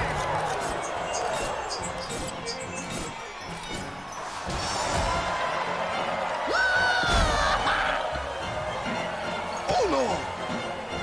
Dos! Oh! A 2.9 count! The champ clings to life like plastic wrap. Champ and challenger are whipping each other like government mules.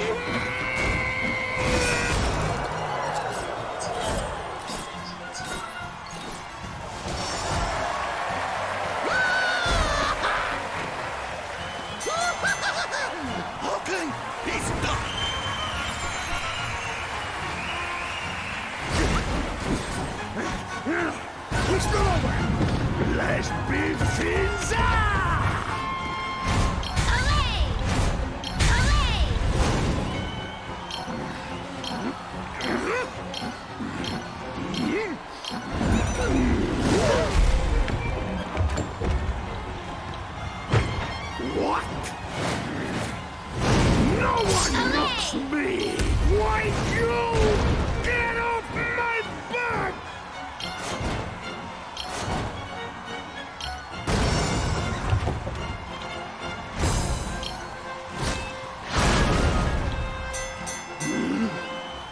You'll never Knockout! Kataro, you won! Way to go, short stuff! By the dominant hitters, we have a new champion! Champion, the belt! Bull and Horse had trampled Kuturo's pride, but now all that was forgotten. His honor restored. Good news, sire. Kutaro's force has grown strong. Strong enough to defeat a whole mountain of bull. Kuturo's. What? Have you caught a cold? Speak in full voice. Never fear. We are still one move ahead in the game of evil. Kutaro's doom is assured, Moonbear King.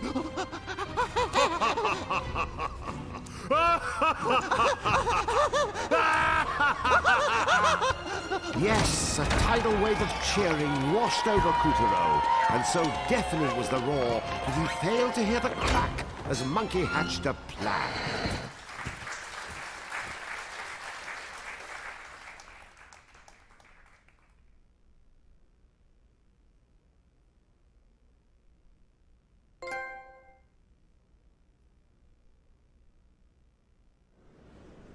With the help of Calibros, Kuturo defeated the menace and saved the souls of a lucky few.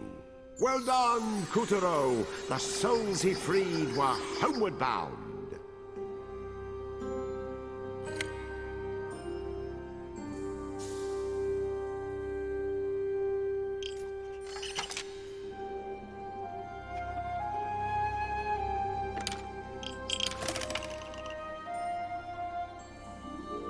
At last, Bull and Horse had been beaten, and Kuturo's pride restored. But pride comes before a fall, they say.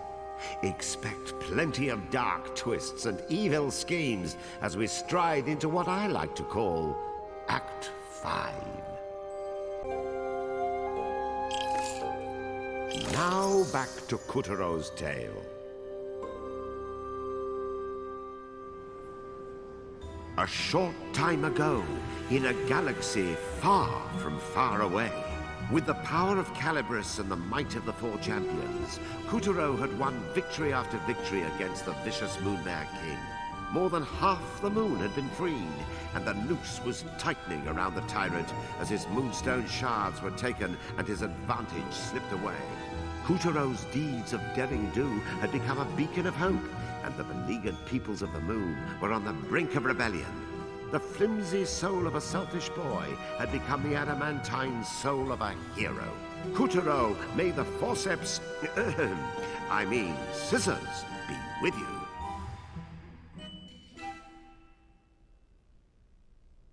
Kuturo and Picorina were winding their way back to the Wild Waste when they got lost in a dense forest. And as dark clouds settled in overhead, our duo found themselves longing more and more for the light of the sun. Yeesh, we're not in Kansas anymore. Hey, maybe we should, turn back. Yeah, I mean, getting lost would be a total bummer. Okay, back to the entrance. But alas, neither one of them had the foggiest idea from whence they came.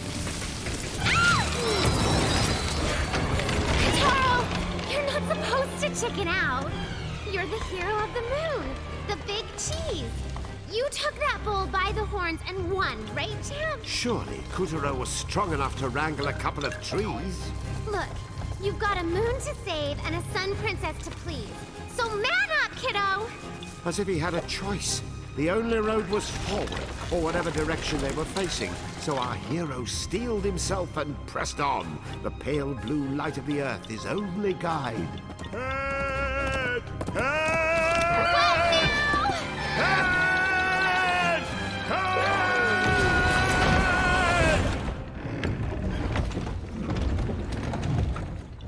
The Headless Horseman had driven Couturier and Picarina right into the labyrinthine clutches of the Snacker Bosk. What's this face doing in our face? I'll do a little recon.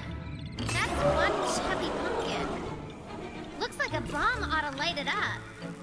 And then there was... Ah! What's it doing? Our light just rolled off. Hurry! Even the candles are pumpkins.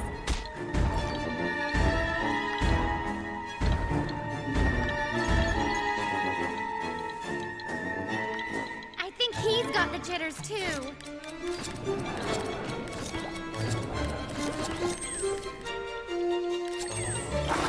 Trick or treat, smell my feet, or cough up some heads.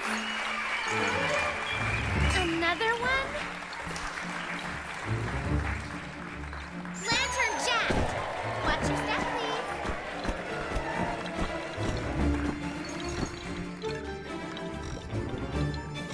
And it's pitch black over here.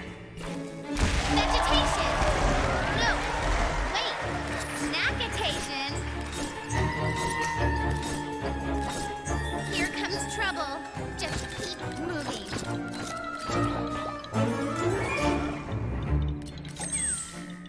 Kataro! Pumpkin on your six!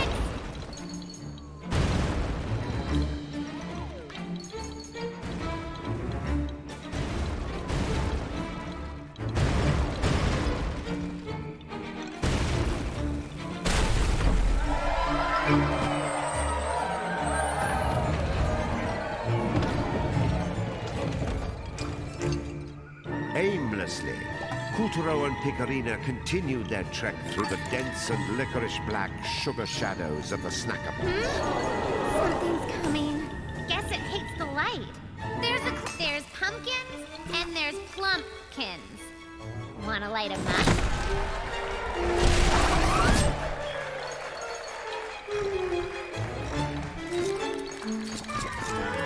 It's those ghosts again.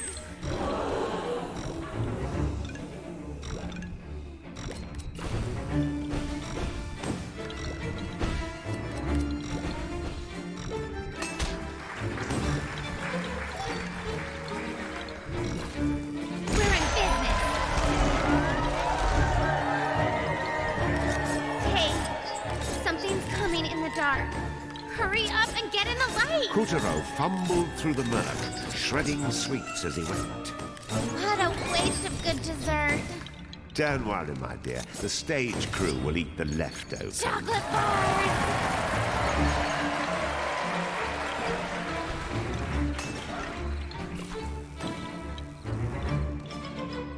Good. The light got rid of him. And who said pumpkins were just for smashing?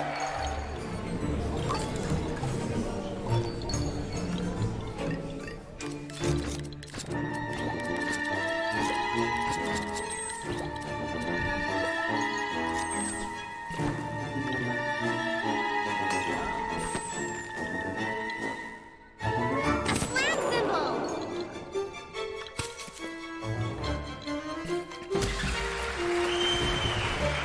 A wrestler handle! I bet he'd lighten up if we brought this card over to him.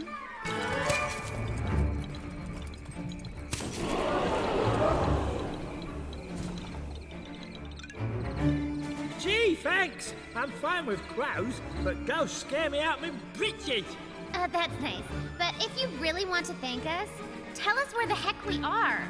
Pardon? Oh, well, you're all on the outskirts of Halloweenville. Cozy place till the Moon Bear King's generals come along and did stuff to the local pumpkins. Did stuff? That's right. They made it so snacks sprout all over them. Huh.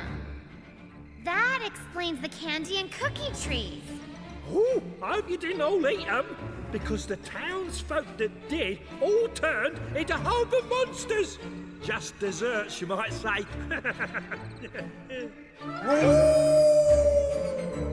What was that?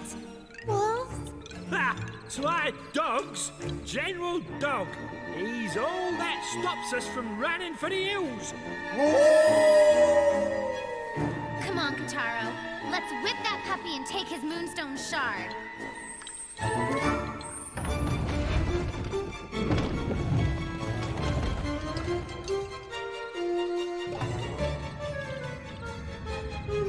Whoa, they're out in droves. How are we gonna get past him? Look! Maybe we need to move when the fireflies do.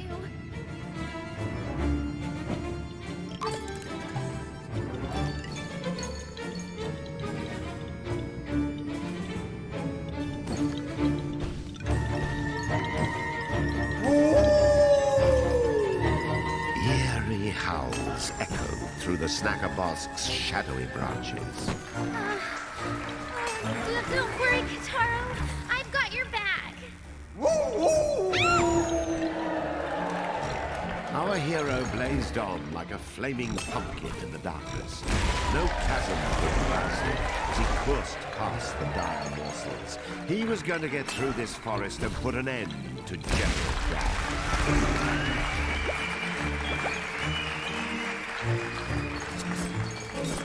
More shortcake! Oh, it is so not fair that I can't eat this. So not fair!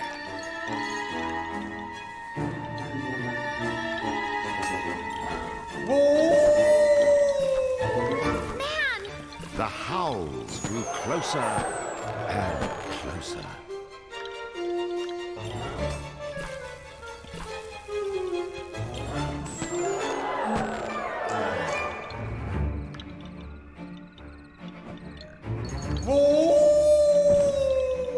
Shut up! We hear you!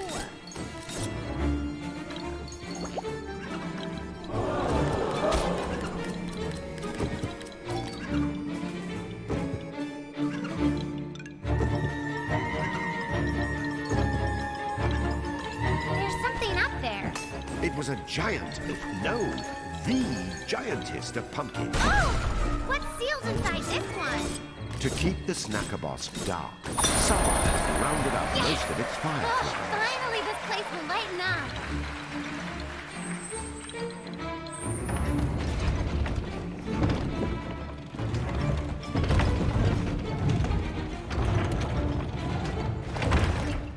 Just outside the bosk, General Dog stood watch like some great Stygian hound. You are firewood. So this is General Dog. Huh? Wait a second. He's on a leash. What leash? You know, maybe we should just ignore him. Yeah, let's go. Wait, don't go. Do you mind? We're in a hurry. All I want is for that nasty Moon Bear King to scratch my ears. Scratch this. Are we playing? Oh my gosh. Come on, Kataro. Please, just for a minute.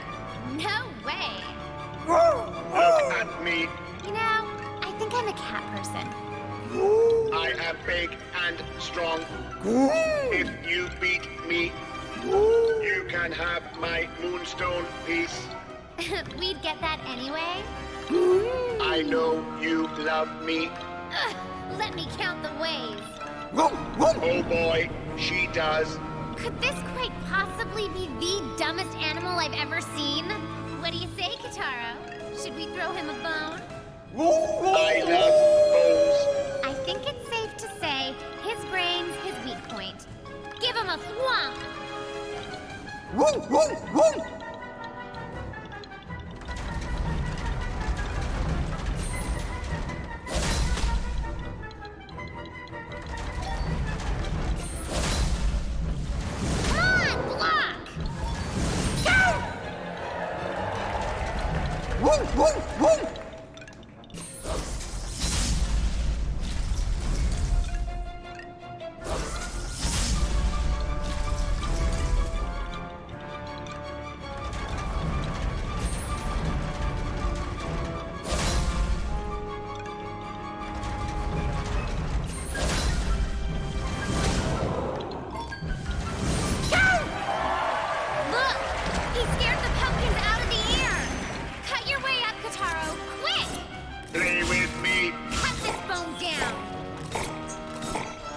Oh dear!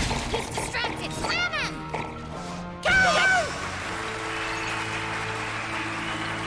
Oh, gross! His brains are sticking out!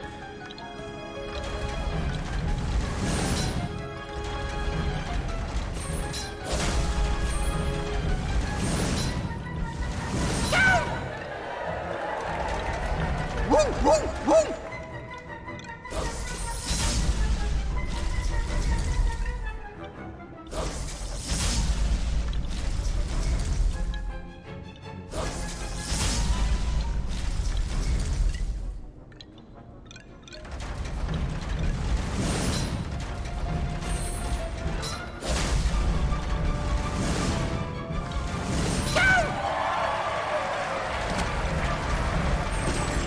Cut your way up, Kotaro!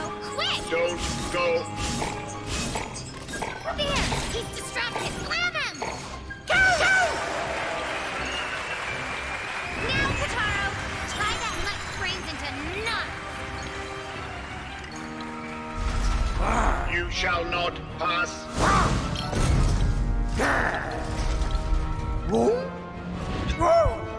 No, not there.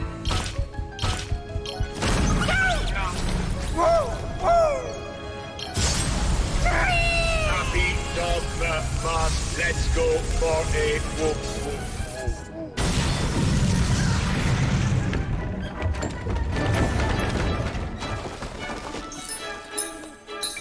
Attaboy, slugger! See? That was just the tip of the Kotaro iceberg. Hey! A moonstone shard! How many we up to now? I can't keep count. The house was a sugary sucker punch to the appetite. Their eyes started at the fluffy whipped cream snow on the milk chocolate shingles and wandered longingly down crispy, crunchy cookie walls until they found the sticky temptation of the candy windows. Their minds were still toying with thoughts of macaroon molding and Baumkuchen banisters when their eyes wisely decided to shut up and let them smell the darn thing. Oh my gosh, yummy! Do you think they would mind if we took a bite? We haven't eaten in like minutes. No, must not eat delicious house. We need to get the moonstone. I have you! What's that? Kotaro! Your belt is spewing gas! Flawless victory! It was a trap.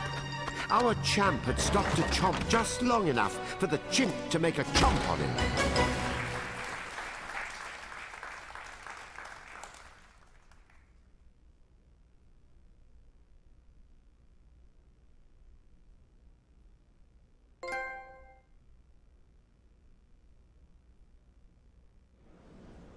With the help of Caliburus, Kotaro defeated the menace and saved the souls of a lucky few. Well done, Kotaro! The souls he freed were homeward bound.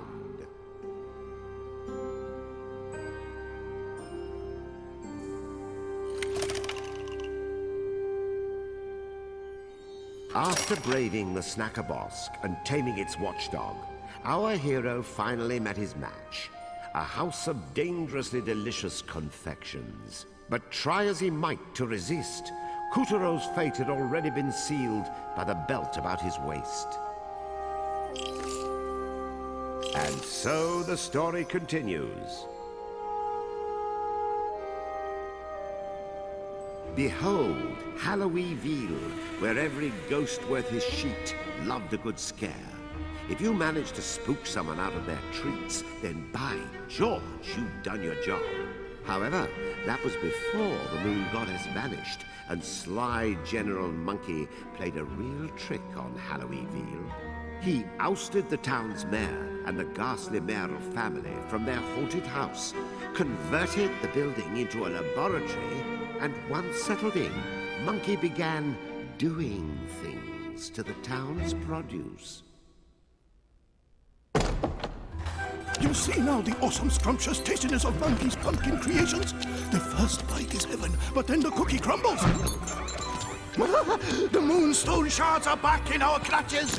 The Moon Bear King will be most pleased. You'll pay for this.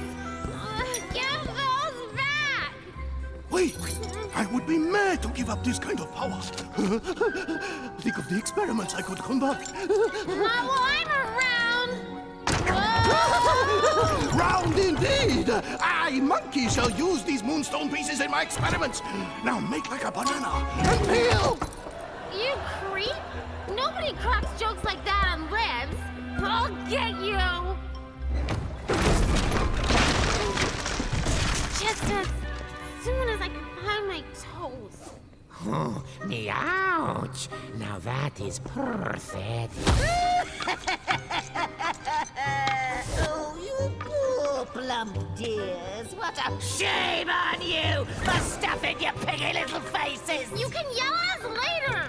That ape ran off with our Moonstone shards! This is horrible. Those stones have the power to restore magic and memory, but now you've messed everything up. Kotaro, you are a special boy, especially stupid. Stop lecturing us! Change us back to normal if you want our help! Oh, but magic can only undo magic. You may have been charmed into eating those sweets, but the sweets themselves were no spell. You pig out, you get fat. That's just nature. Wait, what does that mean? You can't fix us? We'll be chums forever? I said magic can't fix you, dummy. You got yourself fat, now get yourselves thin. But it can't be that easy! Oh, nothing is ever easy. And I'm gonna make sure this isn't. Stop it, you Get sweating, Porky. Time's a-wasting. Oh, all I need is the Moonstone and Calibros. It's all I need. You know you could just give up and stay an ugly, pathetic witch forever. Yin yang!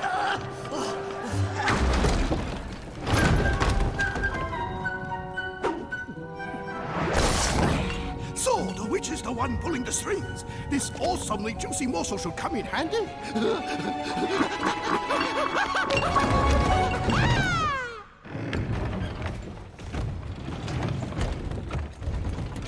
General Monkey's tasty trap had turned our poor hero into the Lord of Lard. From shrimp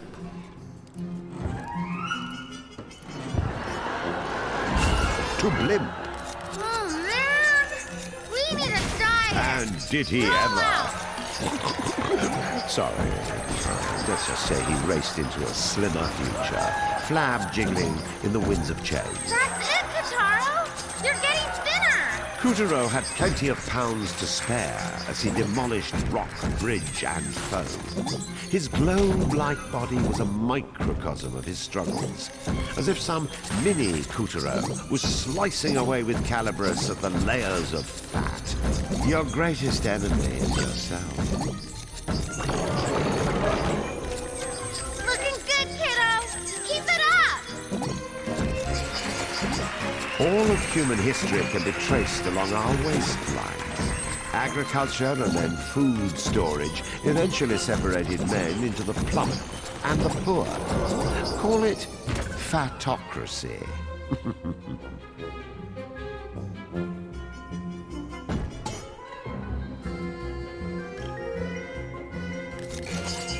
All of human history can be traced along our waistlines. Agriculture and then food storage eventually separated men into the plump and the poor. Call it fatocracy. To narrow the divide between the fats and the fat-nots, someone had the bright idea to ration food out. It was called communism. Want bread? Line up. Don't be like those unhealthy fatocrats. But communism ultimately lost out.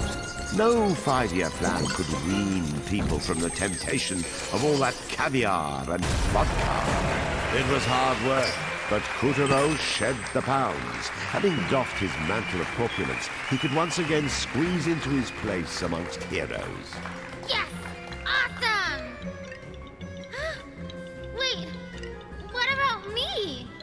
I get thin too, don't I? Oh no, I What seemed like an unbreakable friendship pre-diet can get truly ugly post-diet. Oh my gosh, I'm serious. What about me? You do still have my other costume. Gonna presto changeo during a scene change or something? Right? Hey, are you trying to wreck my career? So not cool. I have an image. You know what? Tell the manager that I've already called my agent and lawyer. Tell him.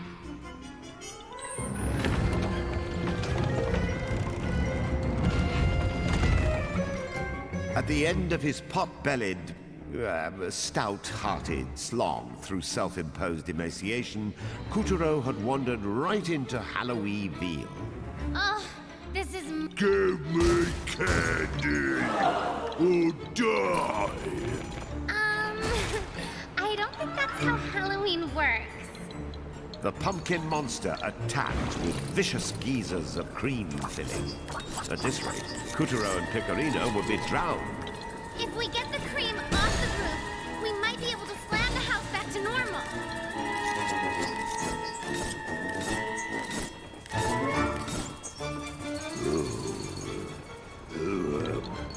I feel sick. Ugh, I haven't seen this much projectile vomit since my sorority days. Get me out of here!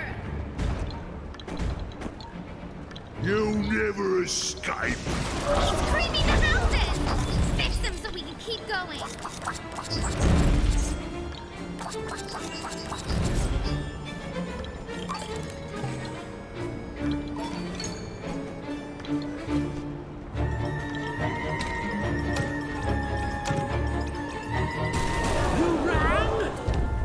Hi there, weird ginger kid. That's ginger beer, miss. Oh, who's this delicious morsel? I'll have a bite. Oh no, Kataro's been eaten. Come on, we all know this is one of those bonus things.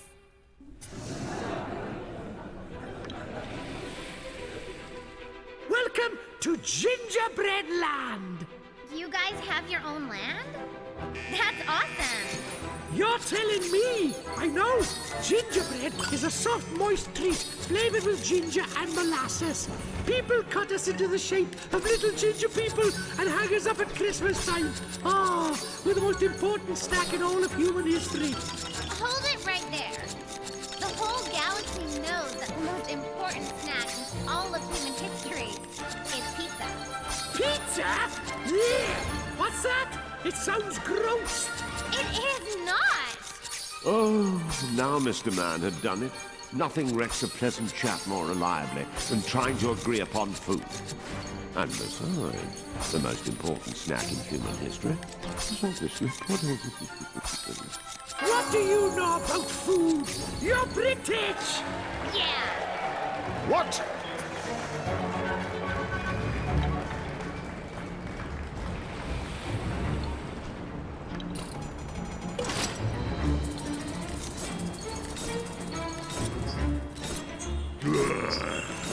I will crush you all. Oh no! The ground's collapsing! Hurry, or you'll end up face first in cream! There was no safe haven for our dashing duo. HyperX was clearly out to get us. Is there no escape?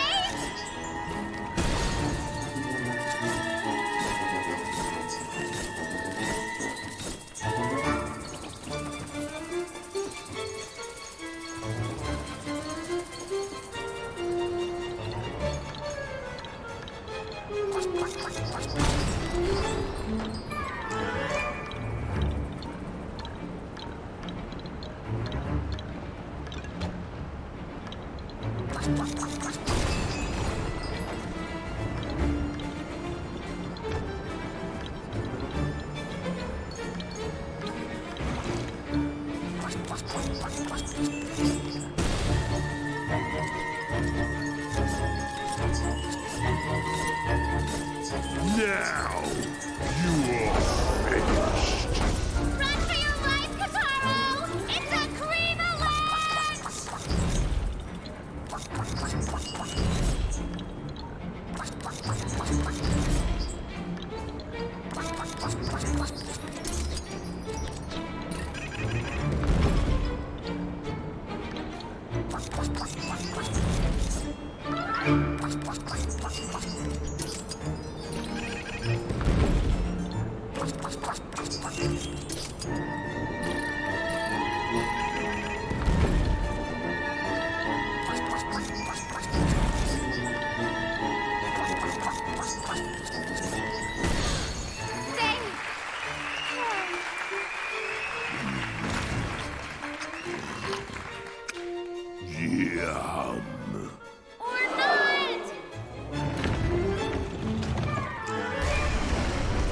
Thanks to AVerMedia's lack of orthodontists, Kuturo and Picarina avoided almost certain mashing. I'll chew you yet! Are those gooey places cavities? That would hurt if you attacked them. Now! Chuck a bomb into the cavity!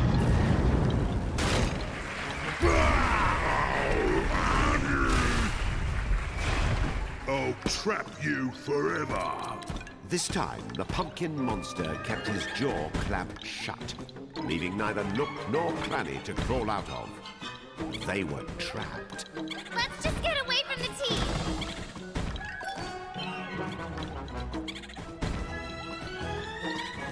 Now this looks like a nice mushy cavity! Split it to pieces!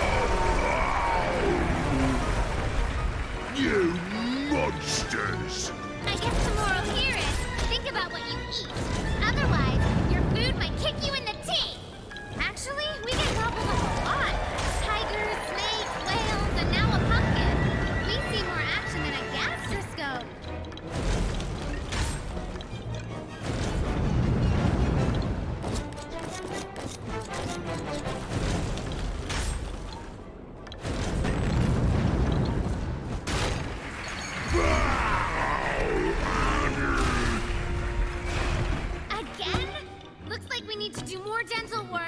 Remember, cavities can lead to bad breath, gum disease, loss of hearing, and death. Don't forget to make that dentist appointment. Loss of hearing? That's a new one.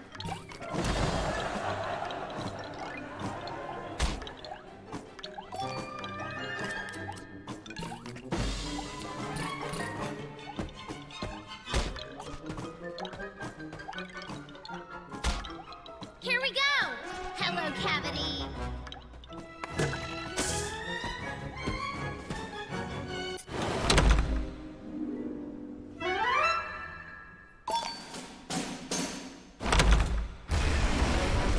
Thanks to AVerMedia's lack of orthodontists, Kuturo and Picarina avoided almost certain mashing. I'll chew you yet! Now! Chuck a bomb into the cavity! I'll trap you forever! This time, the pumpkin monster kept his jaw clamped shut, leaving neither nook nor cranny to crawl out of. They were trapped. Let's just get away from the team! Now this looks like a nice mushy cavity! Slam it to pieces! You monsters! I guess the moral here is, think about what you eat. Otherwise, your food might kick you in the teeth. Actually, we get gobbled up a lot. Tigers, snakes, whales, and now a pumpkin. We see more action than a gastroscope.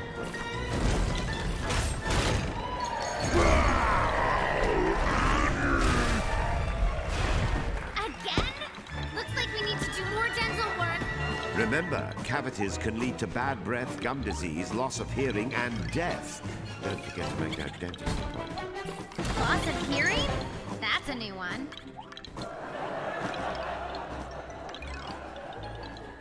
Here we go! Hello, cavity! See what happens to gluttons for punishment? That was experience talking.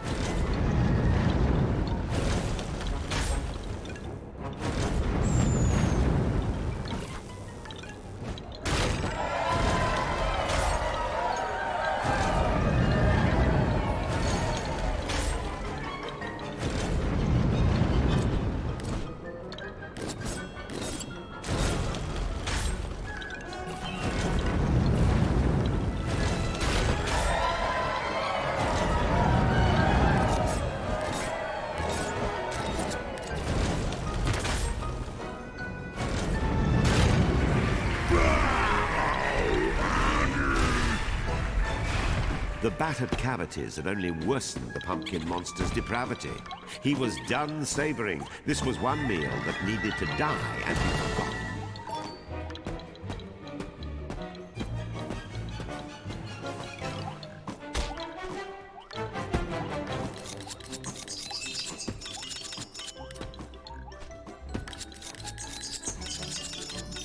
Another cavity!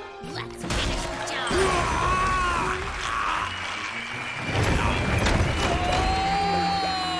Oh, you ruined everything! What? Hey, whoa! If we hadn't busted you out of there, you'd be spending the rest of your days as a pumpkin monster!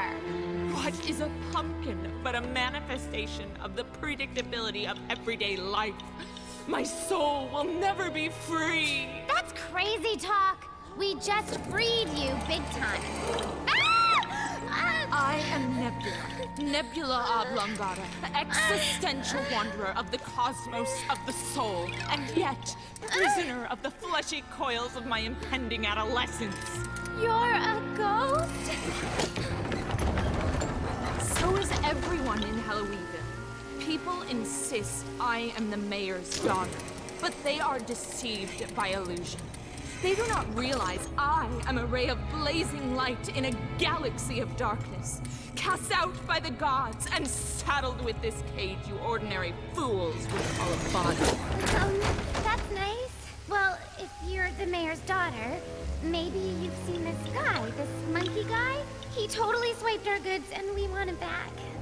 Yes, the simian is conducting experiments in the haunted house in the center of town. The place I called my literal home. Well, Kitaro, let's go. Wait! What? Don't do that. General Monkey has transmogrified the haunted house into a laboratory.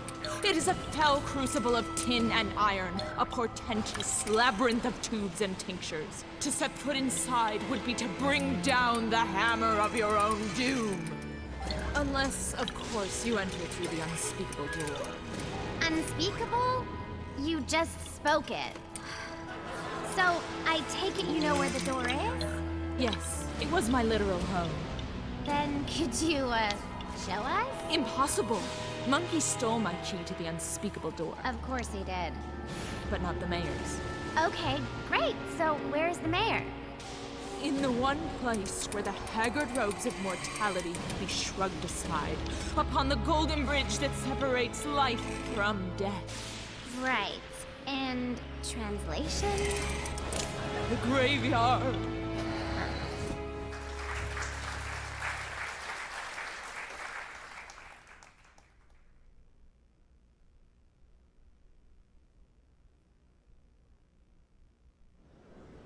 With a flash of Calibris, Kutaro felled the frightful monster and freed the soul of every last child in the fiend's clutches. Well done, Kutaro! The souls he freed were homeward bound.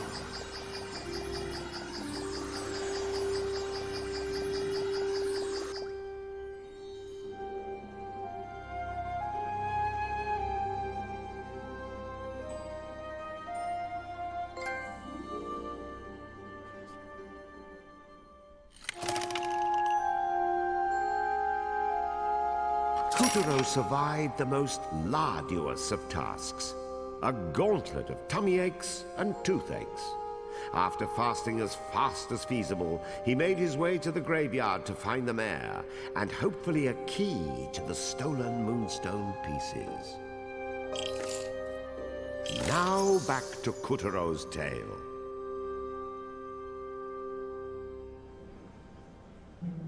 Before his stint as a scientist, General Monkey was a brilliant mime who made everyone laugh. But being laughed at always rubbed him the wrong way. Determined to better himself, he studied hard and used his evil inventions to get in the Moonbear King's good graces. His piece of the moonstone made him the smartest creature around. Smart enough to build Castle Grizzlestein, and smart enough to turn Halloween Veedle's pumpkins into wickedly tempting snacks. Now, within his laboratory in the haunted house, he was combining Kuturo's 7 moonstone shards with the one that General Dog already had to create an abomination unlike any the moon had ever seen.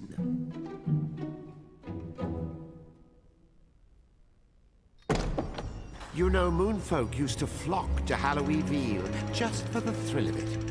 Of course, once the Moon Bear King rose to power and real terror took hold, tourism took a nasty, nasty plunge. The ghost town turned into a... well, you know. Ha! You see? This place isn't so scary. Now, how exactly are we supposed to get in? Oh, mister! Hey, mister! Could you unlock the gate for us? Ah!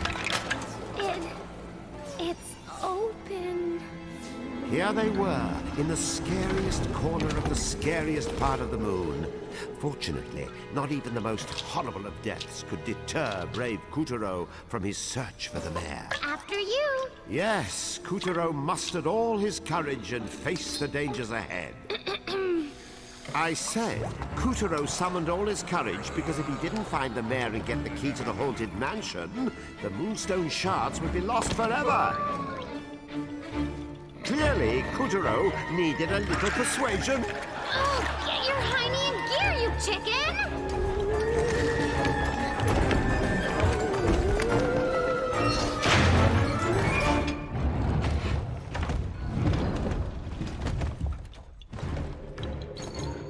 Dauntlessly, which means not in a scared way, Kuturo strode into the graveyard.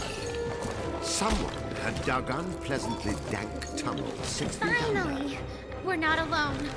We're not alone!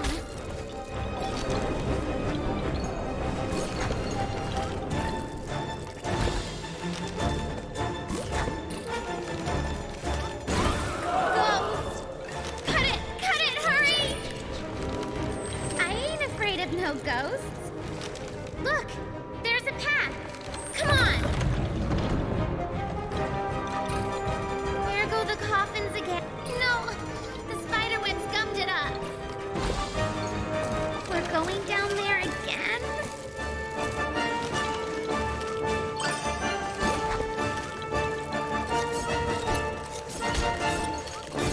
So, that's how you get it open.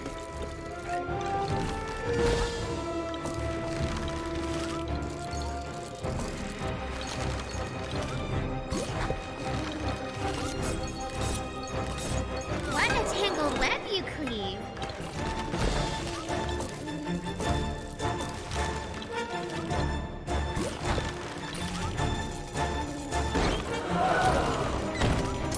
What was that?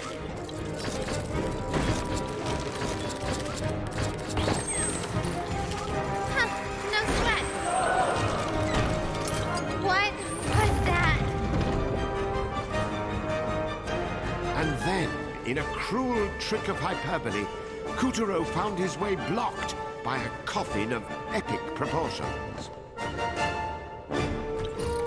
Yeesh! Let's leave. Just that! Okay, a lot of oops. Darn! Guess the coffin will have to stay shut. Oh well. It's no good. You've gotta slam from higher up.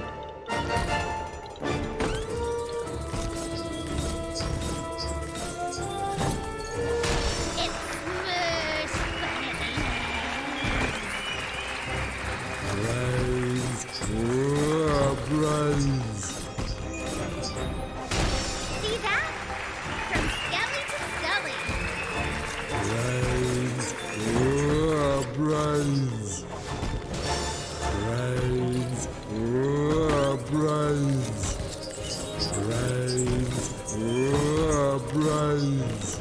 That it? Are we done?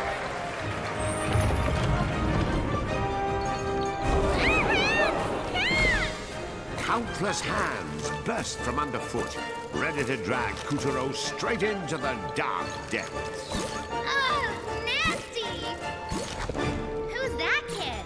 It was one of the three tights Kuturo met back in the Black Castle's kitchen.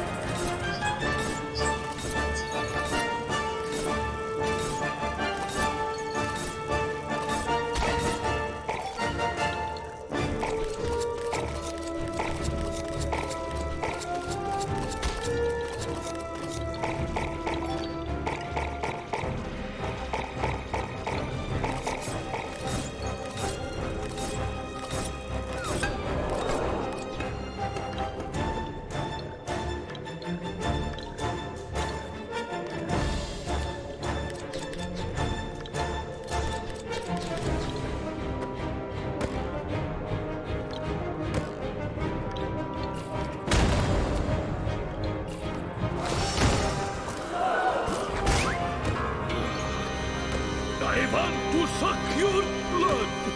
Oh, you're not a virgin bride.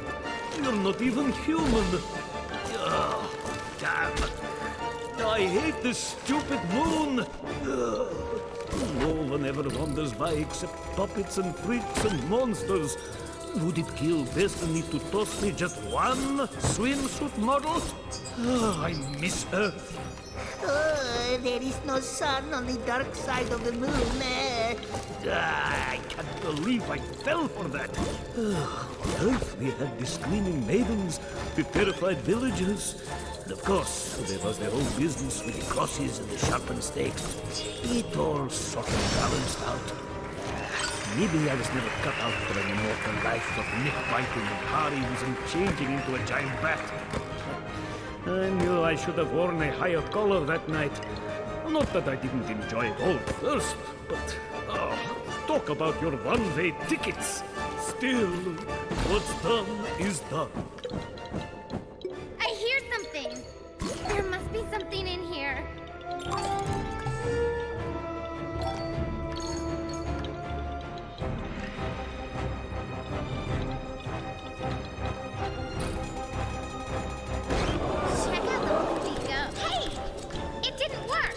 The ghost transformed into a swirl of darkness and effortlessly dodged Kuturo's attacks. Then, suddenly, a ray of sunlight bounced off the earth and pierced through the dark clouds above. Of course! Light! Dark things hate the light. Think you can find some way to bounce it at him? Are you listening? Bounce the light at it! That's it! Solar! Now aim the shield at... Now we can take it down! All that's left is the church. The mayor must be trapped in there.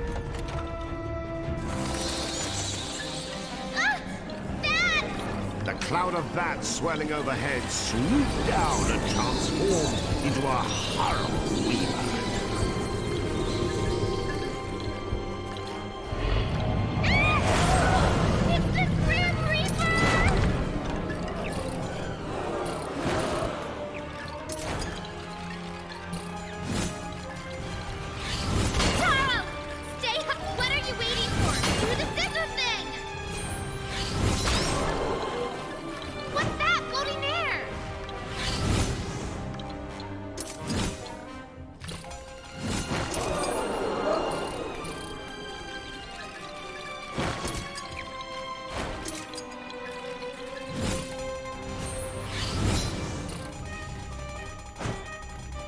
Is that an hourglass?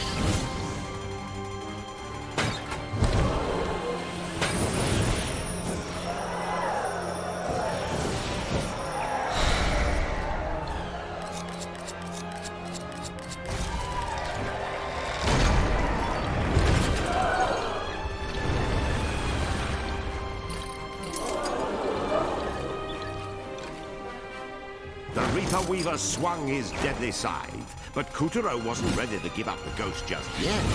Bravely, he fought back, using the light shield to douse the fiend in Earth's holy light.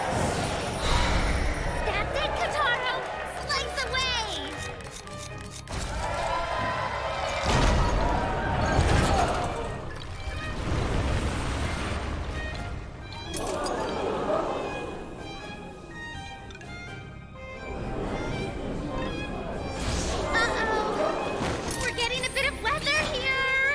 The Lord of Death used his wicked powers to block the light pouring in from Earth. That sneaky son of a plague! Now there's only a little bit of light left!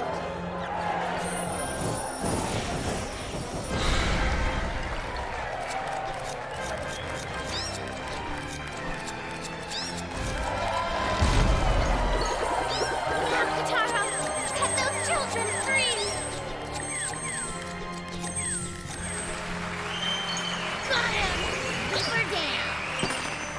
With a macabre monster vanquished and the graveyard conquered, Kutaro was ready to continue his search for the mayor and the key to entering the haunted house where General Monkey waited.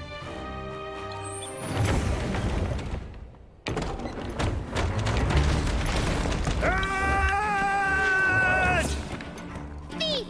Noggin Nabber! That head belongs to the mayor! You give it back! Thief? You are looking at the mayor of Halloweenville. Excuse Daddy! Daddy's missed you, Susan. Don't call me that. My name is Nebula. Silly girl. Daddy knows what he named you. Susan's a wonderful name. No, Susan is so plebeian. You can call this earthly vessel, but you can never name my soul. My name is Nebula. Nebula Oblongata, wanderer of the cosmos. I think we need to look into canceling your library card. Susan! Susan! Stop it! Kutaro's efforts had galvanized the ghosts of Halloweenville, and now they rose as one. Armed with torches, they closed in on the haunted house, determined to have the monkey's head. Kill the monkey! Smash his head! Drink his blood! Woohoo! We are on our way! All right, come on, everyone. Let's make that chimp pay! Yeah! Charge! Huh? Are you with me? Yeah! Charge! Guess it's up to us now. Let's go, Kotaro! And so our Kutaro was left to face Monkey's machinations alone. He's not alone.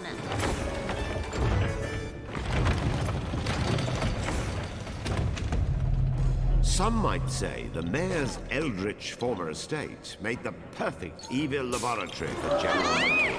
The more he settled in, the more unsettling the place got. Let's use Calibris to cut our way around. There's gotta be a way in.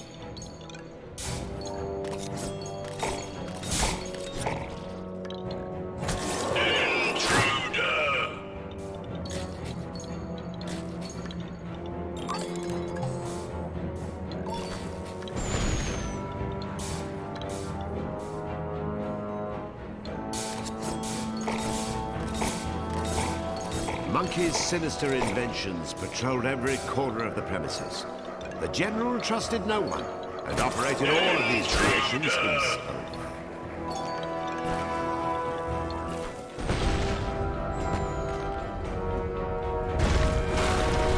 I love a good renovation.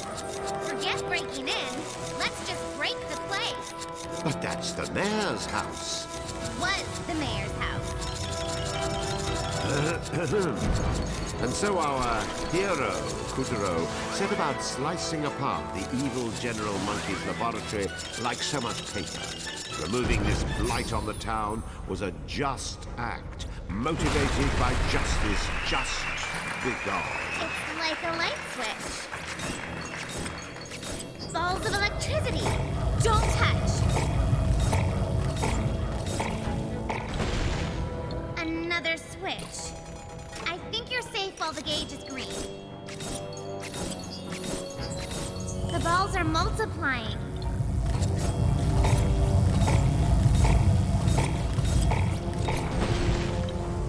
With the last of its supports gone, the fourth story came crashing down. You okay there, Robo-Jeeves? You don't look so hot.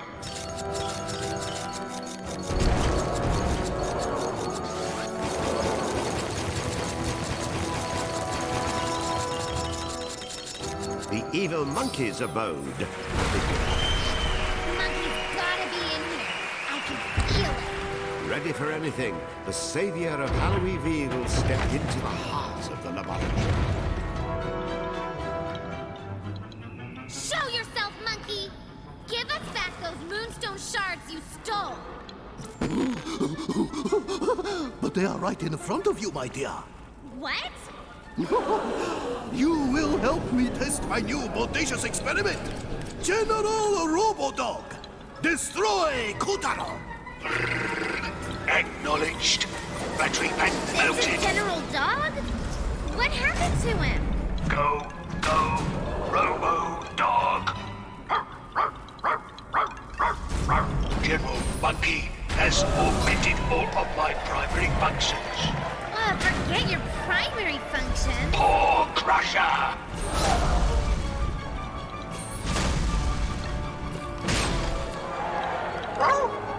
Short circuit.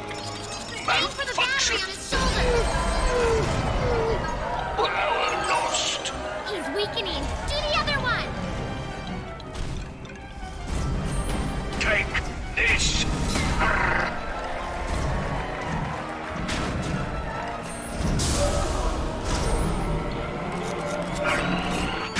Firing laser.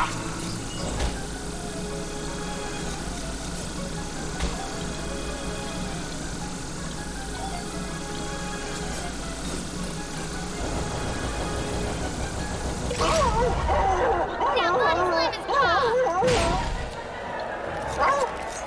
Short circuit. Power low. Please recharge the battery. For once, I like hearing that. The moonstone pieces are still mine. Lord firing missiles. Above you! Dodge them all!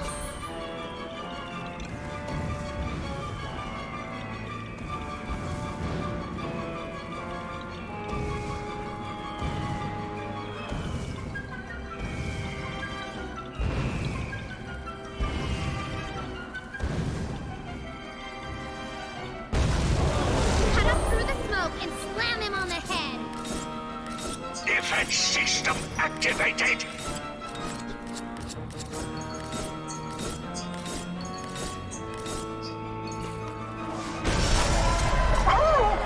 No, not the moonstones. Good! Do it again.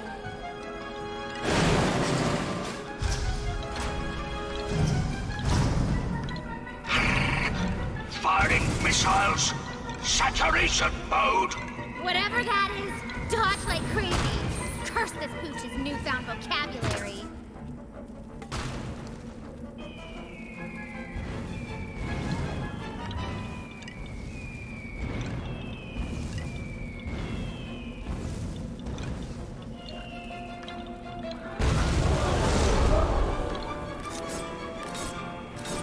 Defense system activated.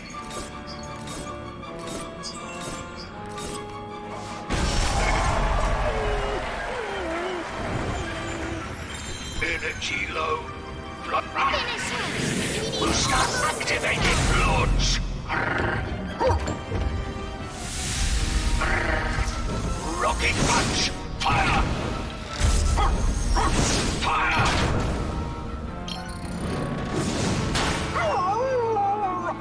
Damage. Declaring lightning assault on target. Active mode. Engaging target. Fetch. You did it, Kataro! We got back our Moonstone shard! All right, Buster. Monkey see, monkey do. Wrong! We'll see who says who. What? Where did he? He's disappeared! Quick, Kataro, nab him!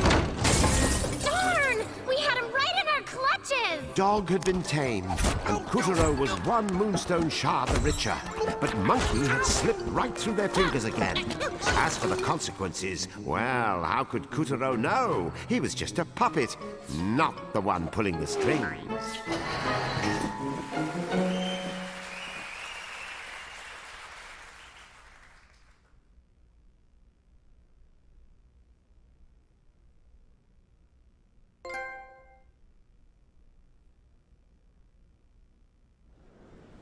With a flash of Calibris, Kutaro felled the frightful monster and freed the soul of every last child in the fiend's clutches. Well done, Kutaro! The souls he freed were homeward bound.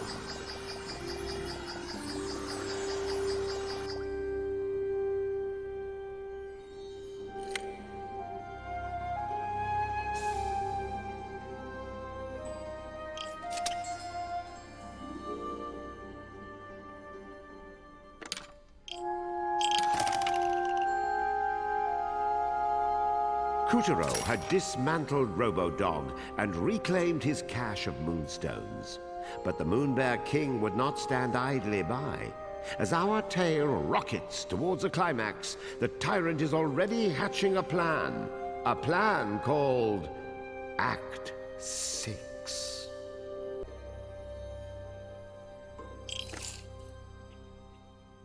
Let us continue our adventure.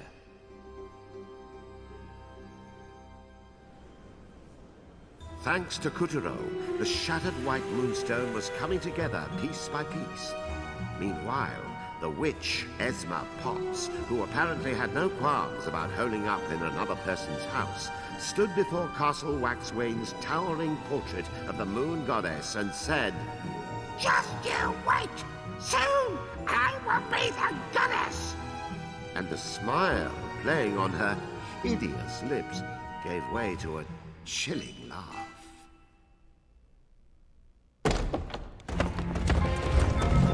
Monkey! Monkey, where are you? Revisibilate yourself! Yeah, my lord, at once. How could you fail me? You, of all my generals! Your mistakes have cost me the upper hand. If he gets the rest of the White Moonstone, and he has Calibras. Oh, wait! I know who it is! Pulling Kutaro's strings! What? Who? Tell me. I can't breathe. I'm the Moon Witch, Esma Potts! Potts? That hag from the kitchen? She is at the White Castle, guiding Kutaro from there. That's what she thinks. I'll destroy them both. Puppet and Puppeteer. But how, sire? Simple. The clock tower in the land of time. Pick up, you useless fops! What are you waiting for? Yes, sir! Oh, nothing like a spot of Copernican artemisia to pass the afternoon. Yes, I can't tell whether it's the smooth, herbaceous flavor or the distinctive biscuity nose, but something about it does tickle my fancy. Who calls during tea time? No manners at all. Oh, please, excusez-moi. A rabbit and rooster's never-ending tea party? Say again. Moon barking? Sire, Lord Master, yes, hello. I haven't you and the chicken taken over the land of time. That clock should have been fixed ages ago. My word, tempers fugit. Has it been 3 years? Time is running out, and you were supposed to catch it. Never you fear, your highestness, it is under control. That's right. We'll have that chronopoly for you in a macro jiffy. Move it! I want that clock to get money right now! Oh, la la la la la!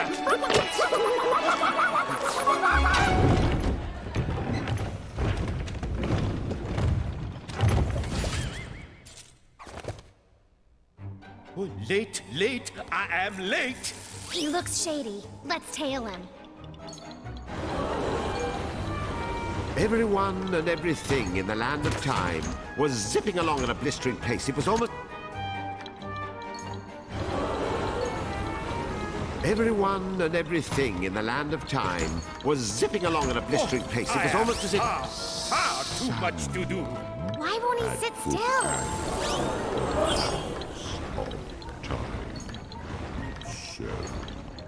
And then all of a sudden the ants were all blotto. The sole exception was tea time. Oh, no. I mustn't Darjeelinger. Late. Hold it, Buster. You work for the Moon Bear King.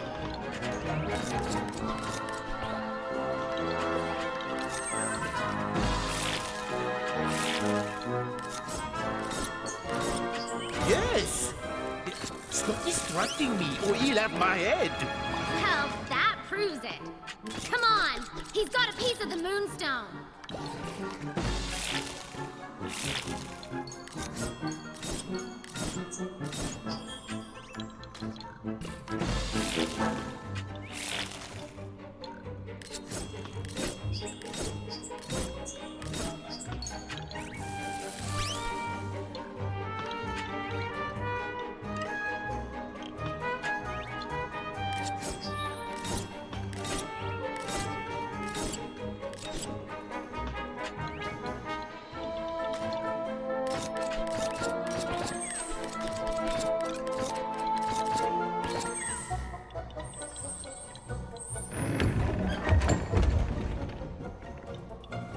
I must conquer the land of time post-haste. Made it! Oh, look out! Woo, safe. Even the chimney sweeping seemed to be chronologically impaired. What had done this to the land of time? What should have been running like clockwork had been reduced to running in circles. I must fix the clock. Jump! Again! Uh-oh! We're out of buildings! Who needs rooftops when you have playing cards?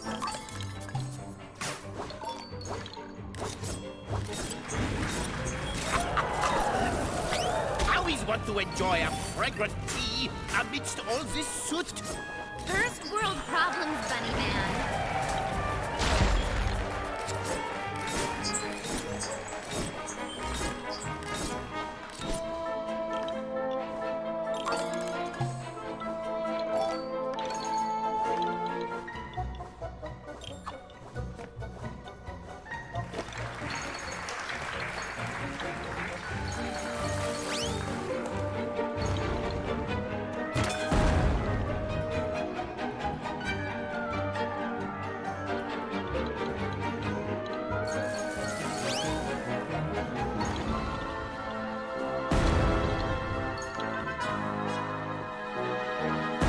By popular demand, I shall traverse these precarious cards atop a unicycle.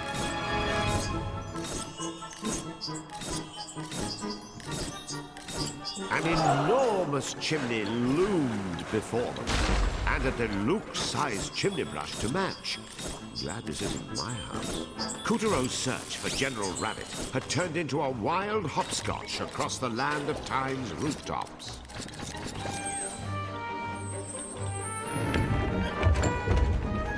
The flow of time has a pronounced effect on any city's skyline as the past is dismantled, the present constructed, and the future imagined. Dreams and aspirations become the girders upon which life is built and rebuilt in the name of progress. It just usually happens a lot slower. Like everything else around here, the shooting stars weren't exactly shooting straight. They'd lance across the sky one moment, only to stop dead in their tracks the next. Of course, it made it much easier to wish upon them. You could probably sneak in multiple wishes.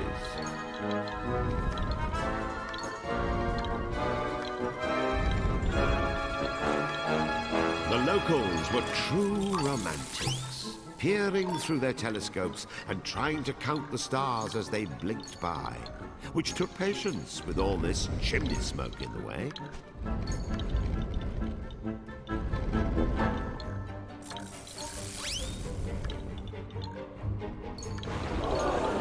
Oh, he'll have my head for this. Yes, yes, sure as rabbit's feet are lucky.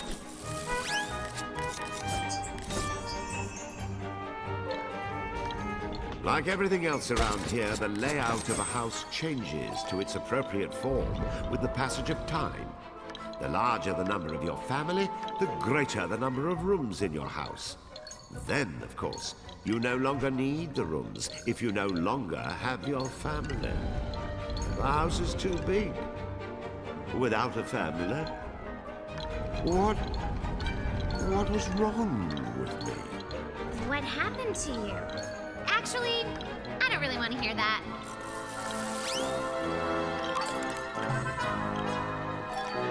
The land of time had an old and well-established observatory where time was closely watched, a calendar devised, and the stars slid around to make it all work. A gravity-magnetational temporospatial anomaly. Yes, this all seems correct. And right on schedule. 1, 2, 3, et voilà! Whoa! Into the wormhole and on to the Halcyon past. That hocus pocus loony! Don't let him get away!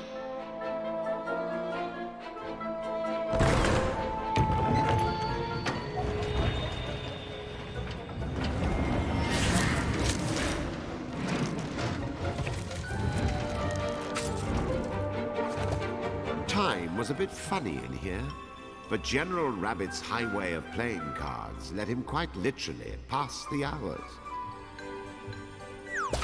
Hey, why are you stalking me? Don't play dumb. We're gonna beat you up and take back your Moonstone Shard. Follow that rabbit! I thought diamonds were a girl's best friend. A fair weather friend, maybe. The game would not start until Coutureau cut the deck.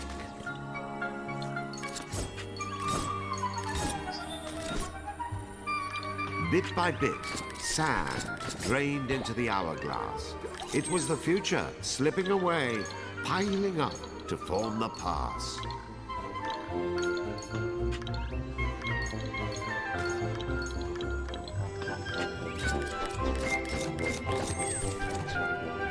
Whoa! The Joker is wild! Ugh, these stupid cards are in the way! Waiting is unfortunately part of the game, but a good card shark uses that time to plan his next move. What? You again? I am far too busy for this harassment. I have history to rewind, a land to conquer. Excusez-moi. Hey, get back here! Face Kataro fair and square!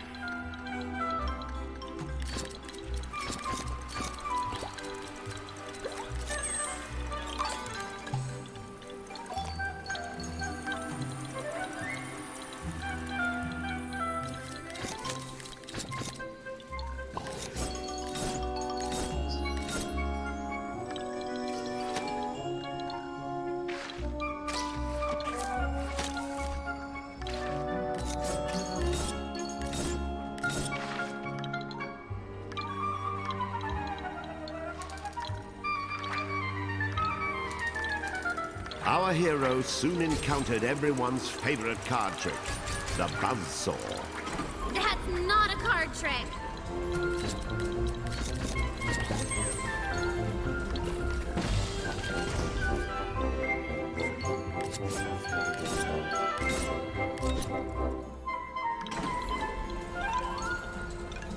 Kutaro laid all his cards on the table. This was it.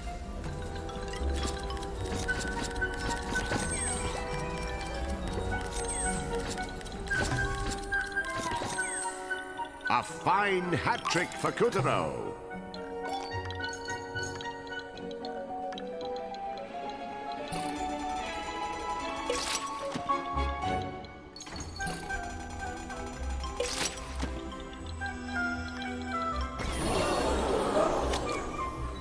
Would you stop interfering?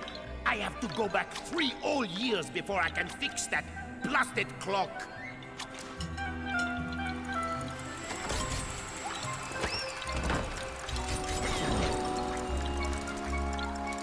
The ace trumps all, especially when it's 5 aces of spades. That's cheating! Kutaro hopped over the questionable hand and scrambled ever higher.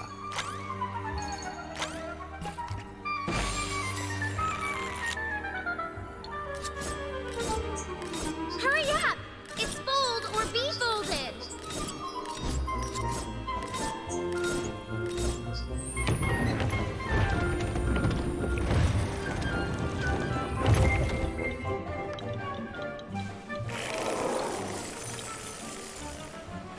Ladies and gentlemen, the wait is over.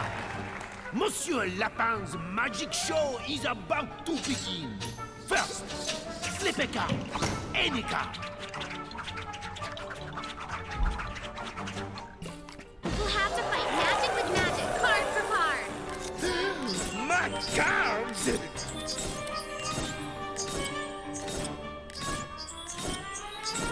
Stop trying to peek backstage. That rope looks ready to snap.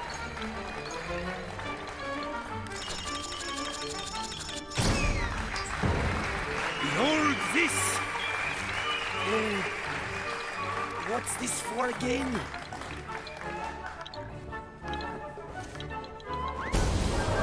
How dare you leave me in there to fight? Ooh, that's got a stain. And now, the flying daggers. Flip again.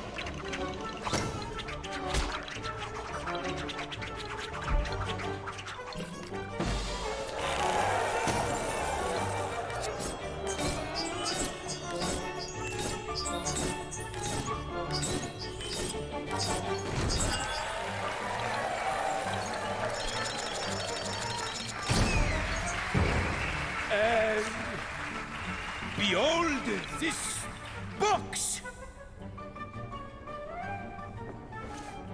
Nice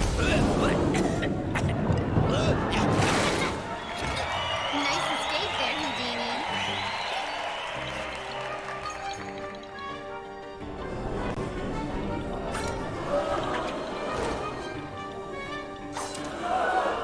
Flip again.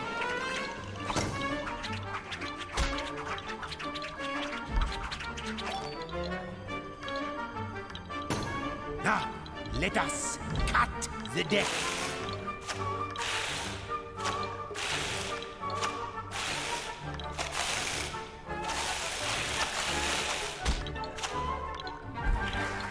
Flip again.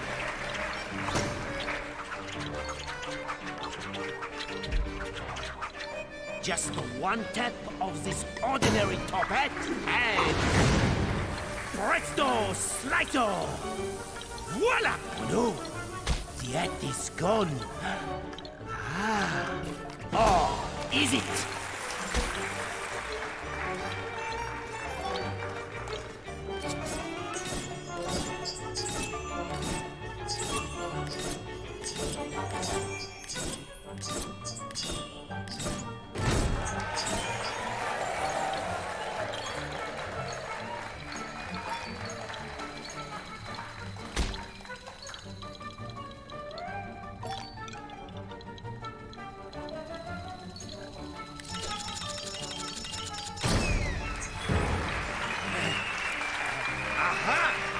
I was saving this.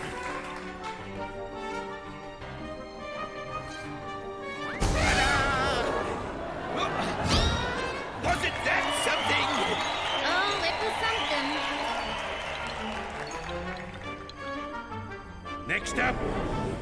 Wait, no. Where is it? Lost it. Am I out of tricks? Fine.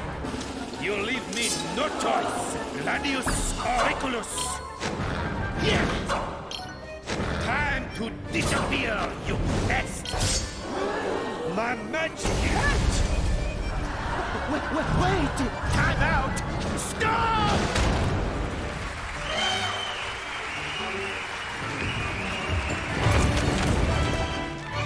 That's what you get for abracadabbling with us. All right, another one in the bag. Yes, good boy. Gather those shards. The moonstone will soon be complete. Completely mine! And once I'm the goddess, this palace and all the moon shall obey my every command! Now, dear, the witch has finally cracked. Aha, me buxom beauty Esma Potts. How ye shiver me timbers when you dance like that. Maybe we all have. Cotero, find those last pieces, else that Ursine usurper, and make room for me!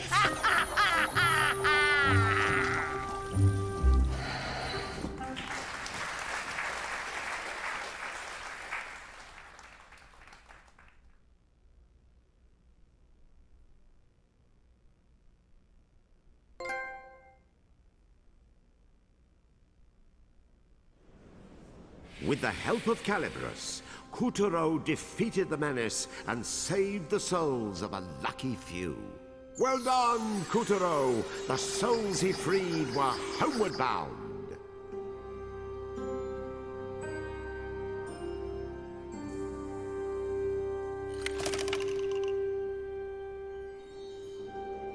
Our hero's rabbit chase led him deep into the chrono-illogical land of time.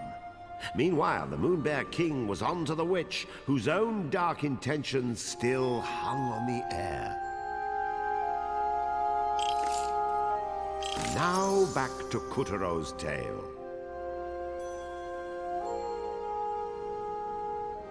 No world is complete without a clock tower, and the moon is no exception. But the hands of this clock are not used to tell time. They are used to shape children's dreams. Light and dark decide if it's a quarter to a nightmare, or half past a daydream, or 10 till a rude awakening. To keep a stern watch over the clock, the moon goddess had chosen Mr. Pink. But that was before. When the white moonstone shattered, the clock spun into madness, and Mr. Pink went missing.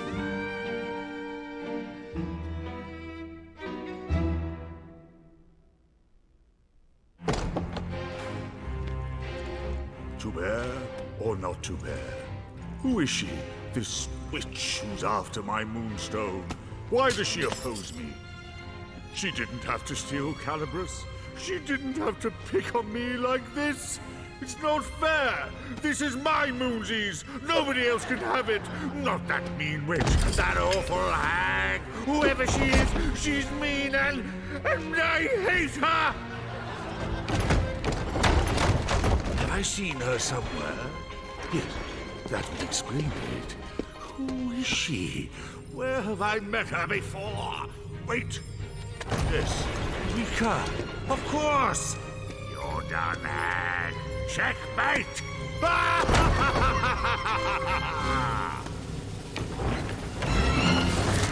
Kataro, look out!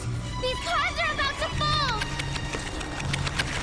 Cushioning Kutaro's fall was a strange garden constructed like a maze.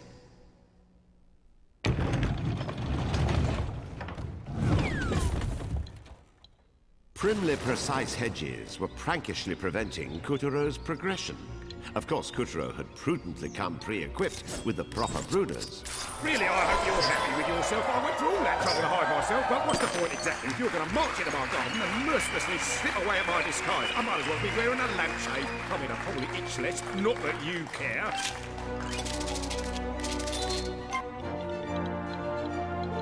Show a little gratitude?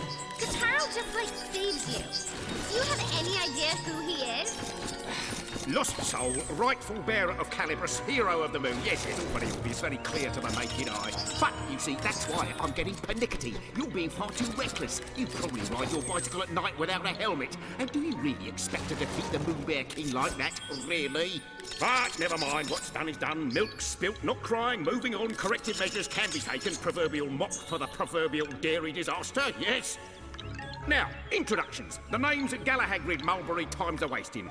Goddess-appointed Warden of the Land of Time, Clock Tower / Watchman / General Manager of what we call Dream Time, etc. ad infinitum. I know, lots of information to digest. Probably didn't catch it. Just call me GMT. It's a pun. Clever, you see. This is going right over your head, isn't it? Your mothers didn't read to you much, poor things. Forget it then. You can call me Mr. Pink. Mr. Pink? Okay, so, why were you hiding in a bush again? Must we go over every detail? Clock's ticking, sand trickling out of the hourglass. Come on now. Fine, here we go. Class is in session. Have a seat, or stand, or hover, whatever. Basically, this all started with dreams.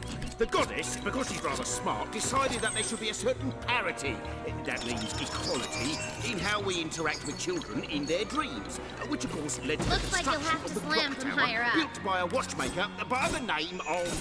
For crying out loud! Can you just give us the abridged version? Oh, you talk faster than most sane people think, and we've got a lot to do. Shameful, simply lamentable, the attitude of our young people today, shrugging aside the weighty implications of their history and heritage, demanding instant gratification, reading spoilers of movies they haven't yet seen. Dreadful, this kind of crappy culture death. Just give the Moon Bear King the edge, you know? No, us dying of boredom will give him the edge. Come on, don't tell me the great Mr. Pink doesn't know how to be concise. Get with the times! You're a bird. Don't you know how to tweet? 140 characters or less. Go. That clock controls when children dream. Stop. Only I can operate it in the goddess's absence. Stop. I hid from @MBK to keep him from using it for evil. Stop. 140! Well done. So, the Moon Bear King is after your clock. Wait, what does he want with a clock? Can't he buy a watch? I have to explain that too? All right. 20 words or less. He wants to permanently stop the clock hands at midnight, but he needs me to do it. Right. That does sound bad. What happens if the hands stop at midnight? Dreamtime will be frozen at the darkest hour, never to flow again. In short... Yes, please. Oh no! Mr. Pink! Harry! If the Moon Bear King uses me to stop that clock, we're all... And for once, Mr. Pink was at a loss for words.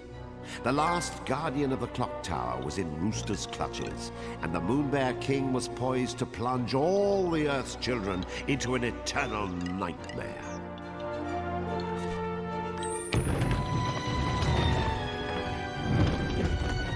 Kutaro dashed through the verdant labyrinth, determined to free Mr. Pink from the diabolical General Rooster.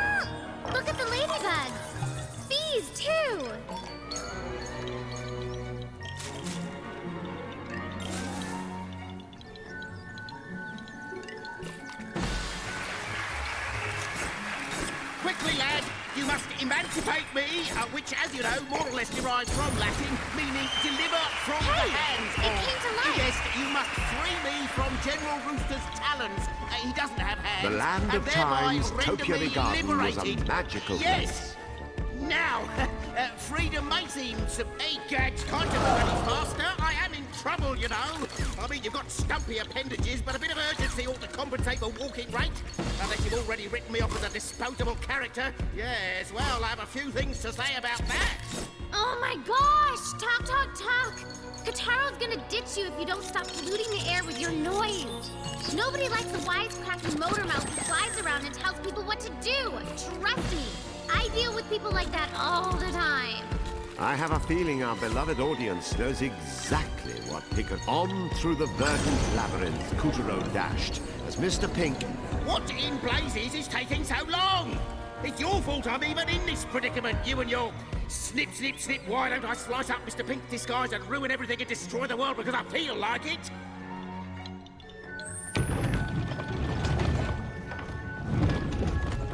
The garden stretched on endlessly.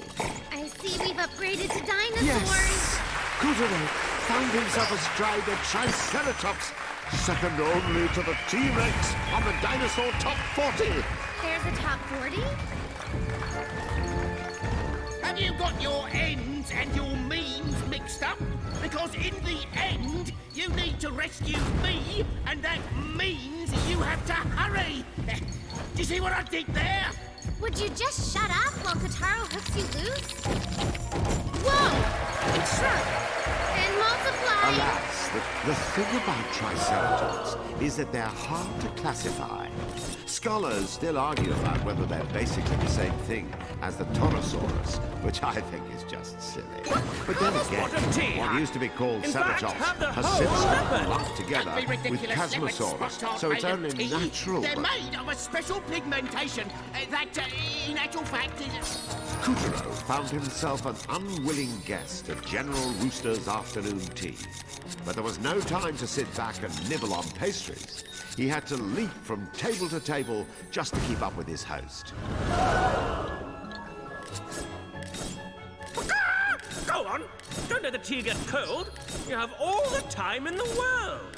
Oh yeah, tons. Kutaro sheared a path along General Rooster's trail of feathers and moved to the next table. It's important at these sorts of functions to make the rounds and socialize a bit. One can't be rude and keep to oneself. Biscuits and fruit, cold cuts and scones. It all looked scrumptious. But a party is more than just eating.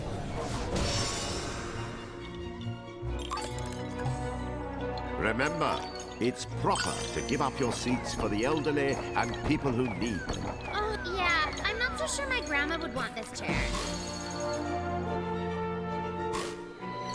Ooh! Let's go right. That side looks yum. Jump! Jump! Maybe the left would have been easier. General Rooster flapped away disdainfully every time Kutaro got close. But the trail of feathers was leading our hero ever closer to the clock tower.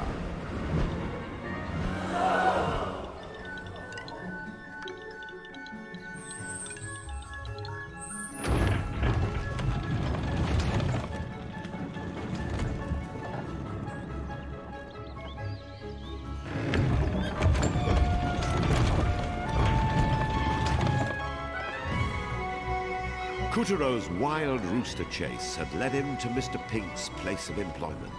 One magical clock tower at the heart of the land of time. The insides of the tower were stuffed with enormous, intricate gears. Do they really need this many?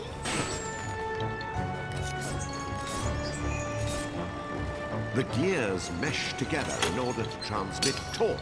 You see, they're finely tuned to make sure that the hour and minute hands of the clock rotate at steady, accurate pace. Also, they make convenient footholds.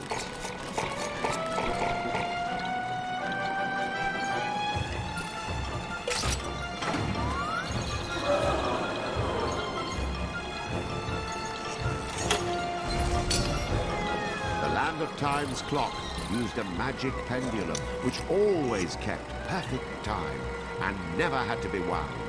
It was scientific perfection. You just said it was magic. I'm just trying to create a little atmosphere, all right? If you want to be strange, go ahead and put every little story detail under a microscope, really. The rest of us will be having fun. Thank you.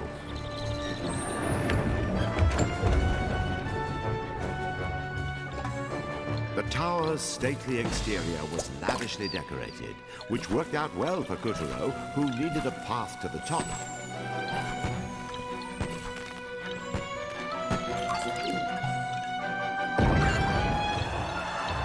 Hey, why don't you use them to cut a path up?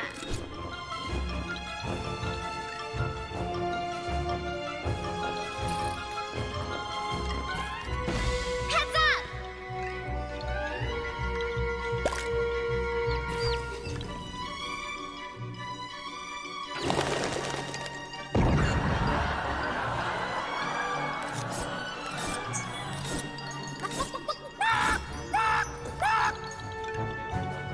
How dare you slash my eggs! My babies! Those were yours? I thought you were a boy chicken. I can be anything I want! I'm a peacock!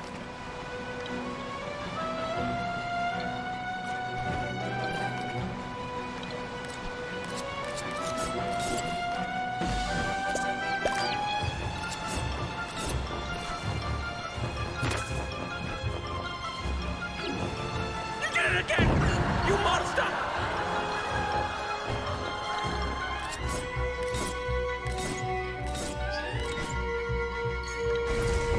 Kutaro was hot on Rooster's tail as the general tried to fly out of reach.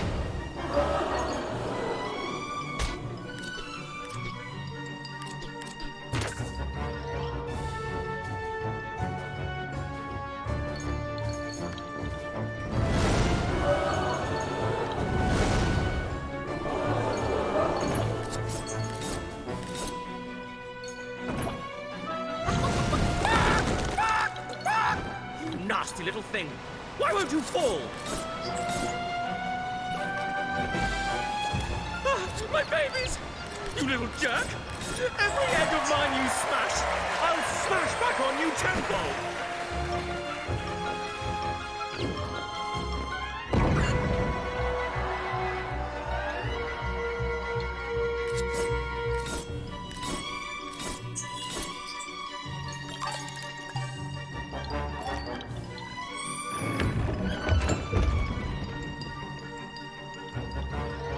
What's with all these levers?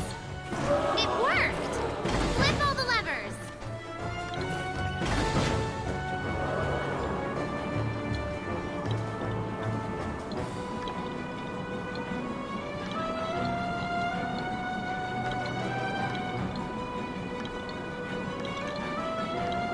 Kutaro used the clock's internal mechanisms to climb even higher.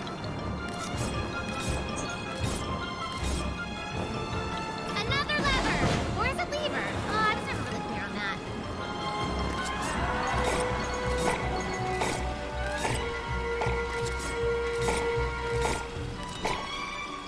Kutaro swiftly calculated gear rotation, spring recoil, and pendulum arc, using the power of mathematics to cross the tower.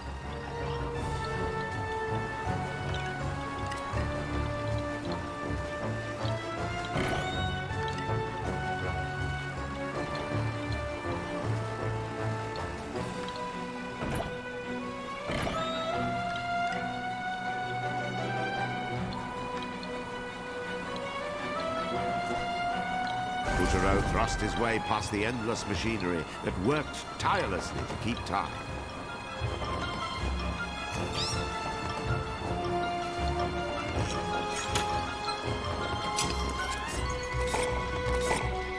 Check out all these cogs. They're spinning.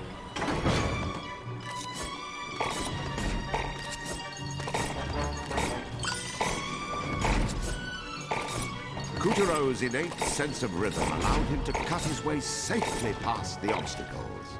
Yes, we're through. Look at the pretty ladybug.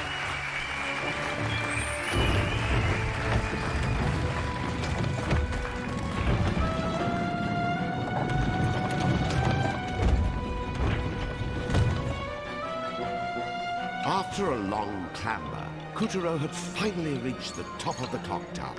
Hey, sitter hero, I'm up here. He's been turned into a clock hand. Save me, please, before the clock strikes 12. Your time is up, Kutaro. Soon this world will be plunged into eternal darkness. I hope you mean eternal darkness. Don't, you cowardly chicken! You're in no position to call anyone yellow, Mr. Pink. Come on, you pop-a-doodle doofus!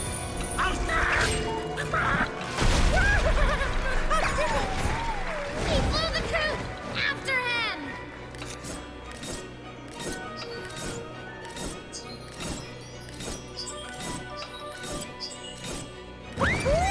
My ring! That's it! Now chop off the other one! But the clock hands were lurching ever closer to midnight. If Kutaro didn't hurry, the crazed Chanticleer wouldn't be the half of his problems. Stop messing about, you fool! Did Calibras choose you or not? Undo the ropes that are binding me! How can we with... Don't let him get away!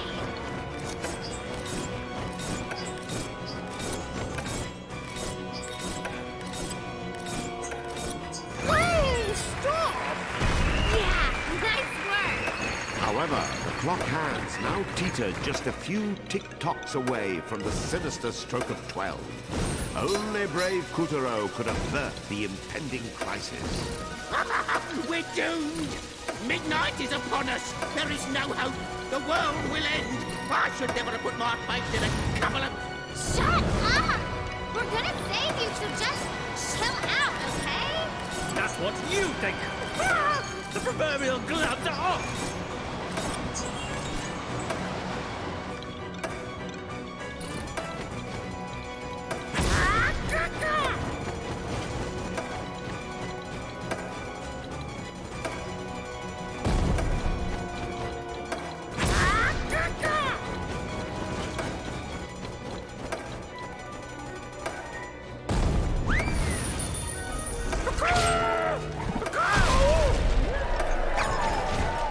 Almost there.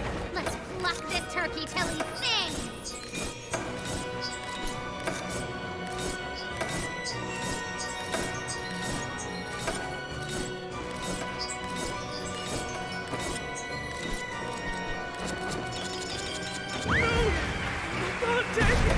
Finish him!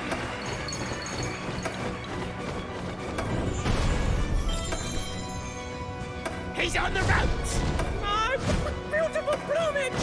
I'll make a rotisserie out of you! Look out, lad! Destroy his wing! Marvelous, a timely hit! Hurry! Time is running out!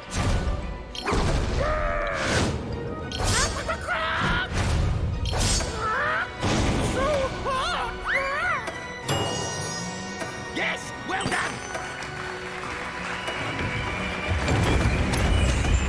Moonstone Shard, check. Clock under control, check. Nice job, Kutaro. Hello? What are you doing? I'm over here!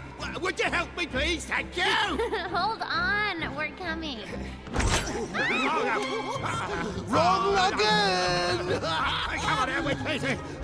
No! What? No, you can't!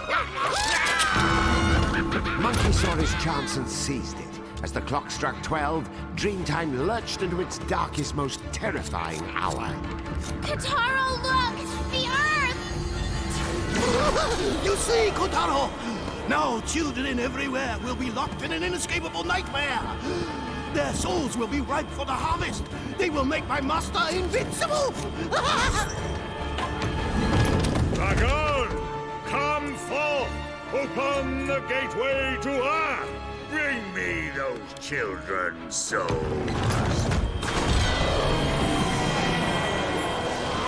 Kutaro's victory over Rooster felt empty.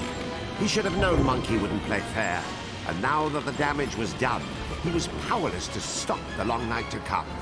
Even in the land of time, there was no changing the past.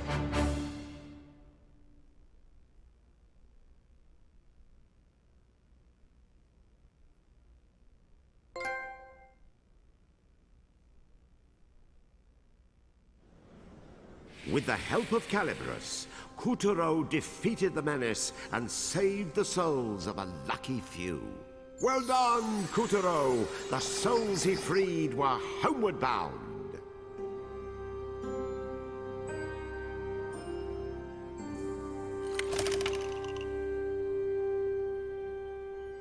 The land of Time's clock tower had struck midnight, plunging all of Earth's children into an endless nightmare. And worse yet, the Moon Bear King had sent Dragon to harvest their souls. Act 6 is getting messy indeed. Let us continue our adventure.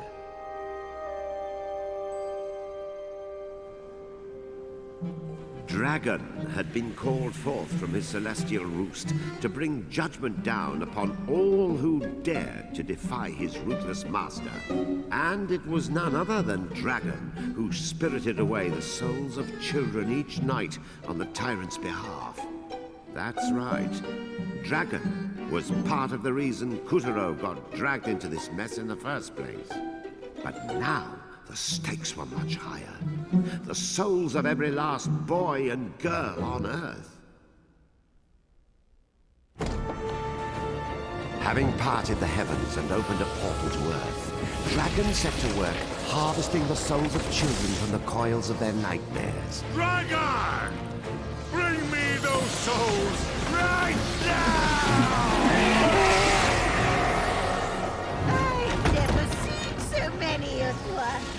If the Moon Bear King devours all those, we'll have a disaster on our hands. Not only will I not rule the moon, he'll rule the whole darn universe. Come on, Kuturo! Up to it! Stop that monster! Whoosh! Kuturo watched Dragon soar off with a host of children's souls in his wake. Hurry, Kuturo! We can't let him reach the Black Castle! Put it in high gear!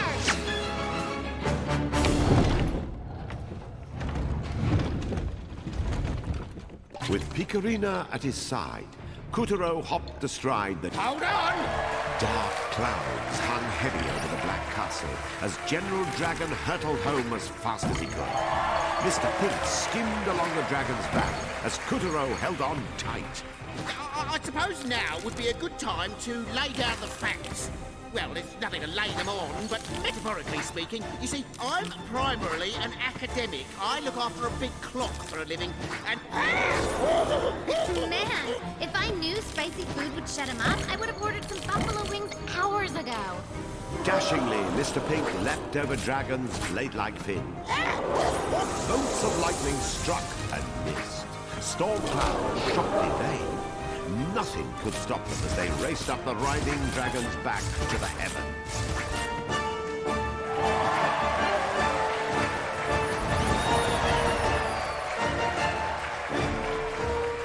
Use the balloon to jump. Mr. Pink flapped so hard, his wings looked ready to snap. Whence came this passion? Was it rage toward the Moon Bear King for using him as a clock hat?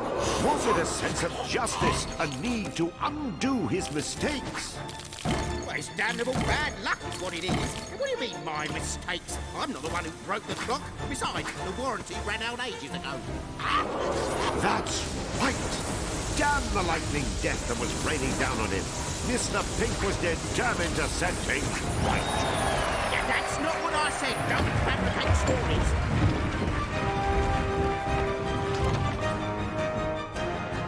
General Dragon tore across the sky with his sinister prize in tow.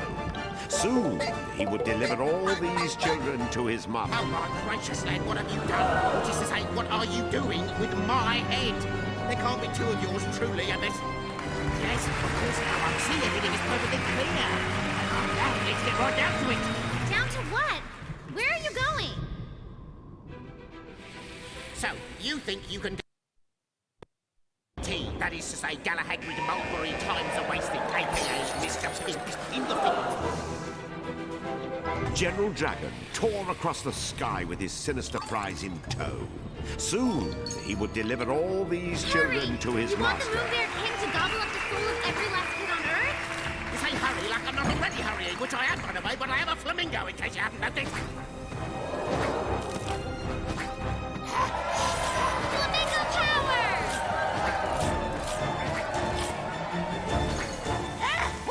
Mr. Pink's body coursed with the hot, holy justice of capsaicin. The bird's heart and muscles swelled with new purpose after every massive, peppery kick. A cyclone tossed Kuturo into the path of lightning and rain, but these and more he cut in twain. Either the clock tower disaster or General Dragon's own power had triggered a great cataclysm. Volcanoes exploded in a salvo of magma destruction as fireballs rained down from above. Chunks of death incoming! Kuturo picked up speed, bounded along the balloons, rocketed right through the eruption. Don't I get any credit?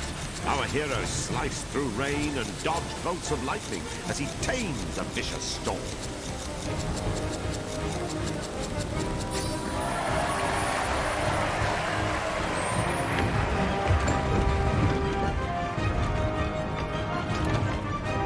We need to get through these clouds! It's your head that's in the clouds if you expect me to fly when I can't even see where I'm going, which would be just like you, actually.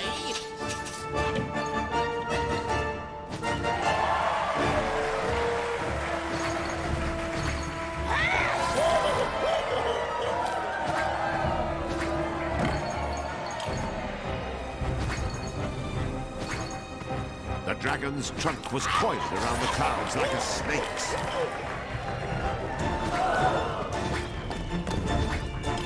Meanwhile, the volcanoes had taken things up a notch. Fiery boulders smashed apart the clouds. It seemed as though General Dragon's body stretched on forever. How are we gonna catch him with all this junk in the way? The eruption had grown so intense, it seemed the whole sky might soon be snuffed out. We gotta improvise. Katara, just start hacking off pieces of dragon. That's it! Bluff it clean off!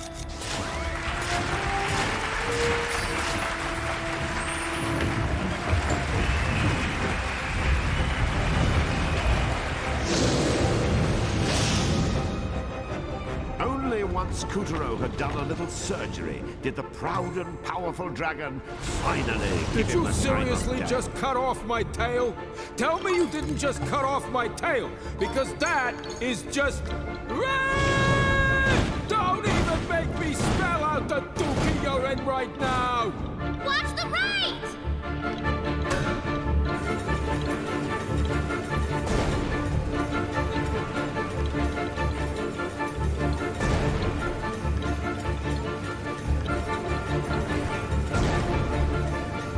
I grew up with the sun, and you're trying to burn me?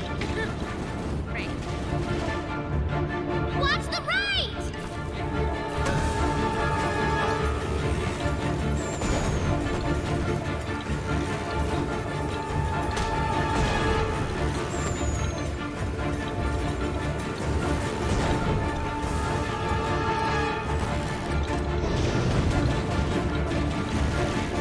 Yeah, right.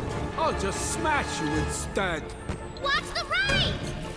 I got more trunk where that came from. Got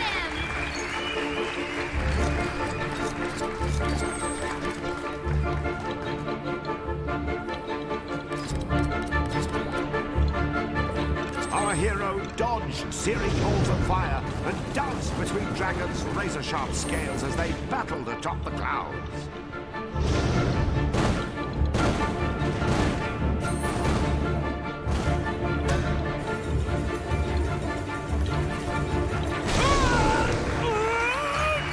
That's it! Almost there!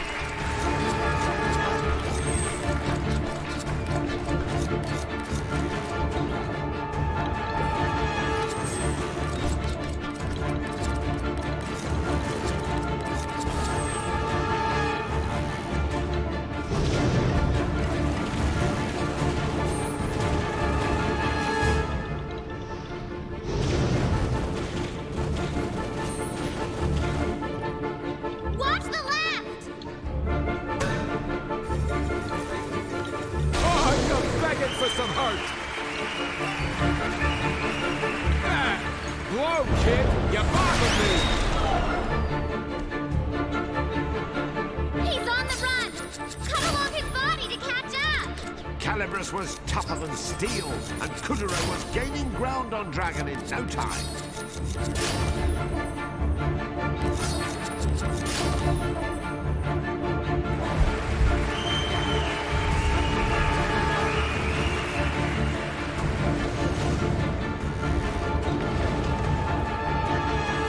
I said beat it! Hey! Yeah, go ahead and run. You're just too chicken to fight Kataro, coward.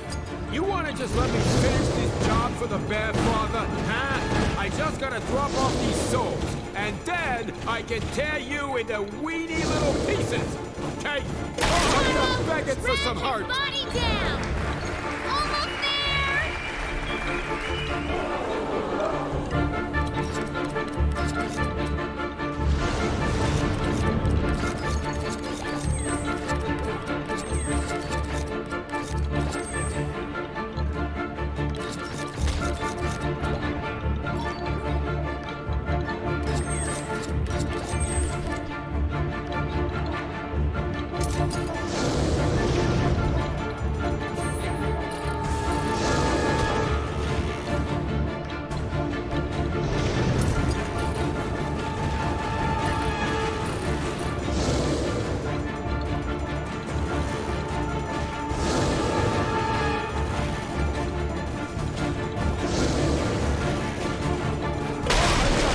For some heart.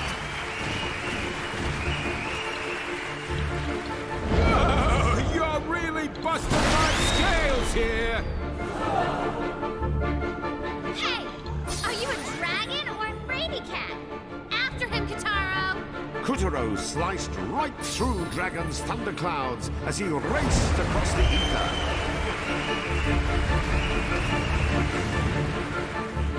This is my sky, my clouds. You don't get to be a wise guy with me. Oh, great! Now we've upgraded to full-on dragon breath.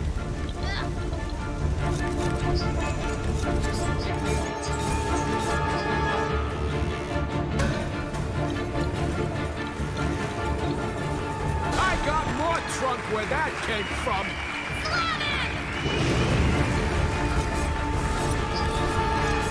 That ain't nothing.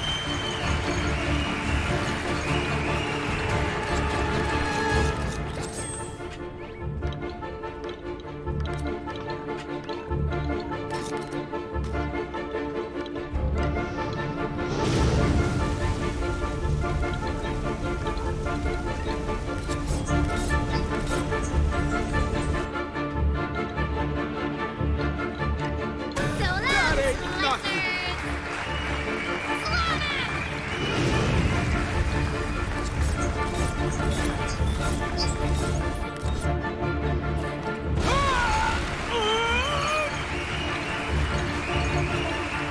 You wiggly rats! You're dead meat!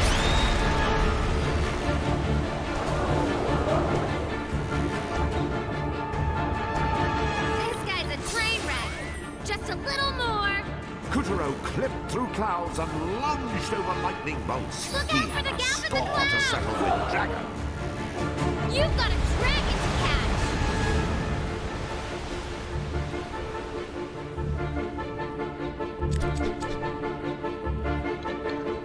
Whoa! A Oh, little you too really close. want to take a fall? I'll knock that head clean off your shoulders! You're trapped, Kataro. The only way out is up.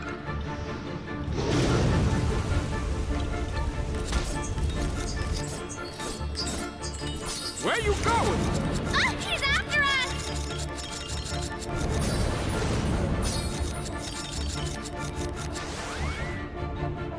Slam him, Kataro!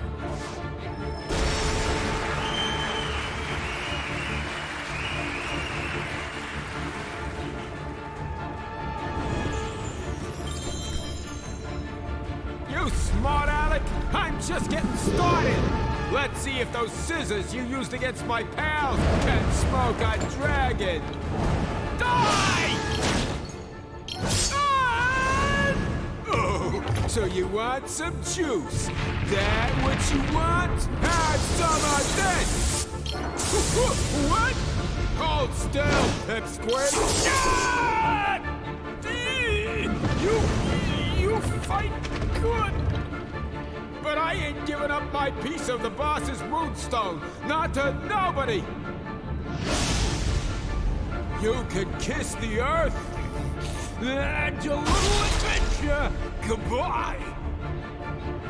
Hold it right there! I've had enough of your bullying and that stupid accent! Don't you make me go full Picarina on you! Kataro, you may be from Earth, but you're our hero!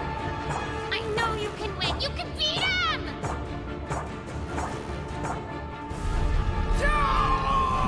What? Hey! Oh! All right, kid. Let's settle this like men! The Dragon Man, bring it on! You got me.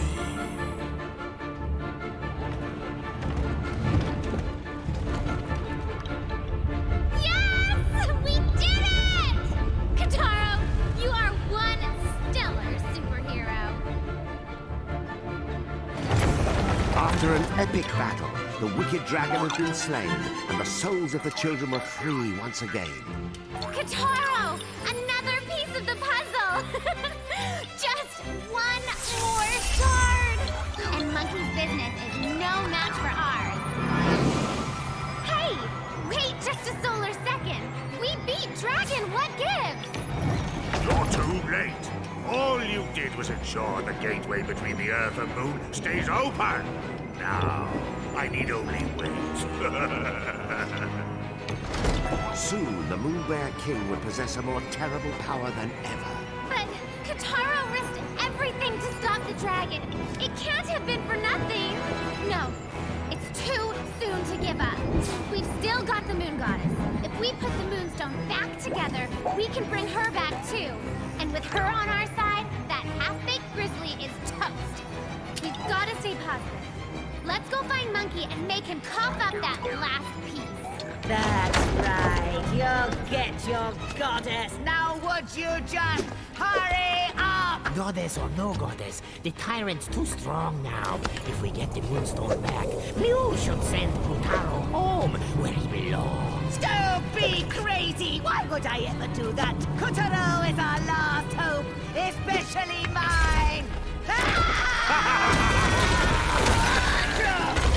You release me! Let me go right now! I've got you now, man. You stuck that warty nose of yours in my business for the last time! Yowzers, this is terrible. With the dragon down and one Moonstone shard to go, Kotaro was certainly on a roll. But with the witch in the tyrant's clutches and the power of countless souls at stake, it seemed the rolling would be uphill from here on out.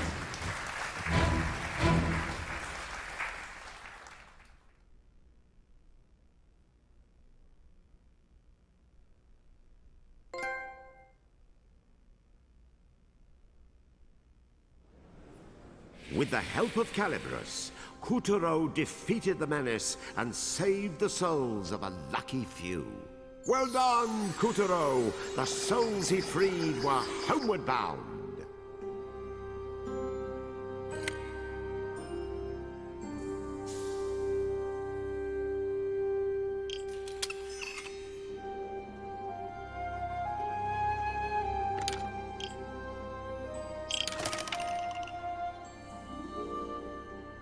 Kotaro had decommissioned Dragon, but now the Moon Bear King possessed a dreadful power.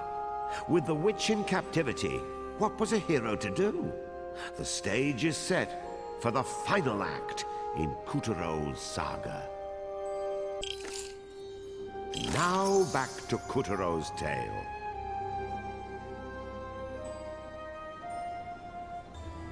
Hot on General Monkey's heels, Kotaro and Picarina stumbled into a steep, snowy mess of peaks called the Mean Moon Mountains. The last moonstone shard was all Kuturo needed to free his soul from its puppet prison and return to his home down on Earth. But our hero remained troubled as he climbed. He knew General Dragon and that clock had given the Moon Bear King control over every last child's soul. As Jack Frost nipped at the boy's fingers and toes, a cold and unshakable suspicion was starting to tug at his heart. Wait, Your Highness! This is all a terrible mistake! Did I mention your fur looks especially lustrous today? Spare me the theatrics. I know exactly who you are. Then get your grimy paws off me, Guppy! You thought you could pull a fast one on me, eh, Granny? But you were wrong! Once I've slapped down every last soul of every child on Earth, no moon goddess, not even the sun, will be able to stop me! Kuturo still can! Calibros chose him for a reason! The power of the four champions will see him through to his final task! He's going to restore the White Moonstone and bring light back to this realm, you poor, stupid bear! I can't wait to watch him knock the stuffing out of you! Shut up! Bring it on, Kuturo! Bring him down, Kuturo!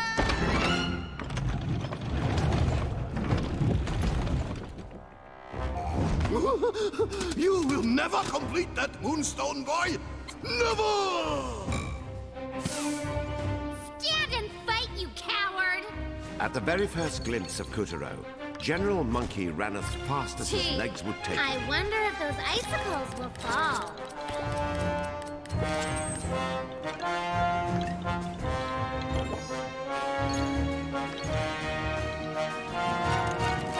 Careful you don't slip on the icy patches. Whoa! What is that? Sure is wobbly. I hope it doesn't collapse. Oh, I hate high places. But you can fly!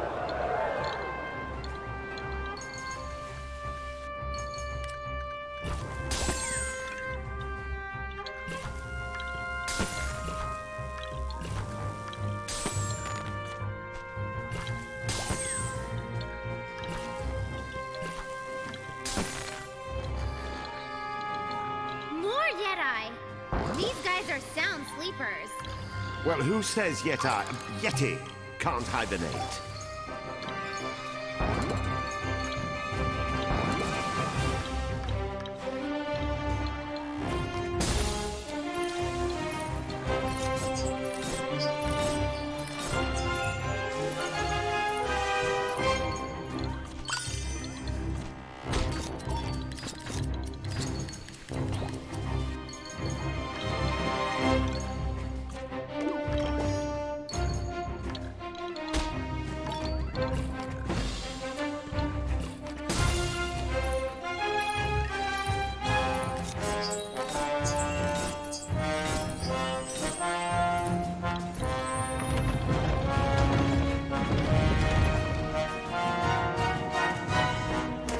You will never catch me!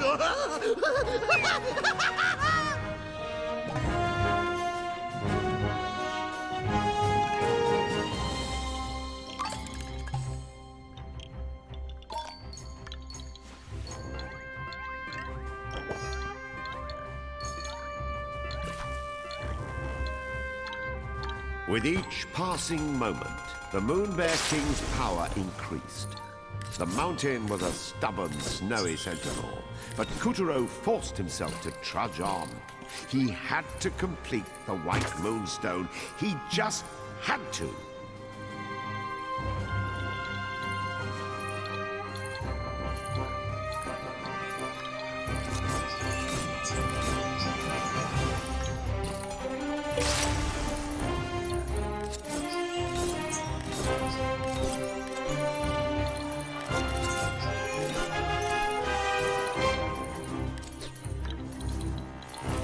tunnel's buried in snow! Ugh, darn that monkey!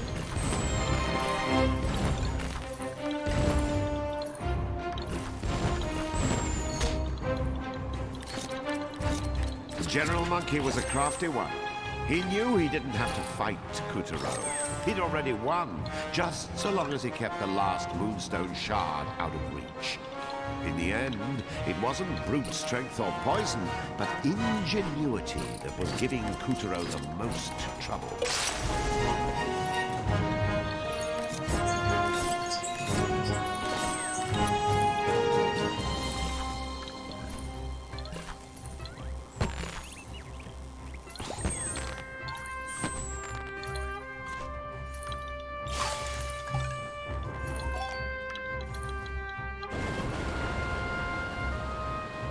As Kutaro climbed higher, the snow quickly turned to a blizzard.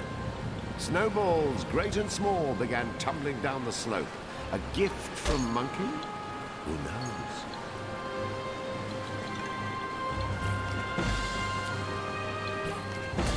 Ugh, thank you, Secret Passage.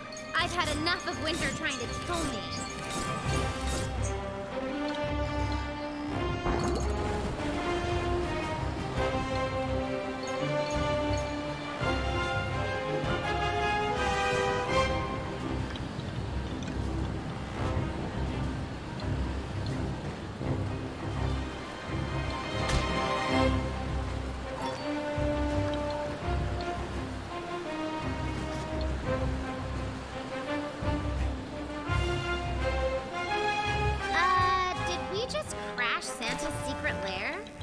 And you probably thought Christmas trees, stockings, and presents were an Earth thing.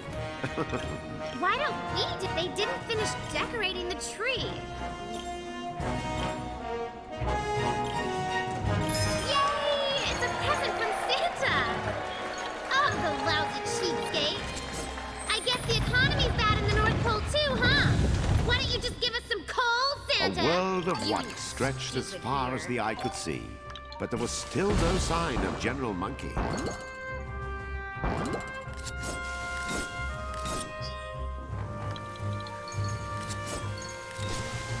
What the heck? How do we get up? General Monkey's down escalator only went in one direction. Down. Into the abyss. Fight it, Kataro! Keep climbing!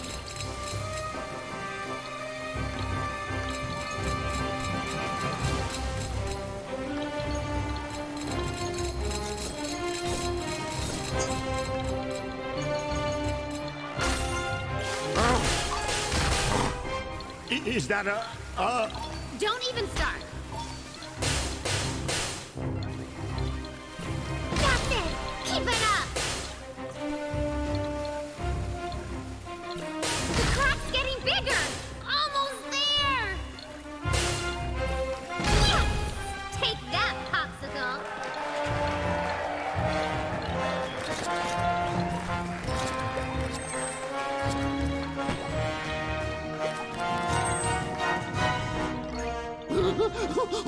Why not just give up?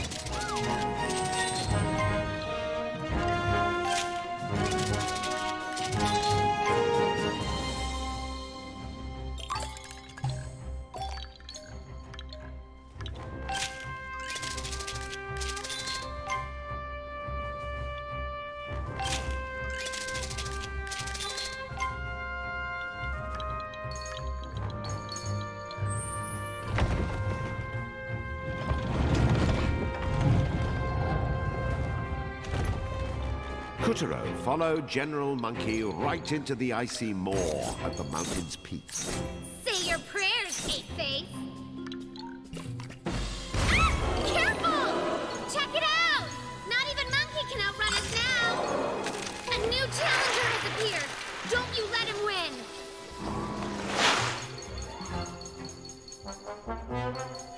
Poor Kutaro just wasn't able to catch any air.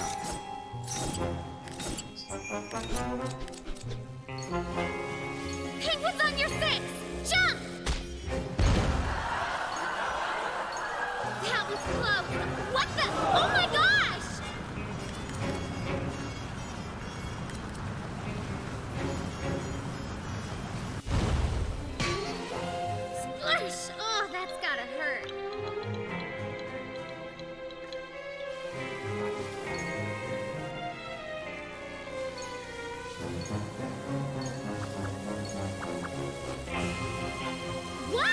this a team sport now? Oh, we made it! Ah! Our heroes tumbled from the frigid peak into a scorching volcanic crater. Extreme!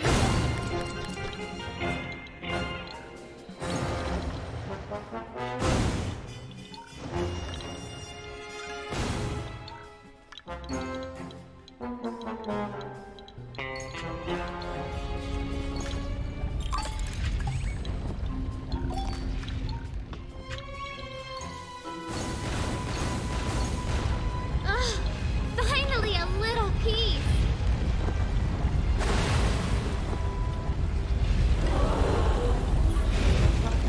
Jump! Jump!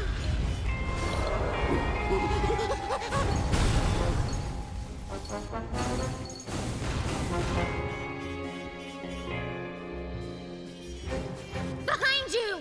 Lava can reach temperatures over 10 times the boiling point of water.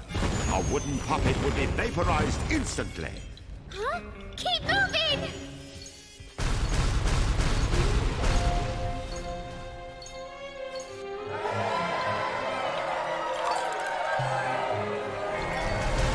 Kutaro weaved his way through the bursts of hot magma.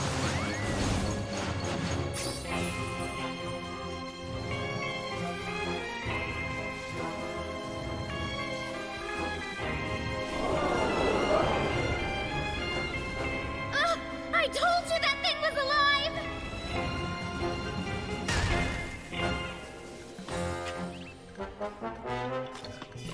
You can't run away from us now, monkey! You thought I was running away? I was running toward! A rocket? You had a secret rocket?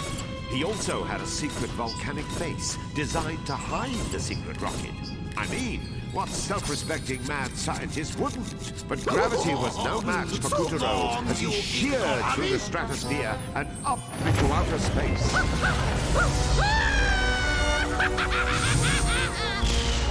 Well, that's all she wrote. We're stuck here forever. This looks like fun. Can I play? Do we look like we're playing? Wait, Yin Yang, how'd you get up here? Forget that. The witch has been snatched by the Moon Bear King. You have to save her. Save her? You're kidding, right? Why would we? She was gunning for the Moonstone right from the start. At least now, she won't get in the way of reviving the goddess and sending Kotaro home. You know, I think you're missing the litter box for the droppings. Hey, we've got two things to worry about. An ugly monkey and the Moonstone. Is the witch on that list? No! Now help us!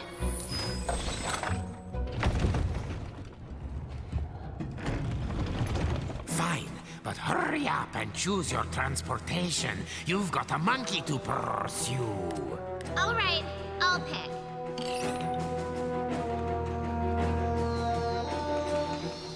Can't do outer space without a flying saucer. Gotcha now, monkey. We'll chase you out to the ends of the universe. Good for you! I think this calls for a very special reward. Octopuses! Space octopuses! Actually, they're Martians. Oh, they're hideous! Why are we always surrounded by ugly people?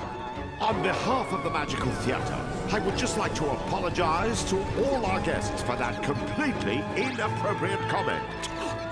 I wasn't talking about... Kutaro had reached the asteroid belt. But that's strange. Isn't it supposed to be between Mars and Jupiter?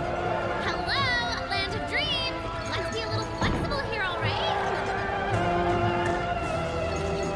Oh, would you just surrender already? Surrender this! There are no ups and downs in outer space, only gravity. You might even say there's no such thing as left, right, forwards, backwards, yesterday, or indeed tomorrow. It's squid! Martian squid. No. Octopi are from Mars, but squid are from Venus. Welcome to the warp zone. Whoa!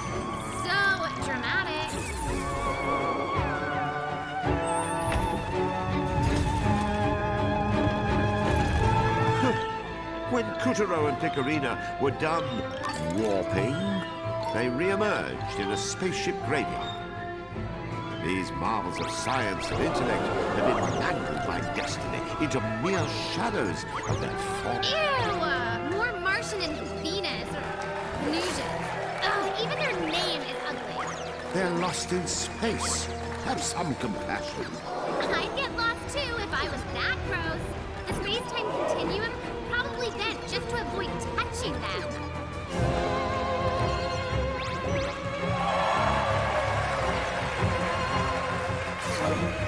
Wait, so down is up and up is down. Aren't we gonna confuse the audience like this? All of our honored guests are encouraged to sit upside down as required to follow along. Warp engaged! What? We have to do the gravity thing while warping? Man, I hate space!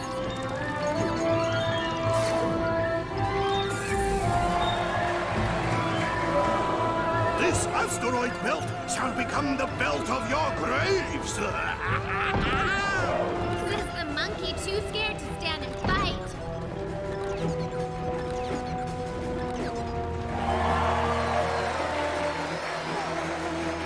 Okay, we're almost caught up.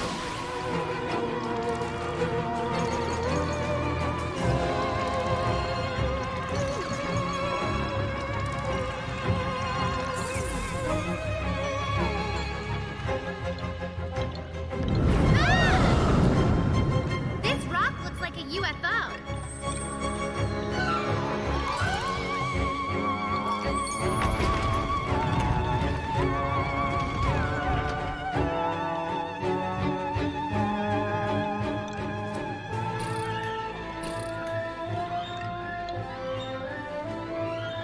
End of the line, Chip. It's game time. I'm weary of dealing with you simpletons. The monkey gloves are off! Look, Kataro! The stars are on our Heat side! signature, Aries! Someone's locked onto you. It's okay, Scorpio. Let that aggression out. Scorpio's rocking the scissors, too!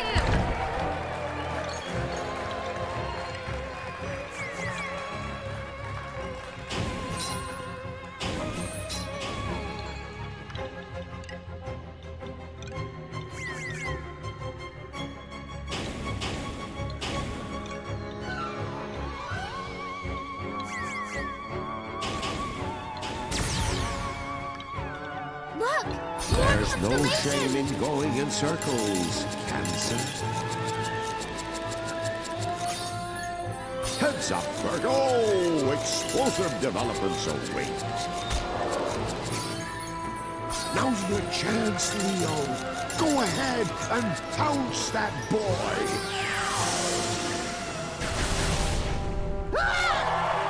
My helmet! Can't breathe!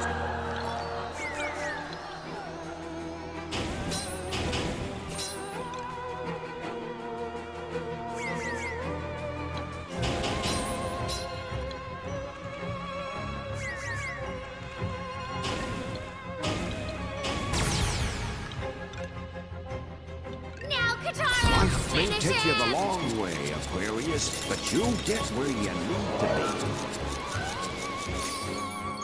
Go on, Pisces. Dare to be twisted. When life gets hard, Capricorn, remember to cut yourself a break. Keep it real, Sagittarius, because he's about to fall for your arrows. Good job.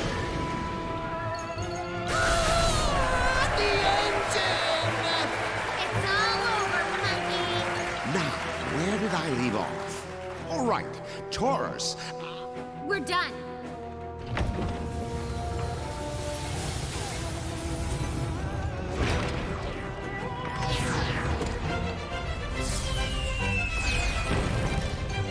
The last moonstone shard! Katara, we did it! Can you believe it? Now we just have to fall down! Daddy! Picarina! Thanks, Daddy. You saved our butts. buts is not princess talk, young lady. Look at you, my only child, a pixie. Don't worry, I love you all the same. It was the moon bear. Bad monkey! He cast a spell? I told you to let the moon work out its own kinks! But did you listen? Okay, no, but I was worried about the moon goddess. She's always been so sweet to me, you know? Yes, well, she had it coming. I warned her, beware the dark side of the moon! Never turn your back on the shadows! But no, I want a balance. Light and dark in equal shares. Yeah, that worked. But Daddy, me and Kataro have worked so hard to find the moonstone shard. Galactic issues, sweetie. Not fair to pin it on one kid. I know. Tell you what, I'll go have a word with this moon bear, rough him up a little, then save the goddess. How's that? Sound good? Oh, Daddy, that would be solar. Yeehaw! Ew, ow, oh, Daddy? We'll find another moon, honey. Well, you're no help. Fine, we'll take care of it. Come on, Kataro. And so, with newfound courage, Kutaro and Picarina descended from the brilliant center of the galaxy to once again face the dark terrors of the moon.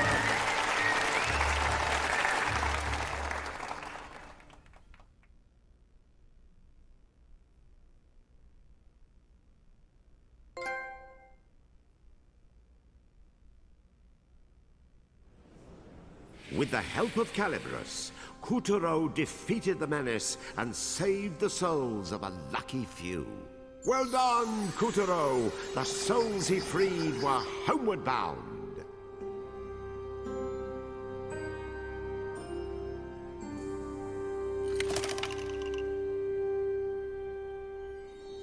Kutaro had finally obtained the last piece of the Moonstone. But did he stand any chance against a tyrant more powerful than the sun himself? Would peace be restored?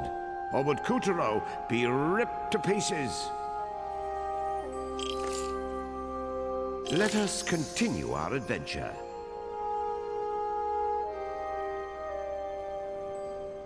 Well, Kutaro's re-lunization kicked off with a horrific sight. The beautiful Castle Waxwain had been bound curtain and keep by Castle Grizzlestein's vile vines, anchored to the moon like a swan in the death squeeze of 1,000 vipers. Even now, an army of grubs was making ready to storm the goddess's argent palace and bring it down. Thanks to their convenient solar staircase, Kutaro and Picarina were back on moon soil. Oh no! The White Castle! They won't be able to hold out much longer. We need to revive the goddess, like right now. So, any ideas? You think we need some kind of lunar superglue? The only thing I like better than power is more power! Not even the sun can touch me now. But it's not enough. I need more. Give me all the power! Kutaro! You have got Are you two all right? Yin-Yang! Did you procure the last moonstone shard? Of course. But I wish these things came with an instruction manual. What for? It'll be written in moon language anyway. Just get to the palace before it collapses. It's our only hope. The moment of truth was upon them. Would they manage to un-Humpty Dumptify the Moonstone? And would the goddess really return to them if they...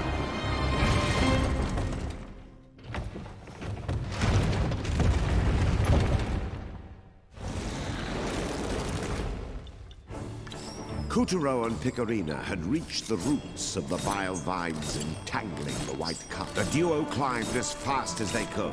They had to reach Waxwain before it collapsed.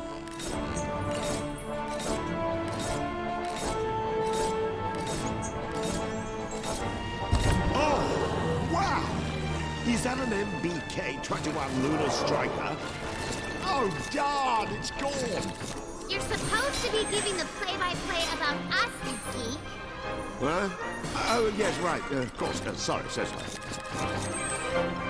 We're losing precious time. Come on, Kotaro. The monstrous vines blocked Kujuro's every move, as if they had a will of their own. Watch it.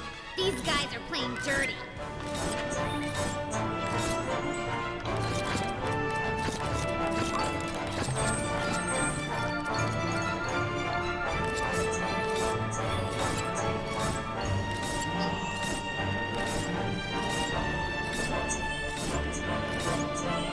It's back! The MBK-21 Lunar Striker, a.k.a. the Bear Striker. Oh, would you look at that mobility and supple wings, the beauty of it. Get a room with it, why don't you?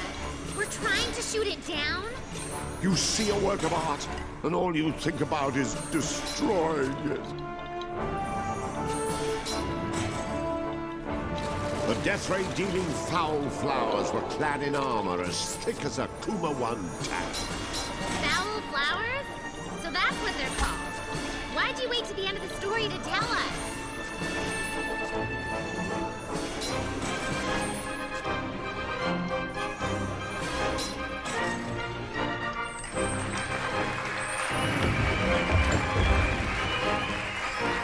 Hey, check it out! That's the White Castle just above us! We're almost there!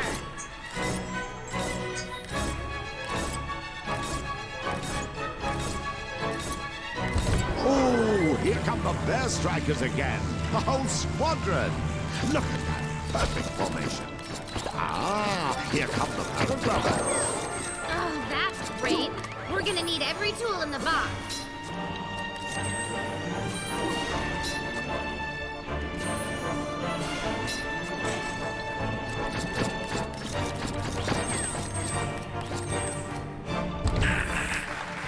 CQ, Kutaro.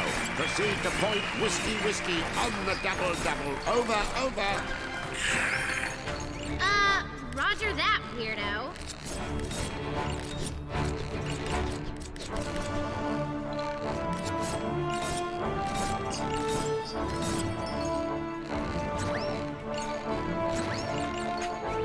Oh no! Jumping Jehoshaphat! The Bear Strikers are going down! We have to salvage the aircraft! What is wrong with you? What? Can't we just peek? Maybe you could fly to the White Castle. Oh, fine. Just a peek, though.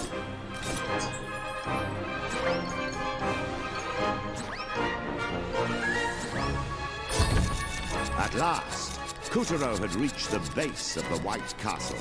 But how much castle was left?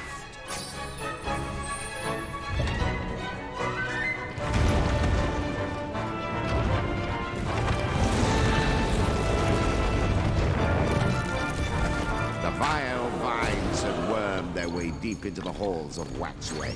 There wasn't much time. Just make a break for the top. We have to put the moonstone back together. All at once, the moonstone shard began to move. Maybe we're supposed to plug them in like this.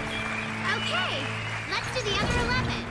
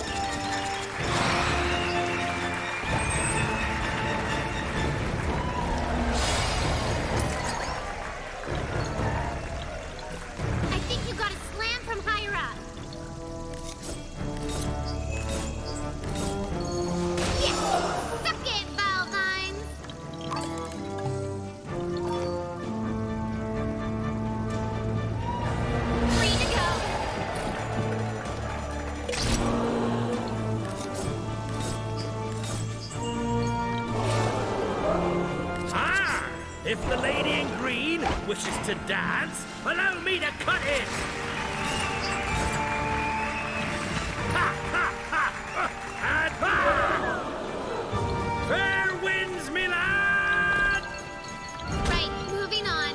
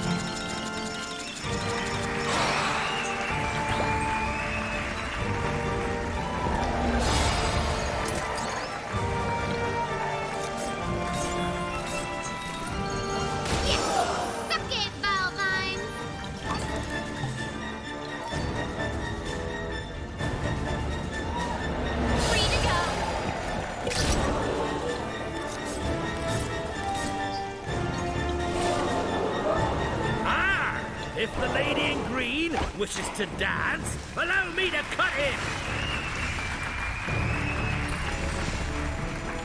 Ah! Fair winds, me lad! Right, moving on.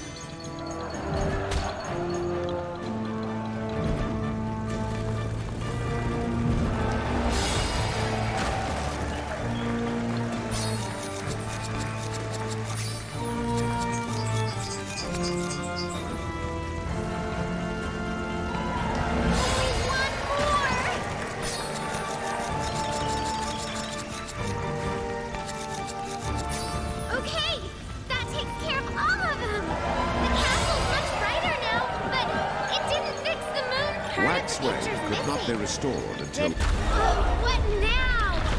Ew! Not again! But this one's out of reach. What do we do? Yeah. You like that? I think we found our problem. Let's go and take it down.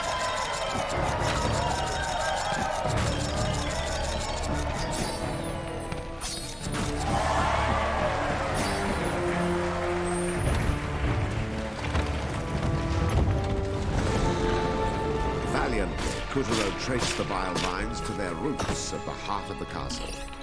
This is just plain nasty. Anyone can grow vile vines at home. We're trapped! The floor's oops. Gonna have to try it from higher up.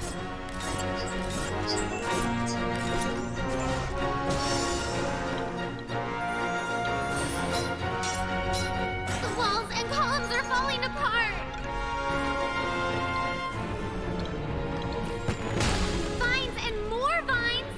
This reminds me of that stupid bird cage I was locked in. Ooh.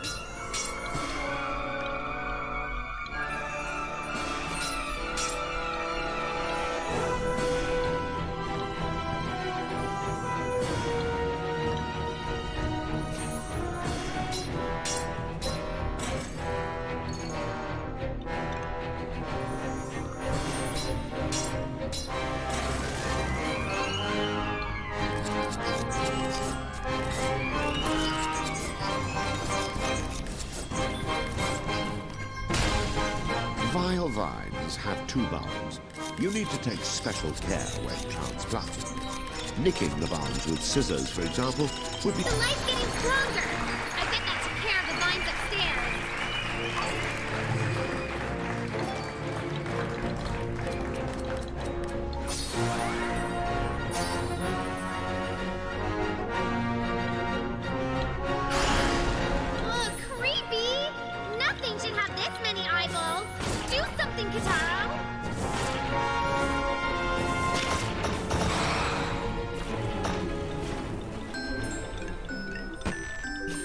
A merry-go-round? This used to be the animal children's playroom. At least until the vile vines got to it and turned it into the most depressing amusement park ever. Let's take him out and play on the merry-go-round! Please?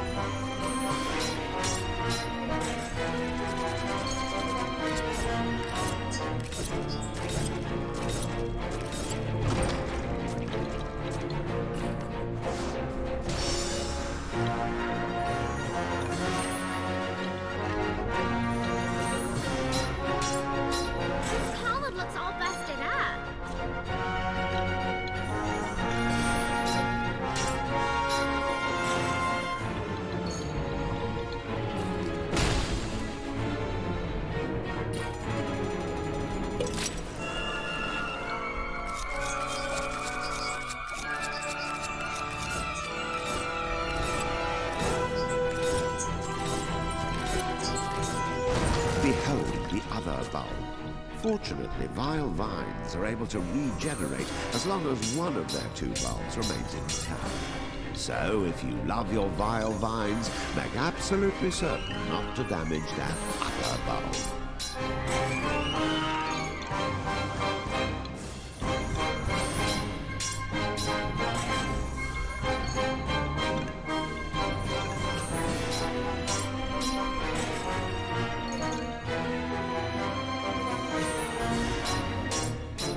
Next up, how to weed your garden.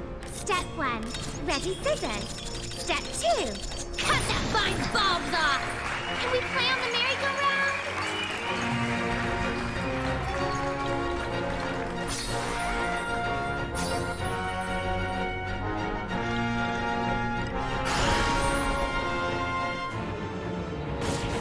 These eyeballs don't get any prettier the second time around. I mean, they're like looking at me. Stop! Stop!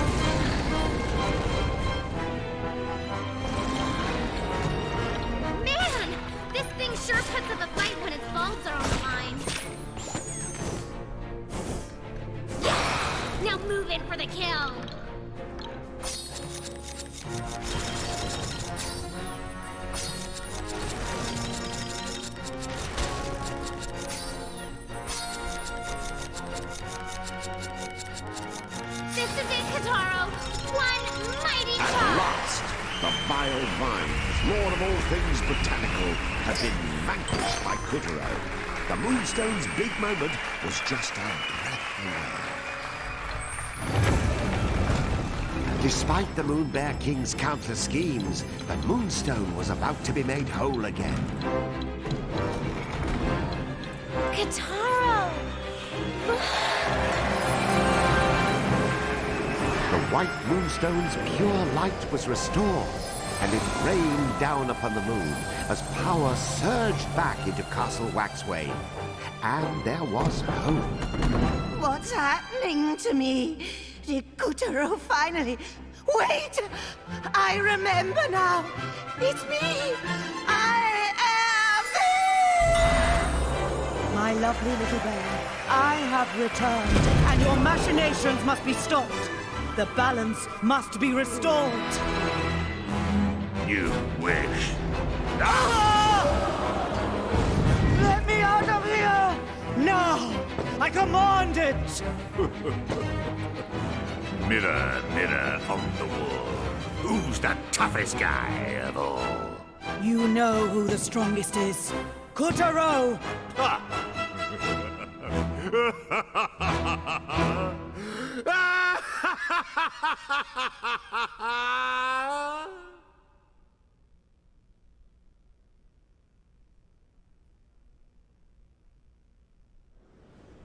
With the help of Calibros, Kutaro defeated the menace and saved the souls of a lucky few.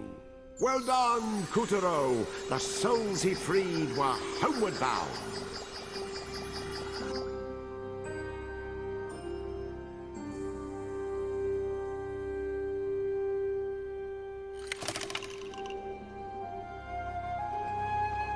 With the future of Earth and Moon hanging in the balance, Castle Black loomed larger than ever. Inside, Kutaro must face his mortal enemy, the Moon Bear King. The final battle draws near. It's the beginning of the end, folks. And so the story continues. Ah, fate. As the forces of light and darkness said Marco, what could the moon say but Polo? The bitter struggle for power between the shimmering Castle Waxway and the shadowy Castle Grizzlestein had reached a healthy boil.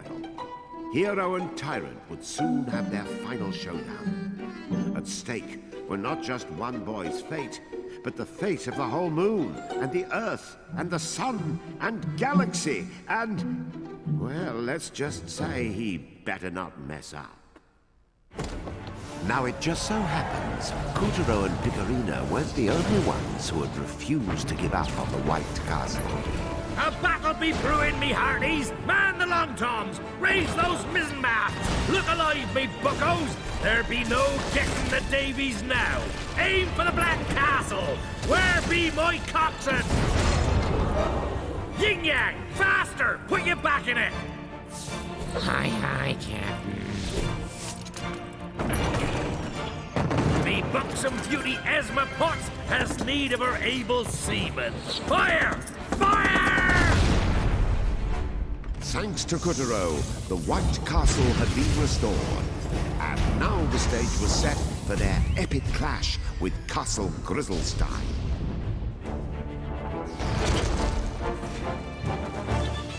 Blimey, that firepower!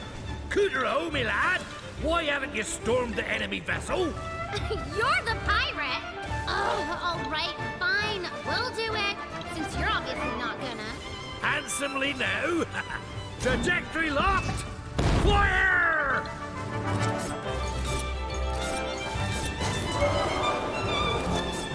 Sail straight and true, me lad.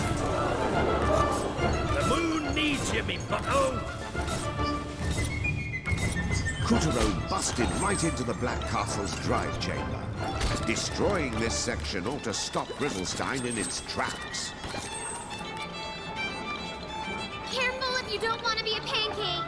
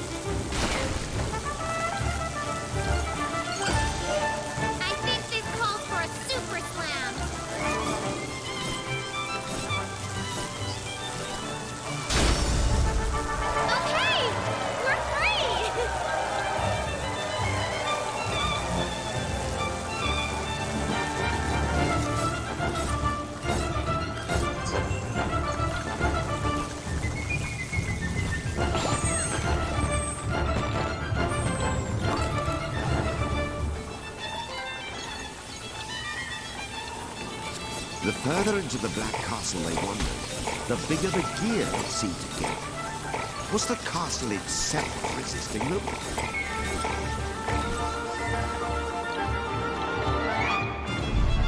What's the hold-up, lad? We can't take much more of this! It's not our fault we're stuck at a stoplight.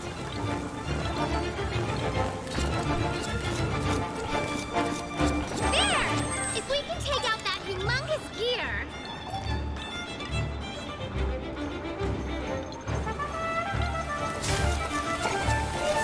Kutaro cut his way toward the main shaft. He had to destroy this massive gear and bring the castle to a screeching halt.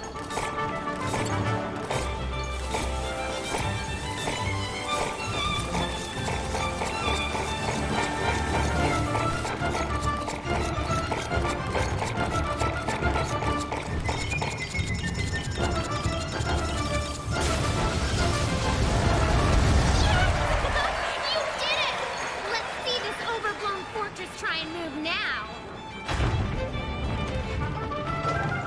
Well done, me bucko! I knew you had it in you!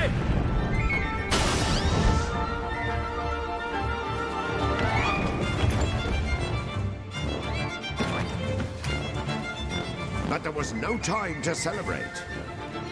Trajectory locked! Fire!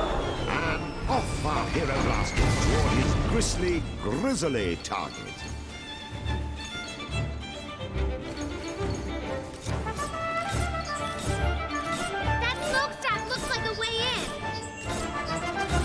Sure enough, the smokestack led right into the engine.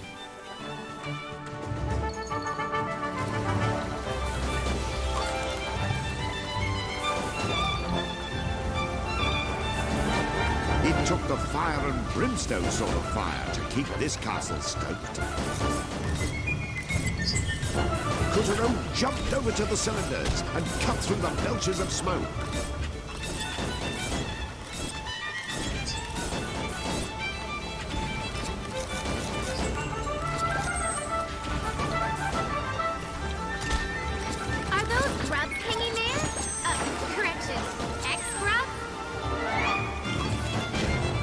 The Black Castle used trolleys to transport fuel.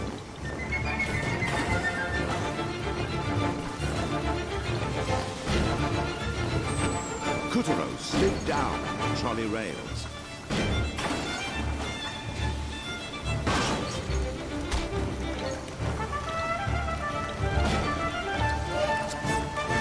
And narrowly avoided a messy accident.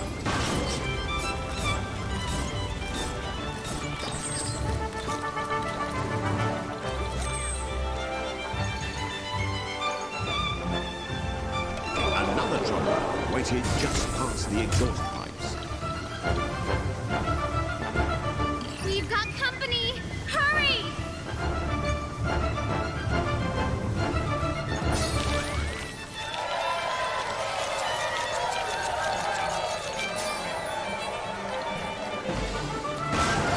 A makeshift barricade? Like that'll save him!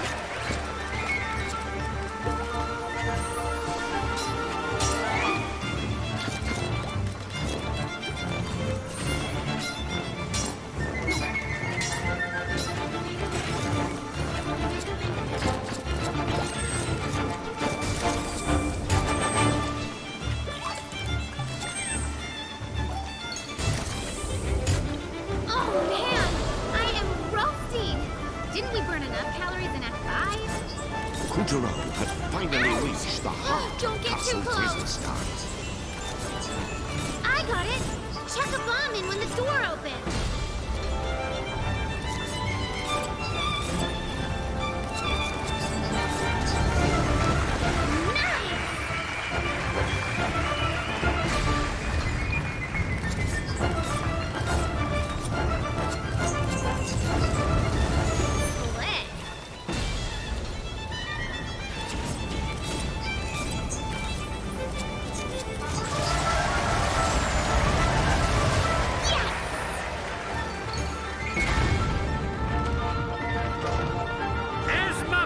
Me sweet, see how me cannons blast for thee. stupid castle! Patience, love! Kutaro will save ye! Aye! Save your own dang witch! What? Promise you it can't. Ah!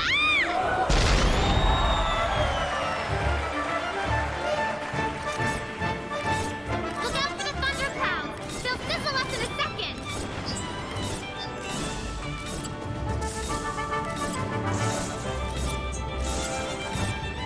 Kutaro blasted out at yet another cannon toward his third Black Castle invasion.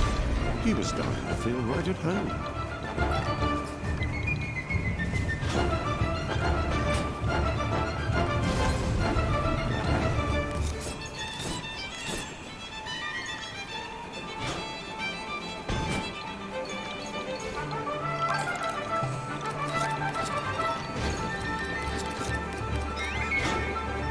What's this painting on the wall? A grub?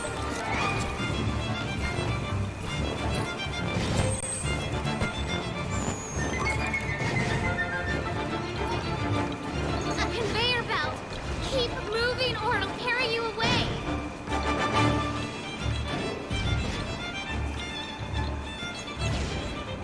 This mechanism enabled the Black Castle to auto-reload its cannons. No wonder they're able to keep pounding us!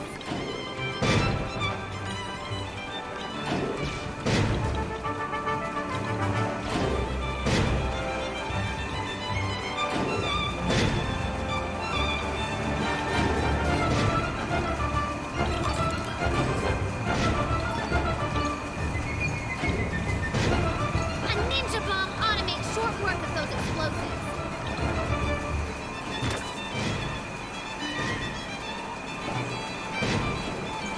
A ninja bomb ought to make short work of those explosives.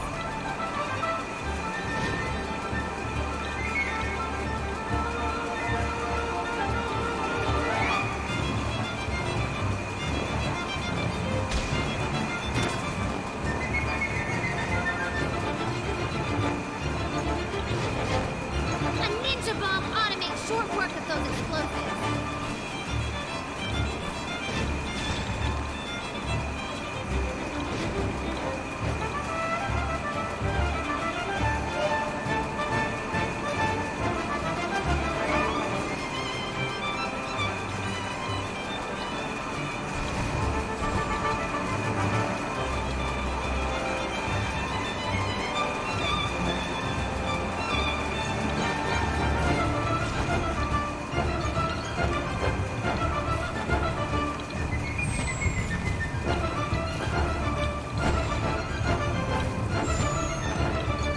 At last, the gunpowder mill that powered Grizzly Stein's weaponry. A mishap here would blow the whole castle sky high.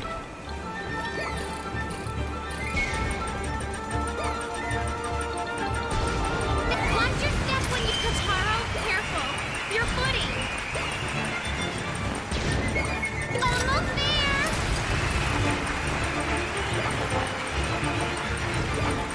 Oh, yes!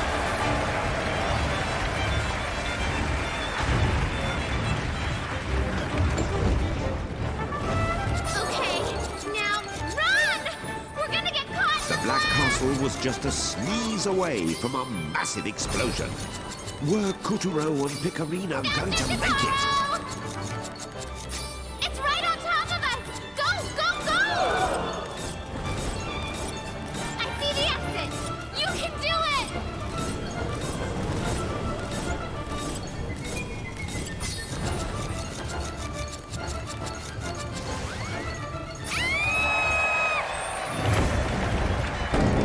Between Castle Waxwane's fusillades and Kutaro's own efforts, the Black Castle had finally screeched to a halt. Its ramparts ruptured and baileys blazed, and the victors' cheering echoed through its dying halls. Whoa! Hold on! The Moon Bear King is still in there! We have to finish him off or the children will never get their souls back. And Kotaro, neither will you! So you destroyed my castle. Big deal. Who needs a castle when I am already invincible? Poor little bear. You are in no position to pity me. I am all powerful. And what does that achieve? It won't fill the emptiness in your heart. You have no friends you trust, no family to love, no subjects who love you back. You're still just the lonely little bear you've always been. Power changes nothing. I don't need love. My subjects and soldiers, and the people of the moon and the children of the earth serve just one purpose: to feed my hunger.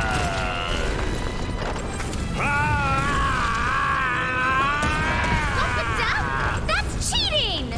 Now, Kutaro had done a lot of growing up during his journey, but the tyrant had just one-upped him in a big way.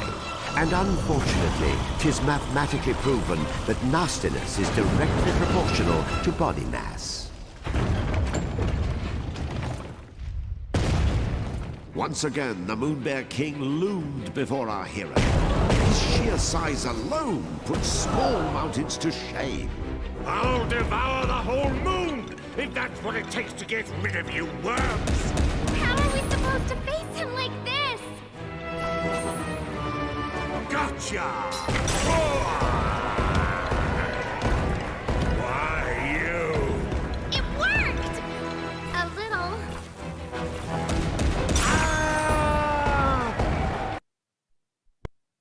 Come out, wherever you are!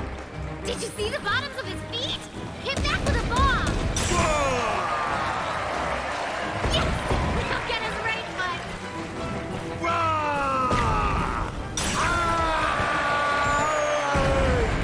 Yes, yes, yes! You brat! Aha!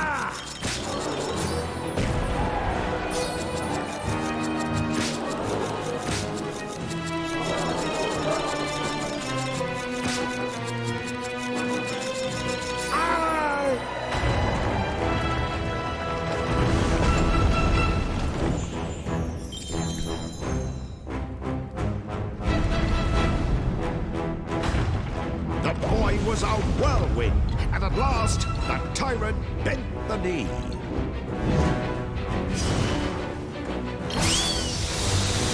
Try Calibris on for size, you monster!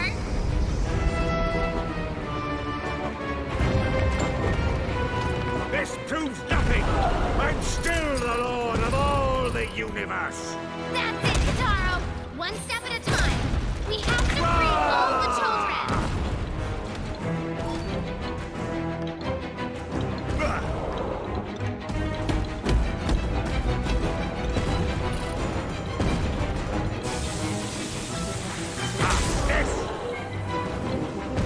I'll smash you to bits!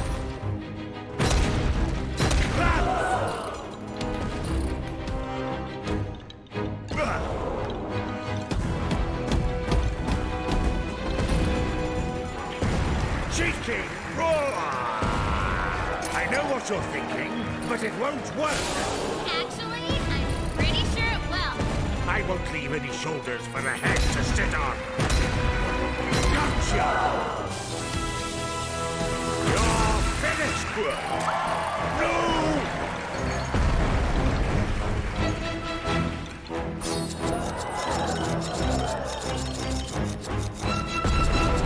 You pipsqueak! What are you doing?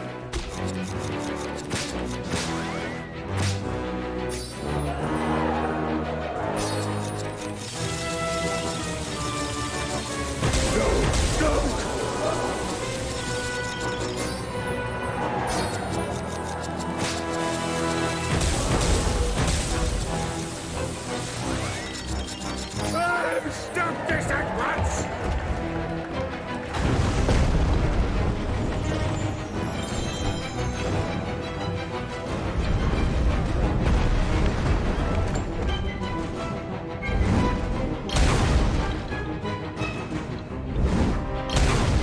The quote-unquote all-powerful tyrant was getting taken apart at the seams by Calibris. Soul after soul slipped out of his That's it! Keep it up!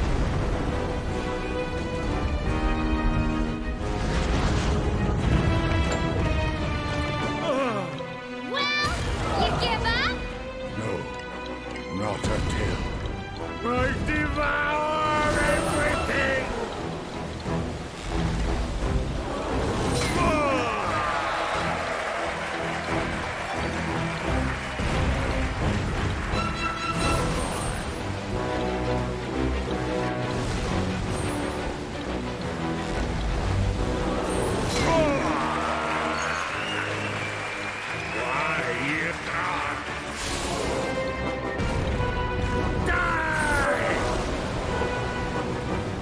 Let's go down to the ground and fight against him.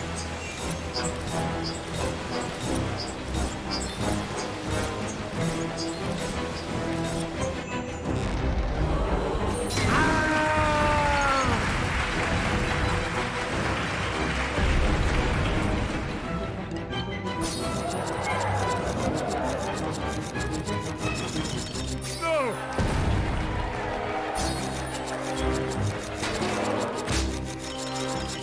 I'll curse you!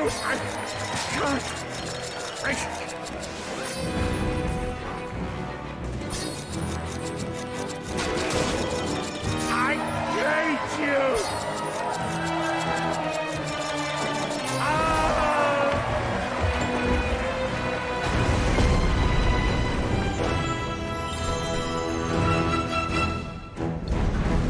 Oh man! I think he's gonna cry. The tyrant was in tatters. He hardly looked like a king at all now.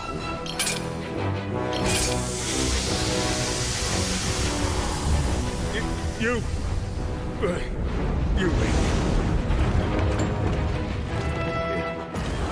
Can't have the universe, or even the moonsie.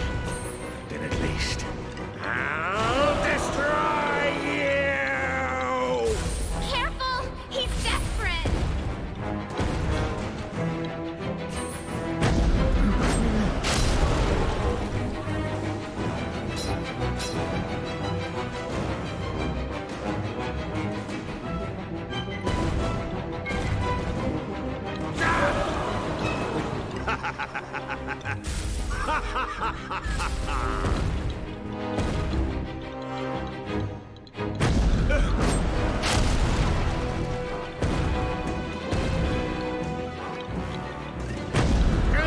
Take this!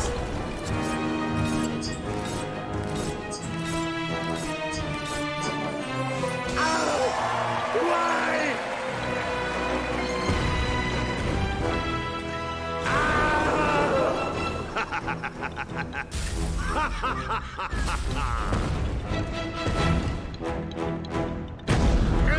Take this!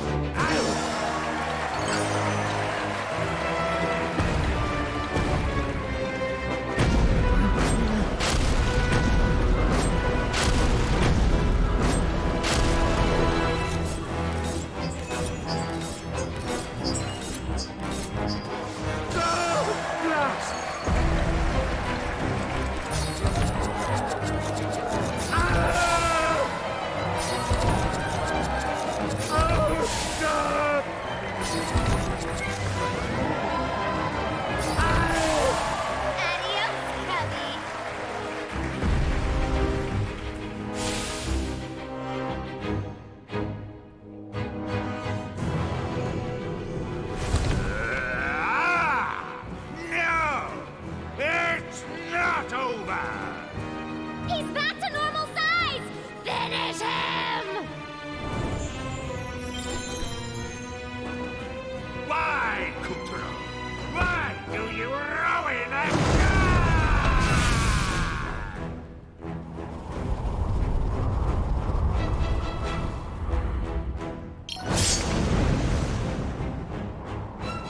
Kutro! All I wanted was the moon! You take that! Wait, I did.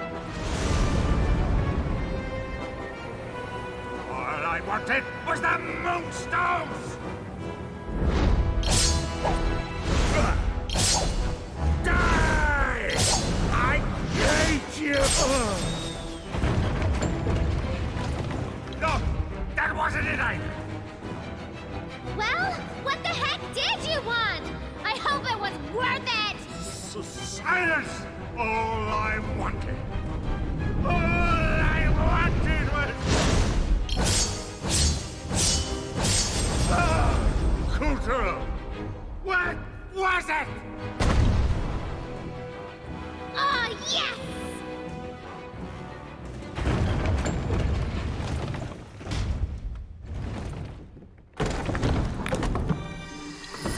The goddess!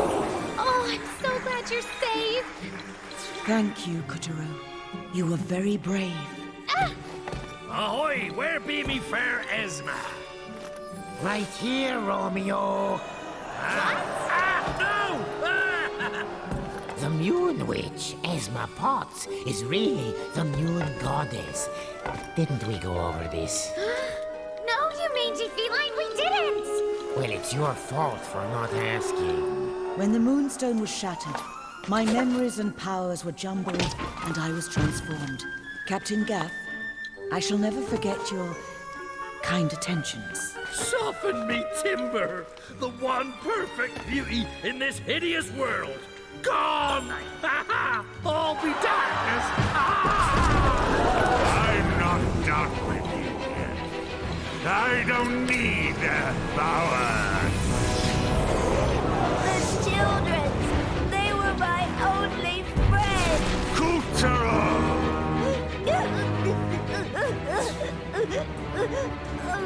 What are you doing? What's the meaning of this? You want to be my friend? Really? You're lying! I will not be mocked if you're really my friend. You can stay here forever. You are.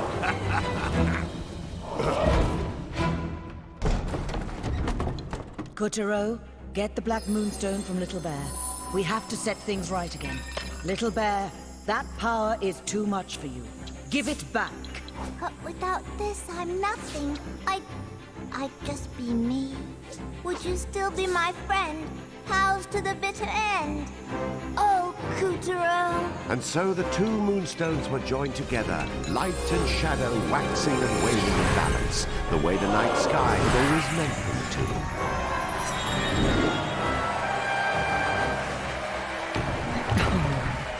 Don't fret, one little head. You have grown to 100 times the boy you used to be. So big is your soul that your old head would hardly fit. Quite right. Kotaro, how will we stay friends if you're going far, far away? Hush now, little bear. You have a friendship, and that is a ship that can sail anywhere. Once tight, always tight. We'll always be friends, even the goddess. Really? I must remain impartial. I suppose she'd rather consort with stuffed animals in her magic castle. Poor thing. I heard that. And so Kuturo's journey to save the moon came to a grand and joyous conclusion. Yeah! Come back to me, Esma Potts, flower of the moon. Would that I could pluck you again. Davy Jones, take me. Me world be hellfire! For most of the parties concerned.